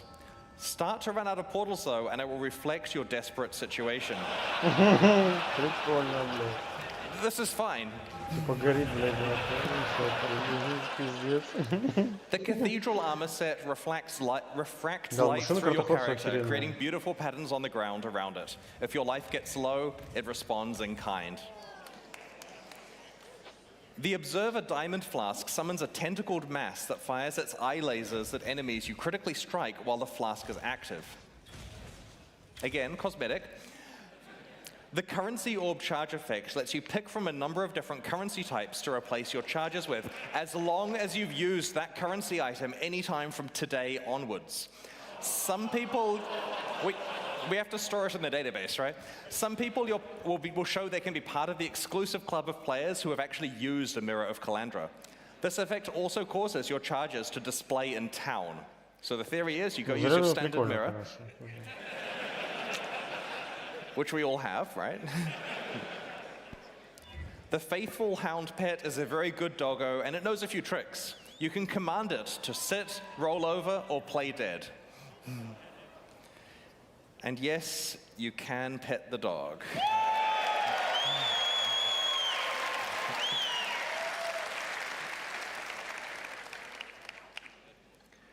These new packs are available right now at pathofexile.com/purchase, and purchases like these directly fund the ongoing development of Path of Exile 1 and 2. Meanwhile, the Lithomancer and Enchanter packs leave the store forever at the launch of Trial of the Ancestors, so now's your last chance to purchase them. There's some good stuff in those too. Thanks for your continued support. The fun part. For the last ExileCon, we developed a special card game that encapsulated the full gameplay arc of Path of Exile over the course of the event. Players could defeat monsters, progressively upgrade their items, use currency items to craft their equipment, find and run maps, and eventually defeat pinnacle bosses to earn rewards. It was a whole lot of fun, and we've had so many requests to run it again. So this year, we're proud to bring you the 2023 version of the ExileCon card game. And like all Path of Exile expansions, it even includes a challenge league. In your swag bags, you'll have found a box of ExileCon cards, and then a gentleman outside will have asked to purchase them from you for real money. If you have any cards left, you can use these to challenge GGG staff members who are walking around ExileCon as monsters. They'll be wearing t-shirts showing the monster's stats, which include symbols for their attack and defense. Using the cards in your deck box and those you accumulate by defeating monsters, put together one set of armor, one weapon and shield, or a two-handed weapon, and an amulet and 2 rings. To defeat a monster, the damage on your weapon has to be equal to or larger than the defense of the monster, and the defense on the armor and shield have to be equal to or larger than the attack of the monster. It's that simple. There are some wildcard symbols. It's explained on the rules in the box. Rings and amulets are pretty hard to find, and they can be used for either attack or defense.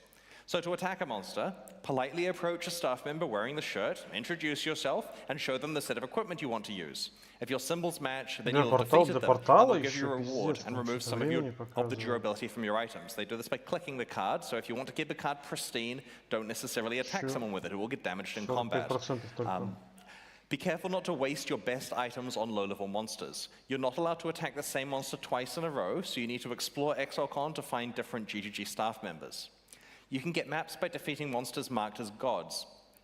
Take these maps to the map device to run them and progress through the tiers. On the back of the box is a list of quests. As you complete quests, you can visit the crafting bench on the top floor to receive rewards for completing those quests. While you're there, you can also use your currency items to modify your equipment. I mentioned that this year's version of the card game introduced a challenge league. That league is Delve. Accumulate sulfite and bring it to the Delve wall, sorry for the bad photo, it's hard with lighting, on the middle floor. Each sulfite card you hand in allows you to explore one tile of the Azurite mine. You'll all be working collaboratively throughout the event to delve deep into the mine, fight the monsters that lurk there, and uncover its treasures. And I feel really bad for the poor people that had to hang 3,000 cards on that wall. You may eventually be able to challenge the pinnacle bosses if you manage to get really far in the card game. I'm the Searing Exarch, Jonathan is the Eater of Worlds, and Mark is the Maven. Defeating any of the 3 of us will reward you with a Mirror of Calandra enamel pin. This pin is exclusively available for winning the card game and won't be sold in the merchandise shop. Each person can only receive a maximum of 2 mirrors, and when they run out, we can't give any more out, so try to win the game early. The reason for 2 is a very typical Path of Exile reason, 1 for you and 1 to trade. All right, it's almost time to go and experience ExileCon 2023. Aside from the card game, we've prepared a full weekend of activities for you. There's a busy roster of talks and interviews on the main stage and the streamer stage. We've posted a schedule at pathofexile.com/exilecon, so you can see what is happening when and where. The schedule also includes information on meet and greet sessions. Our special guests this year include a roster of many of your favorite streamers, but also some game development industry friends we've met over the last 16 years. We're proud to once again welcome the creators of the Diablo series, David Brevik, Max Schaefer, and Eric Schaefer, as well as Travis Baldry, who you may know from Fate, Torchlight, and his popular fantasy books, or even the books he's narrated. They'll not only have meet and greet sessions, but are also participating in an action RPG roundtable discussion alongside me and Eric tomorrow on the stage. In all of the developer talks and panels, ExileCon attendees will be able to scan a QR code on their phone to submit questions for the speakers to discuss on the panel or on the Q&A section of the talk. The Path of Exile 2 ExileCon demo is a large one, and you may want to play it multiple times this weekend. In each session, you can pick from one of 4 character classes which start at various points throughout the first 4 acts of Path of Exile 2's campaign. Around half of each act is included in the demo, and your session time is limited to 45 minutes before you have to let someone else have a turn. Remember, as Jonathan said earlier, this demo is hard. Read the signs that explain how your skills combine together. Dodge roll is your new friend. You should also swing by the Path of Exile mobile demo at the chill out area on the top floor and check out its progress. It's coming along really well, and we'd love to get your feedback on it. We've created heaps of new Path of Exile merchandise, which is available at our merchandise shop on the middle floor. We've made 17 new t-shirts, which include a few from our community t-shirt design competition. We've created a range of 24 enamel pins. You'll have found a random one in your swag bag. If you approach me and I'm wearing a pin, feel free to swap for the one you've got if you'd like. Happy to trade. You can purchase the others in the shop. As mentioned before, there's also the super exclusive Mirror of Calandra pin that is only available to winners of the card game. Maybe you're able to trade for a full set. There are 2 new posters. One is the Atlas Passive Tree, and the other is the Periodic Table of Currency. In addition to reprinting the incredibly popular Celestial Cat socks, we've also introduced the Chaos Orb socks, better for business meetings. There's also a range of 4 desk pads to keep your play area tidy. You can check them out at the demo zone. We have a limited range of ExileCon 2019 merchandise available in the store as well. Make sure to hit it up early if you want some of this, because stocks of the older items are quite limited. We have plenty of new merchandise for everyone, though, and I think I might have underestimated that. The ExileCon livestream concludes tomorrow with our grand racing finale, where 4 players compete for up to $10,000 and the title of ExileCon 2023 Racing Champion. Afterwards, we're hosting an after party at 8 p.m. at the venue. If you're watching from home, please note that because there are multiple things going on at the same time here, and we can only stream one of them live, we'll be re-streaming 3 of today's talks tomorrow before the event starts. So to be clear, they're occurring here, people can watch them in person, but you can't watch them at that time because we're streaming something else. So we're going to re-stream those tomorrow in the 3 hours where it's way too early to do it in New Zealand, but you can watch them online from the States and Europe. This makes sure that everyone is fully up to date on all of the talks that have been announced about Path of Exile 2 before the important Q&A in the morning where you get to ask the important questions. If you missed out on attending ExileCon this year, we'll be at Gamescom in Germany in August and PAX West in Seattle in September. At both shows, the Path of Exile 2 booth will have our ExileCon demo available to play and a small team of Grinding Games developers, including me and Jonathan, to chat to, and we hope to see you there. Thanks so much for joining us this weekend at ExileCon 2023. Have a great show, everyone.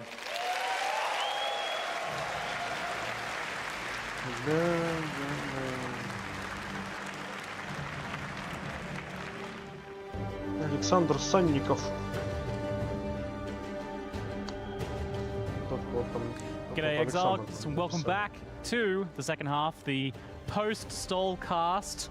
For you, I'm Ziggy D, joined once again by Mathel, Rise QT, and Nugian. We're going to have a bit of a chat about what we've seen so far, and there is a lot to go over while we distract you while we wait for the next upcoming segment, which will be Kriparian interviewing Jonathan about Path of Exile 2. So until then, though, let's have a little bit of a chat about some of the things we've seen.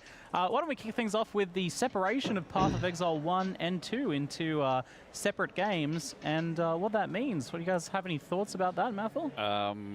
Yeah, apparently they didn't own enough of my soul. So, like, instead of just, you know, playing as much as you want of Path of Exile League, a few weeks here or there, you know, maybe half of it, something like that, and then maybe do some other things. Instead, you're pretty much locked in a cycle of playing both versions now with new launches continuously, and I'm just going to be doing that basically for the rest of my life.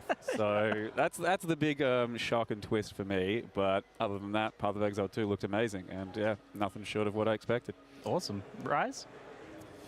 I gotta say, I was thinking that that's the right path for Path of Exile. And I mentioned it to a couple people, and and they were all going, nah, no, there's no way. They're not doing that. Even developers were like, we're not telling you anything. Turns out, they're doing it. So, like Matthew said, I think there's plenty to be played, and it's going to be for a long time. I think they have a very nice schedule with those last couple of weeks leading into another PoE 1 or PoE 2 expansion. So I'm really looking forward to that. Noogie? Yeah, no, I agree. Pretty exciting. I'm not sure, like, you're still getting PoE 1 and 2 at the same time, just in PoE 2 and all upgraded. So it's not we're going to have this weird split between 1 and 2. You're just getting it all in one package with enough content to, like, just, yeah. Oh. I think them separating the games the way they are does answer a lot of questions about like how certain PoE 1 things might have changed over to the new system, PoE 2 and things like that. So I kind of expected that this isn't super unexpected, but what was really unexpected for me was the fact that they're keeping up with Path of Exile 1 expansions as well, like this split cycle. Like, I did not expect that in a million years. I don't think anyone did. Yeah, I thought PoE 1 was done, you know, just go Legacy and you could go back and play the old content if you wanted to, but I didn't realize there was going to be new updates to that. That's good. That's a lot of work for them. They're basically going to be splitting their office into 2 teams at that point and continuing development of both games. And surely Path of Exile 1 only gets bigger and better from here as well, because for the past few years they've been working like largely on Path of Exile 2, and diverting less of their resources towards the PoE 1 leagues and all that. They've still been good. They've still been big, but like now, if they're working on them in tandem, there's probably a large subsection of their team on Path of Exile 1 that maybe came back and kept, doing the new PoE 2 systems on it as well. I'm super curious what this means for the long term. Like, do the games get to steer in different directions? Does Path of Exile 2 get to develop in one way, while Path of Exile 1 continues in a different trend? Maybe Path of Exile 1 keeps that much faster gameplay. Maybe PoE 2 changes to this more combo-focused gameplay, a bit more interactive, and they might grow apart separately over time potentially, or maybe borrow from each other as well. Well, it could happen there, right? Yeah, that's a real possibility, because I remember seeing those trailers and thinking that's going to be hard, especially with the Monk, that's going to be hard to fit into PoE 1, and I mentioned that before, and it turns out, well, they don't got to do it. And yeah, there's been a lot of talk definitely about some of the trailers that they've shown in the past, with the gameplay being more methodical, slower, more tactical, and PoE 1, let's be real, it's not exactly like that anymore. So I think there's going to be plenty for each type of player, but it's nice to have that opportunity to be able, just like with different games, just try something maybe with a little bit different pace, but at the same time, we don't really know. Yeah, let's talk about that gameplay, just in an overall sense, the gameplay of Path of Exile 2, what it looked like. What are you guys' impressions of it? What are your first thoughts on that, Mathel? I mean, I loved how crisp everything looked. But the ice skills, the lightning, the world that they, the aesthetics, exactly, the world they built there, and just seeing the new classes doing their new things, it was exactly what I was hoping to see. It was at some times, I think, a bit slower than I would have liked, but that's just kind of how it is early on, and then especially during a demo. Yeah, you should have noticed that I think pretty much nothing was supported too much. There was a lot of extra passives unused. Yeah. But yeah, you still want to be able to have your Path of Exile zoom and get through it pretty quick if you really want to. I'm sure we'll get that later on, but yeah, it looked just crisp. Yeah, I anticipate that players will be playing that same content after a little while, twice as fast, right? With better links, better gear, better builds, and so on. For demonstration purposes, obviously slowed down quite a bit. But it gives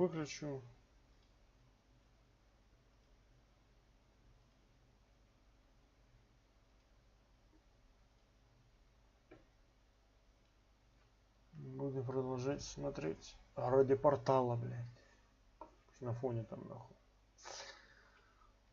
Что-то пиздят.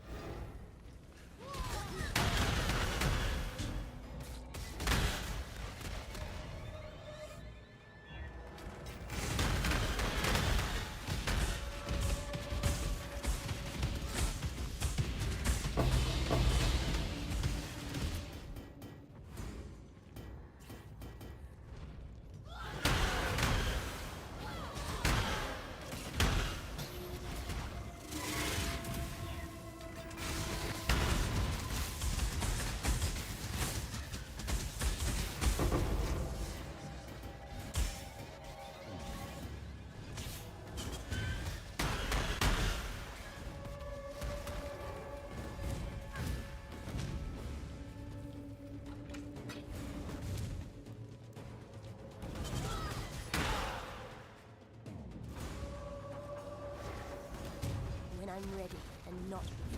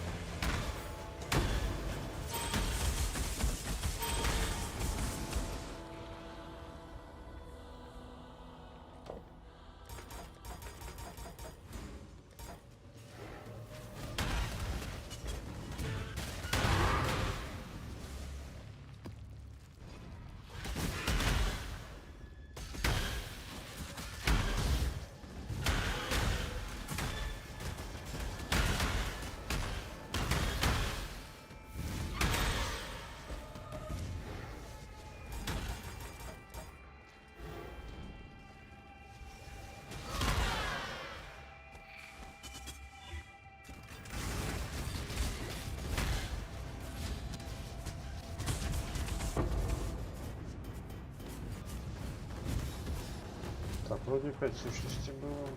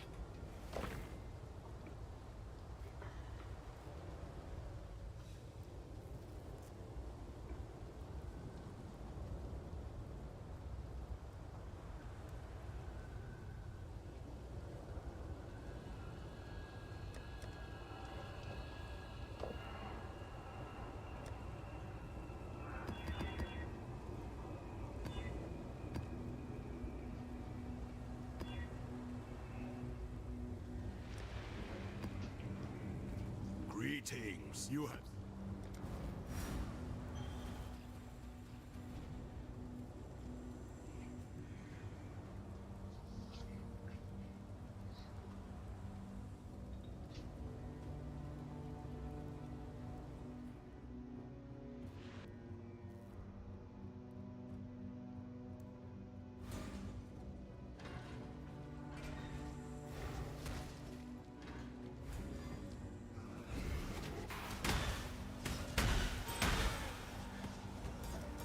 When I'm ready, I'm not.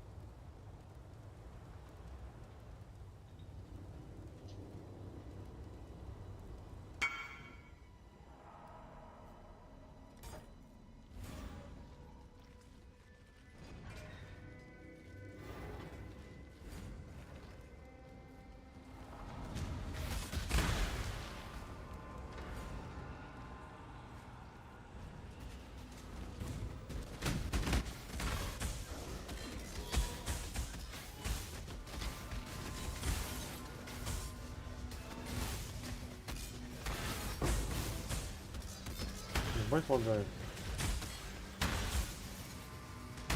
Хуй.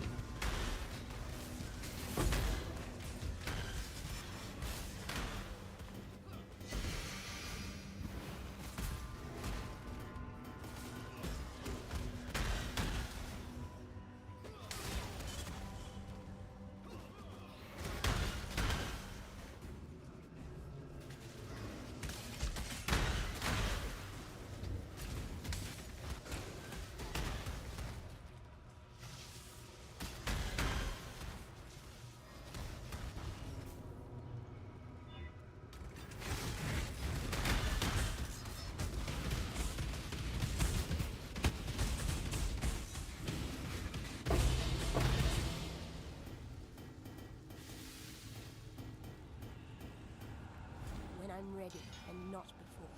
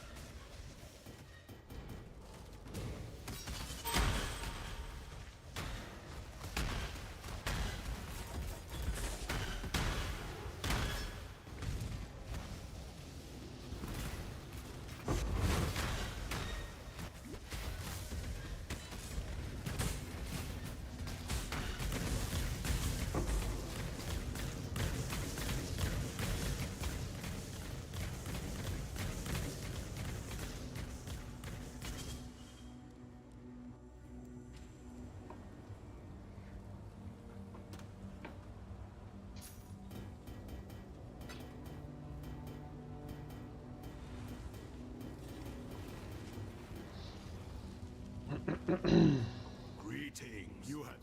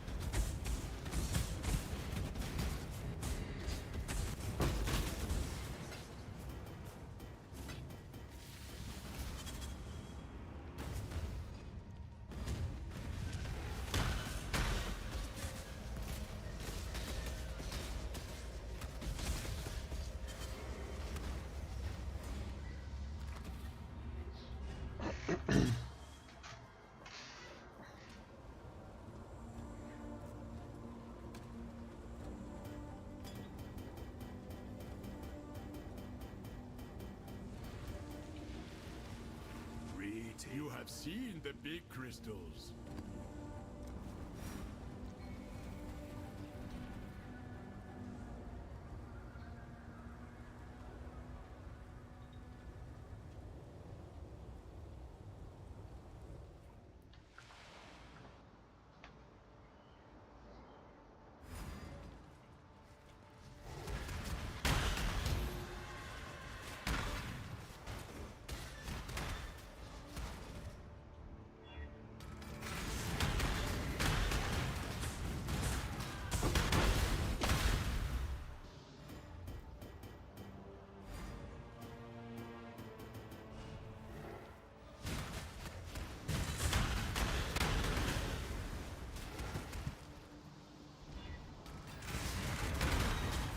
Ух, бля.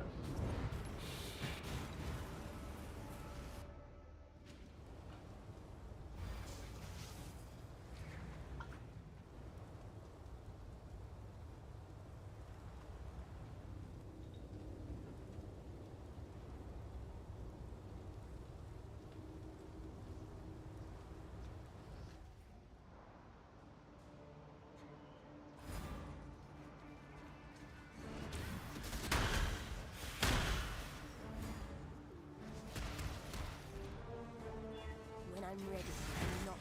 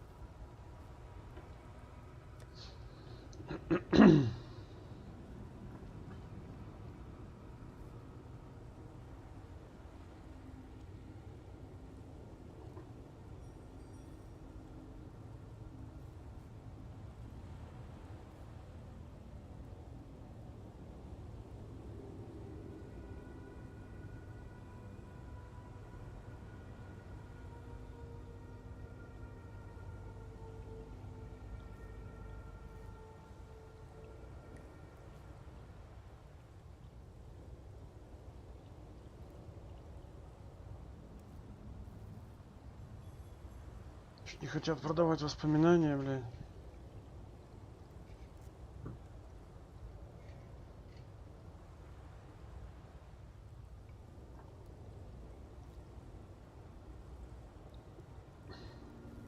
Алло, дядя, блядь.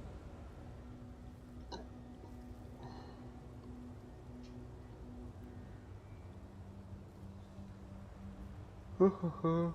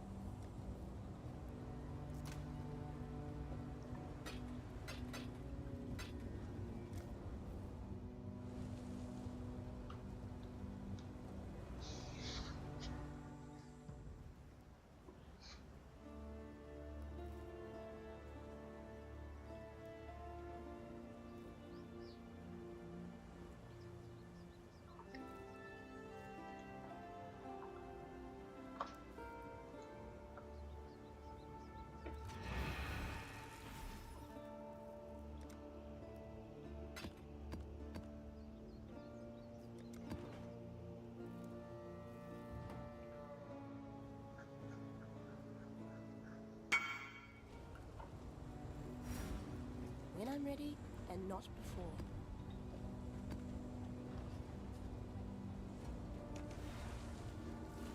Reach here. You have.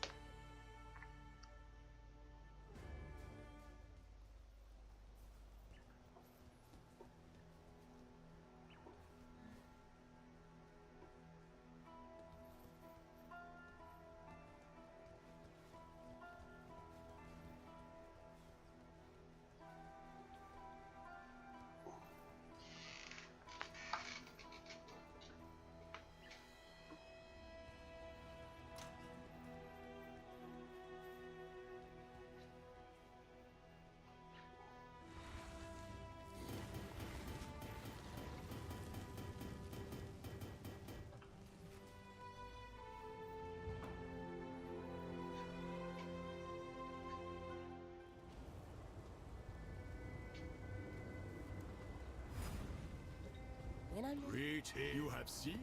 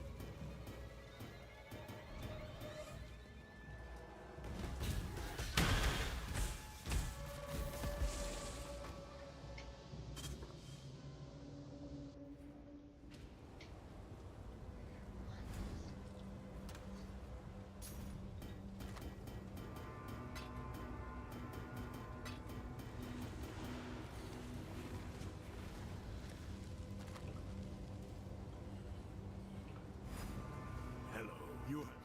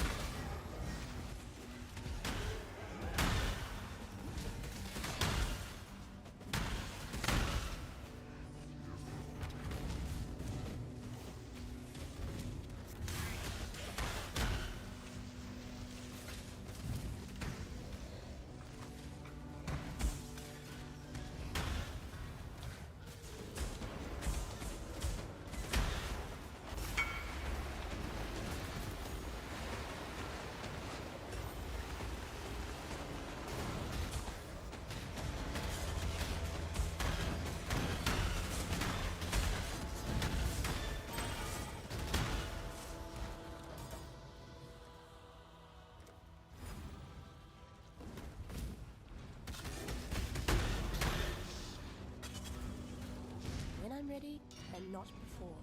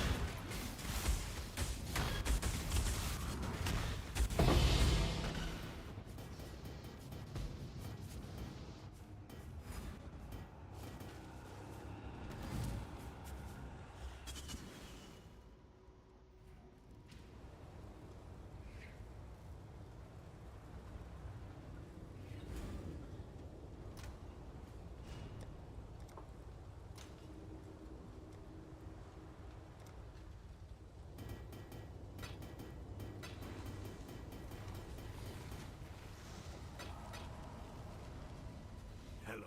You have.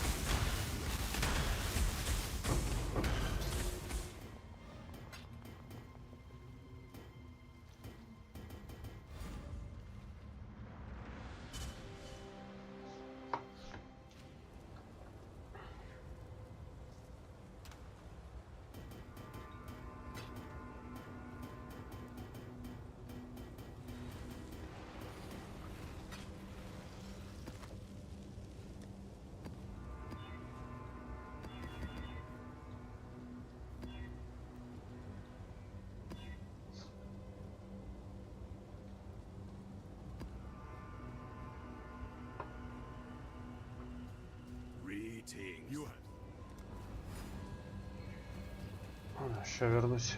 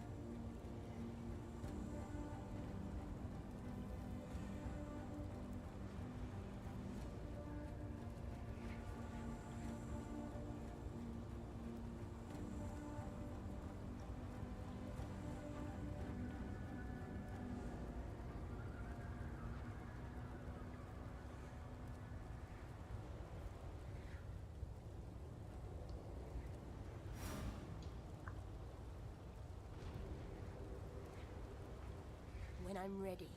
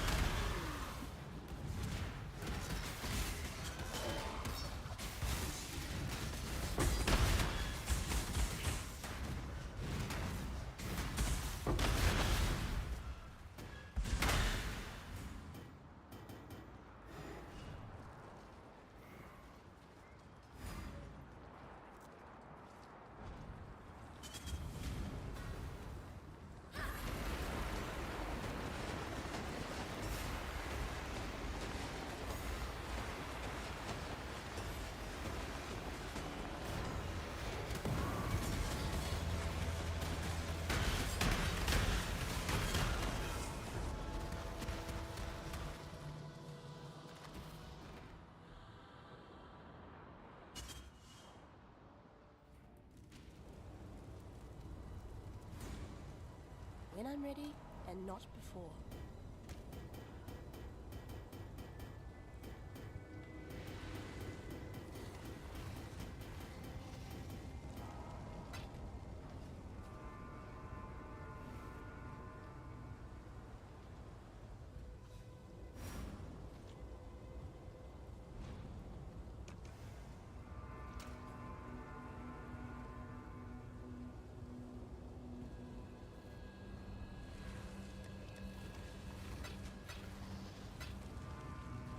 Greeting. You have...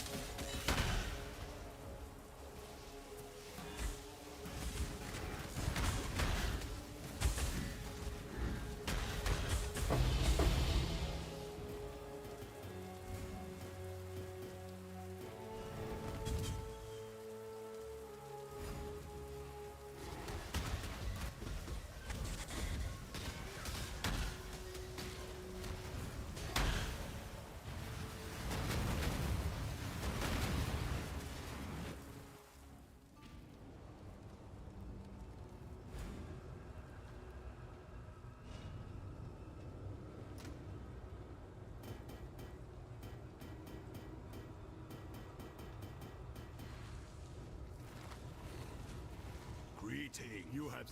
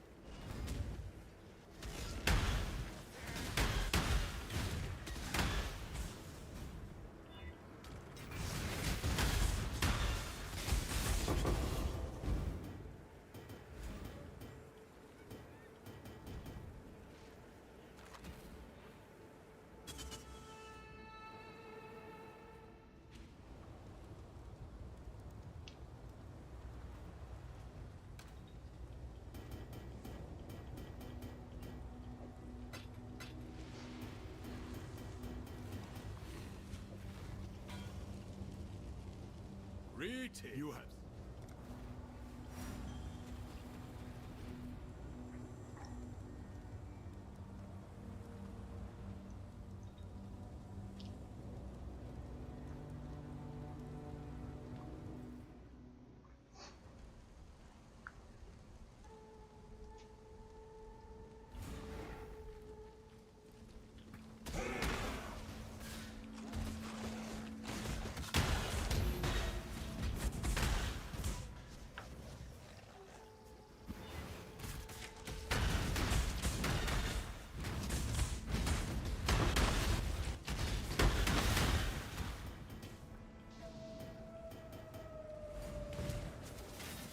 When I'm ready and not before.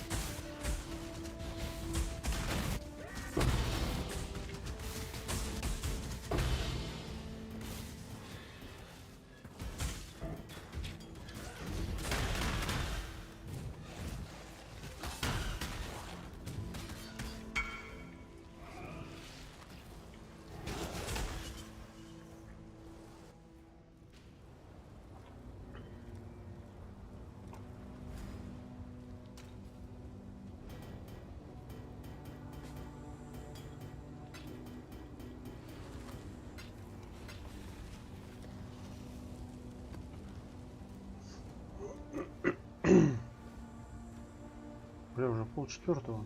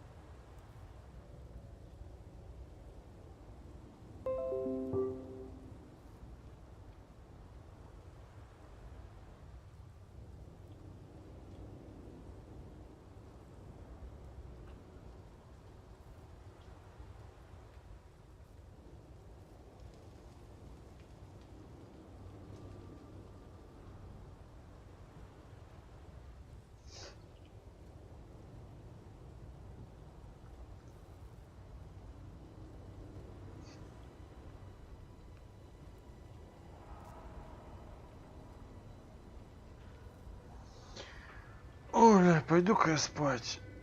Что-то, блядь, расстроили, блядь, с этим exile коном. Ладно, господа, до скорых встреч.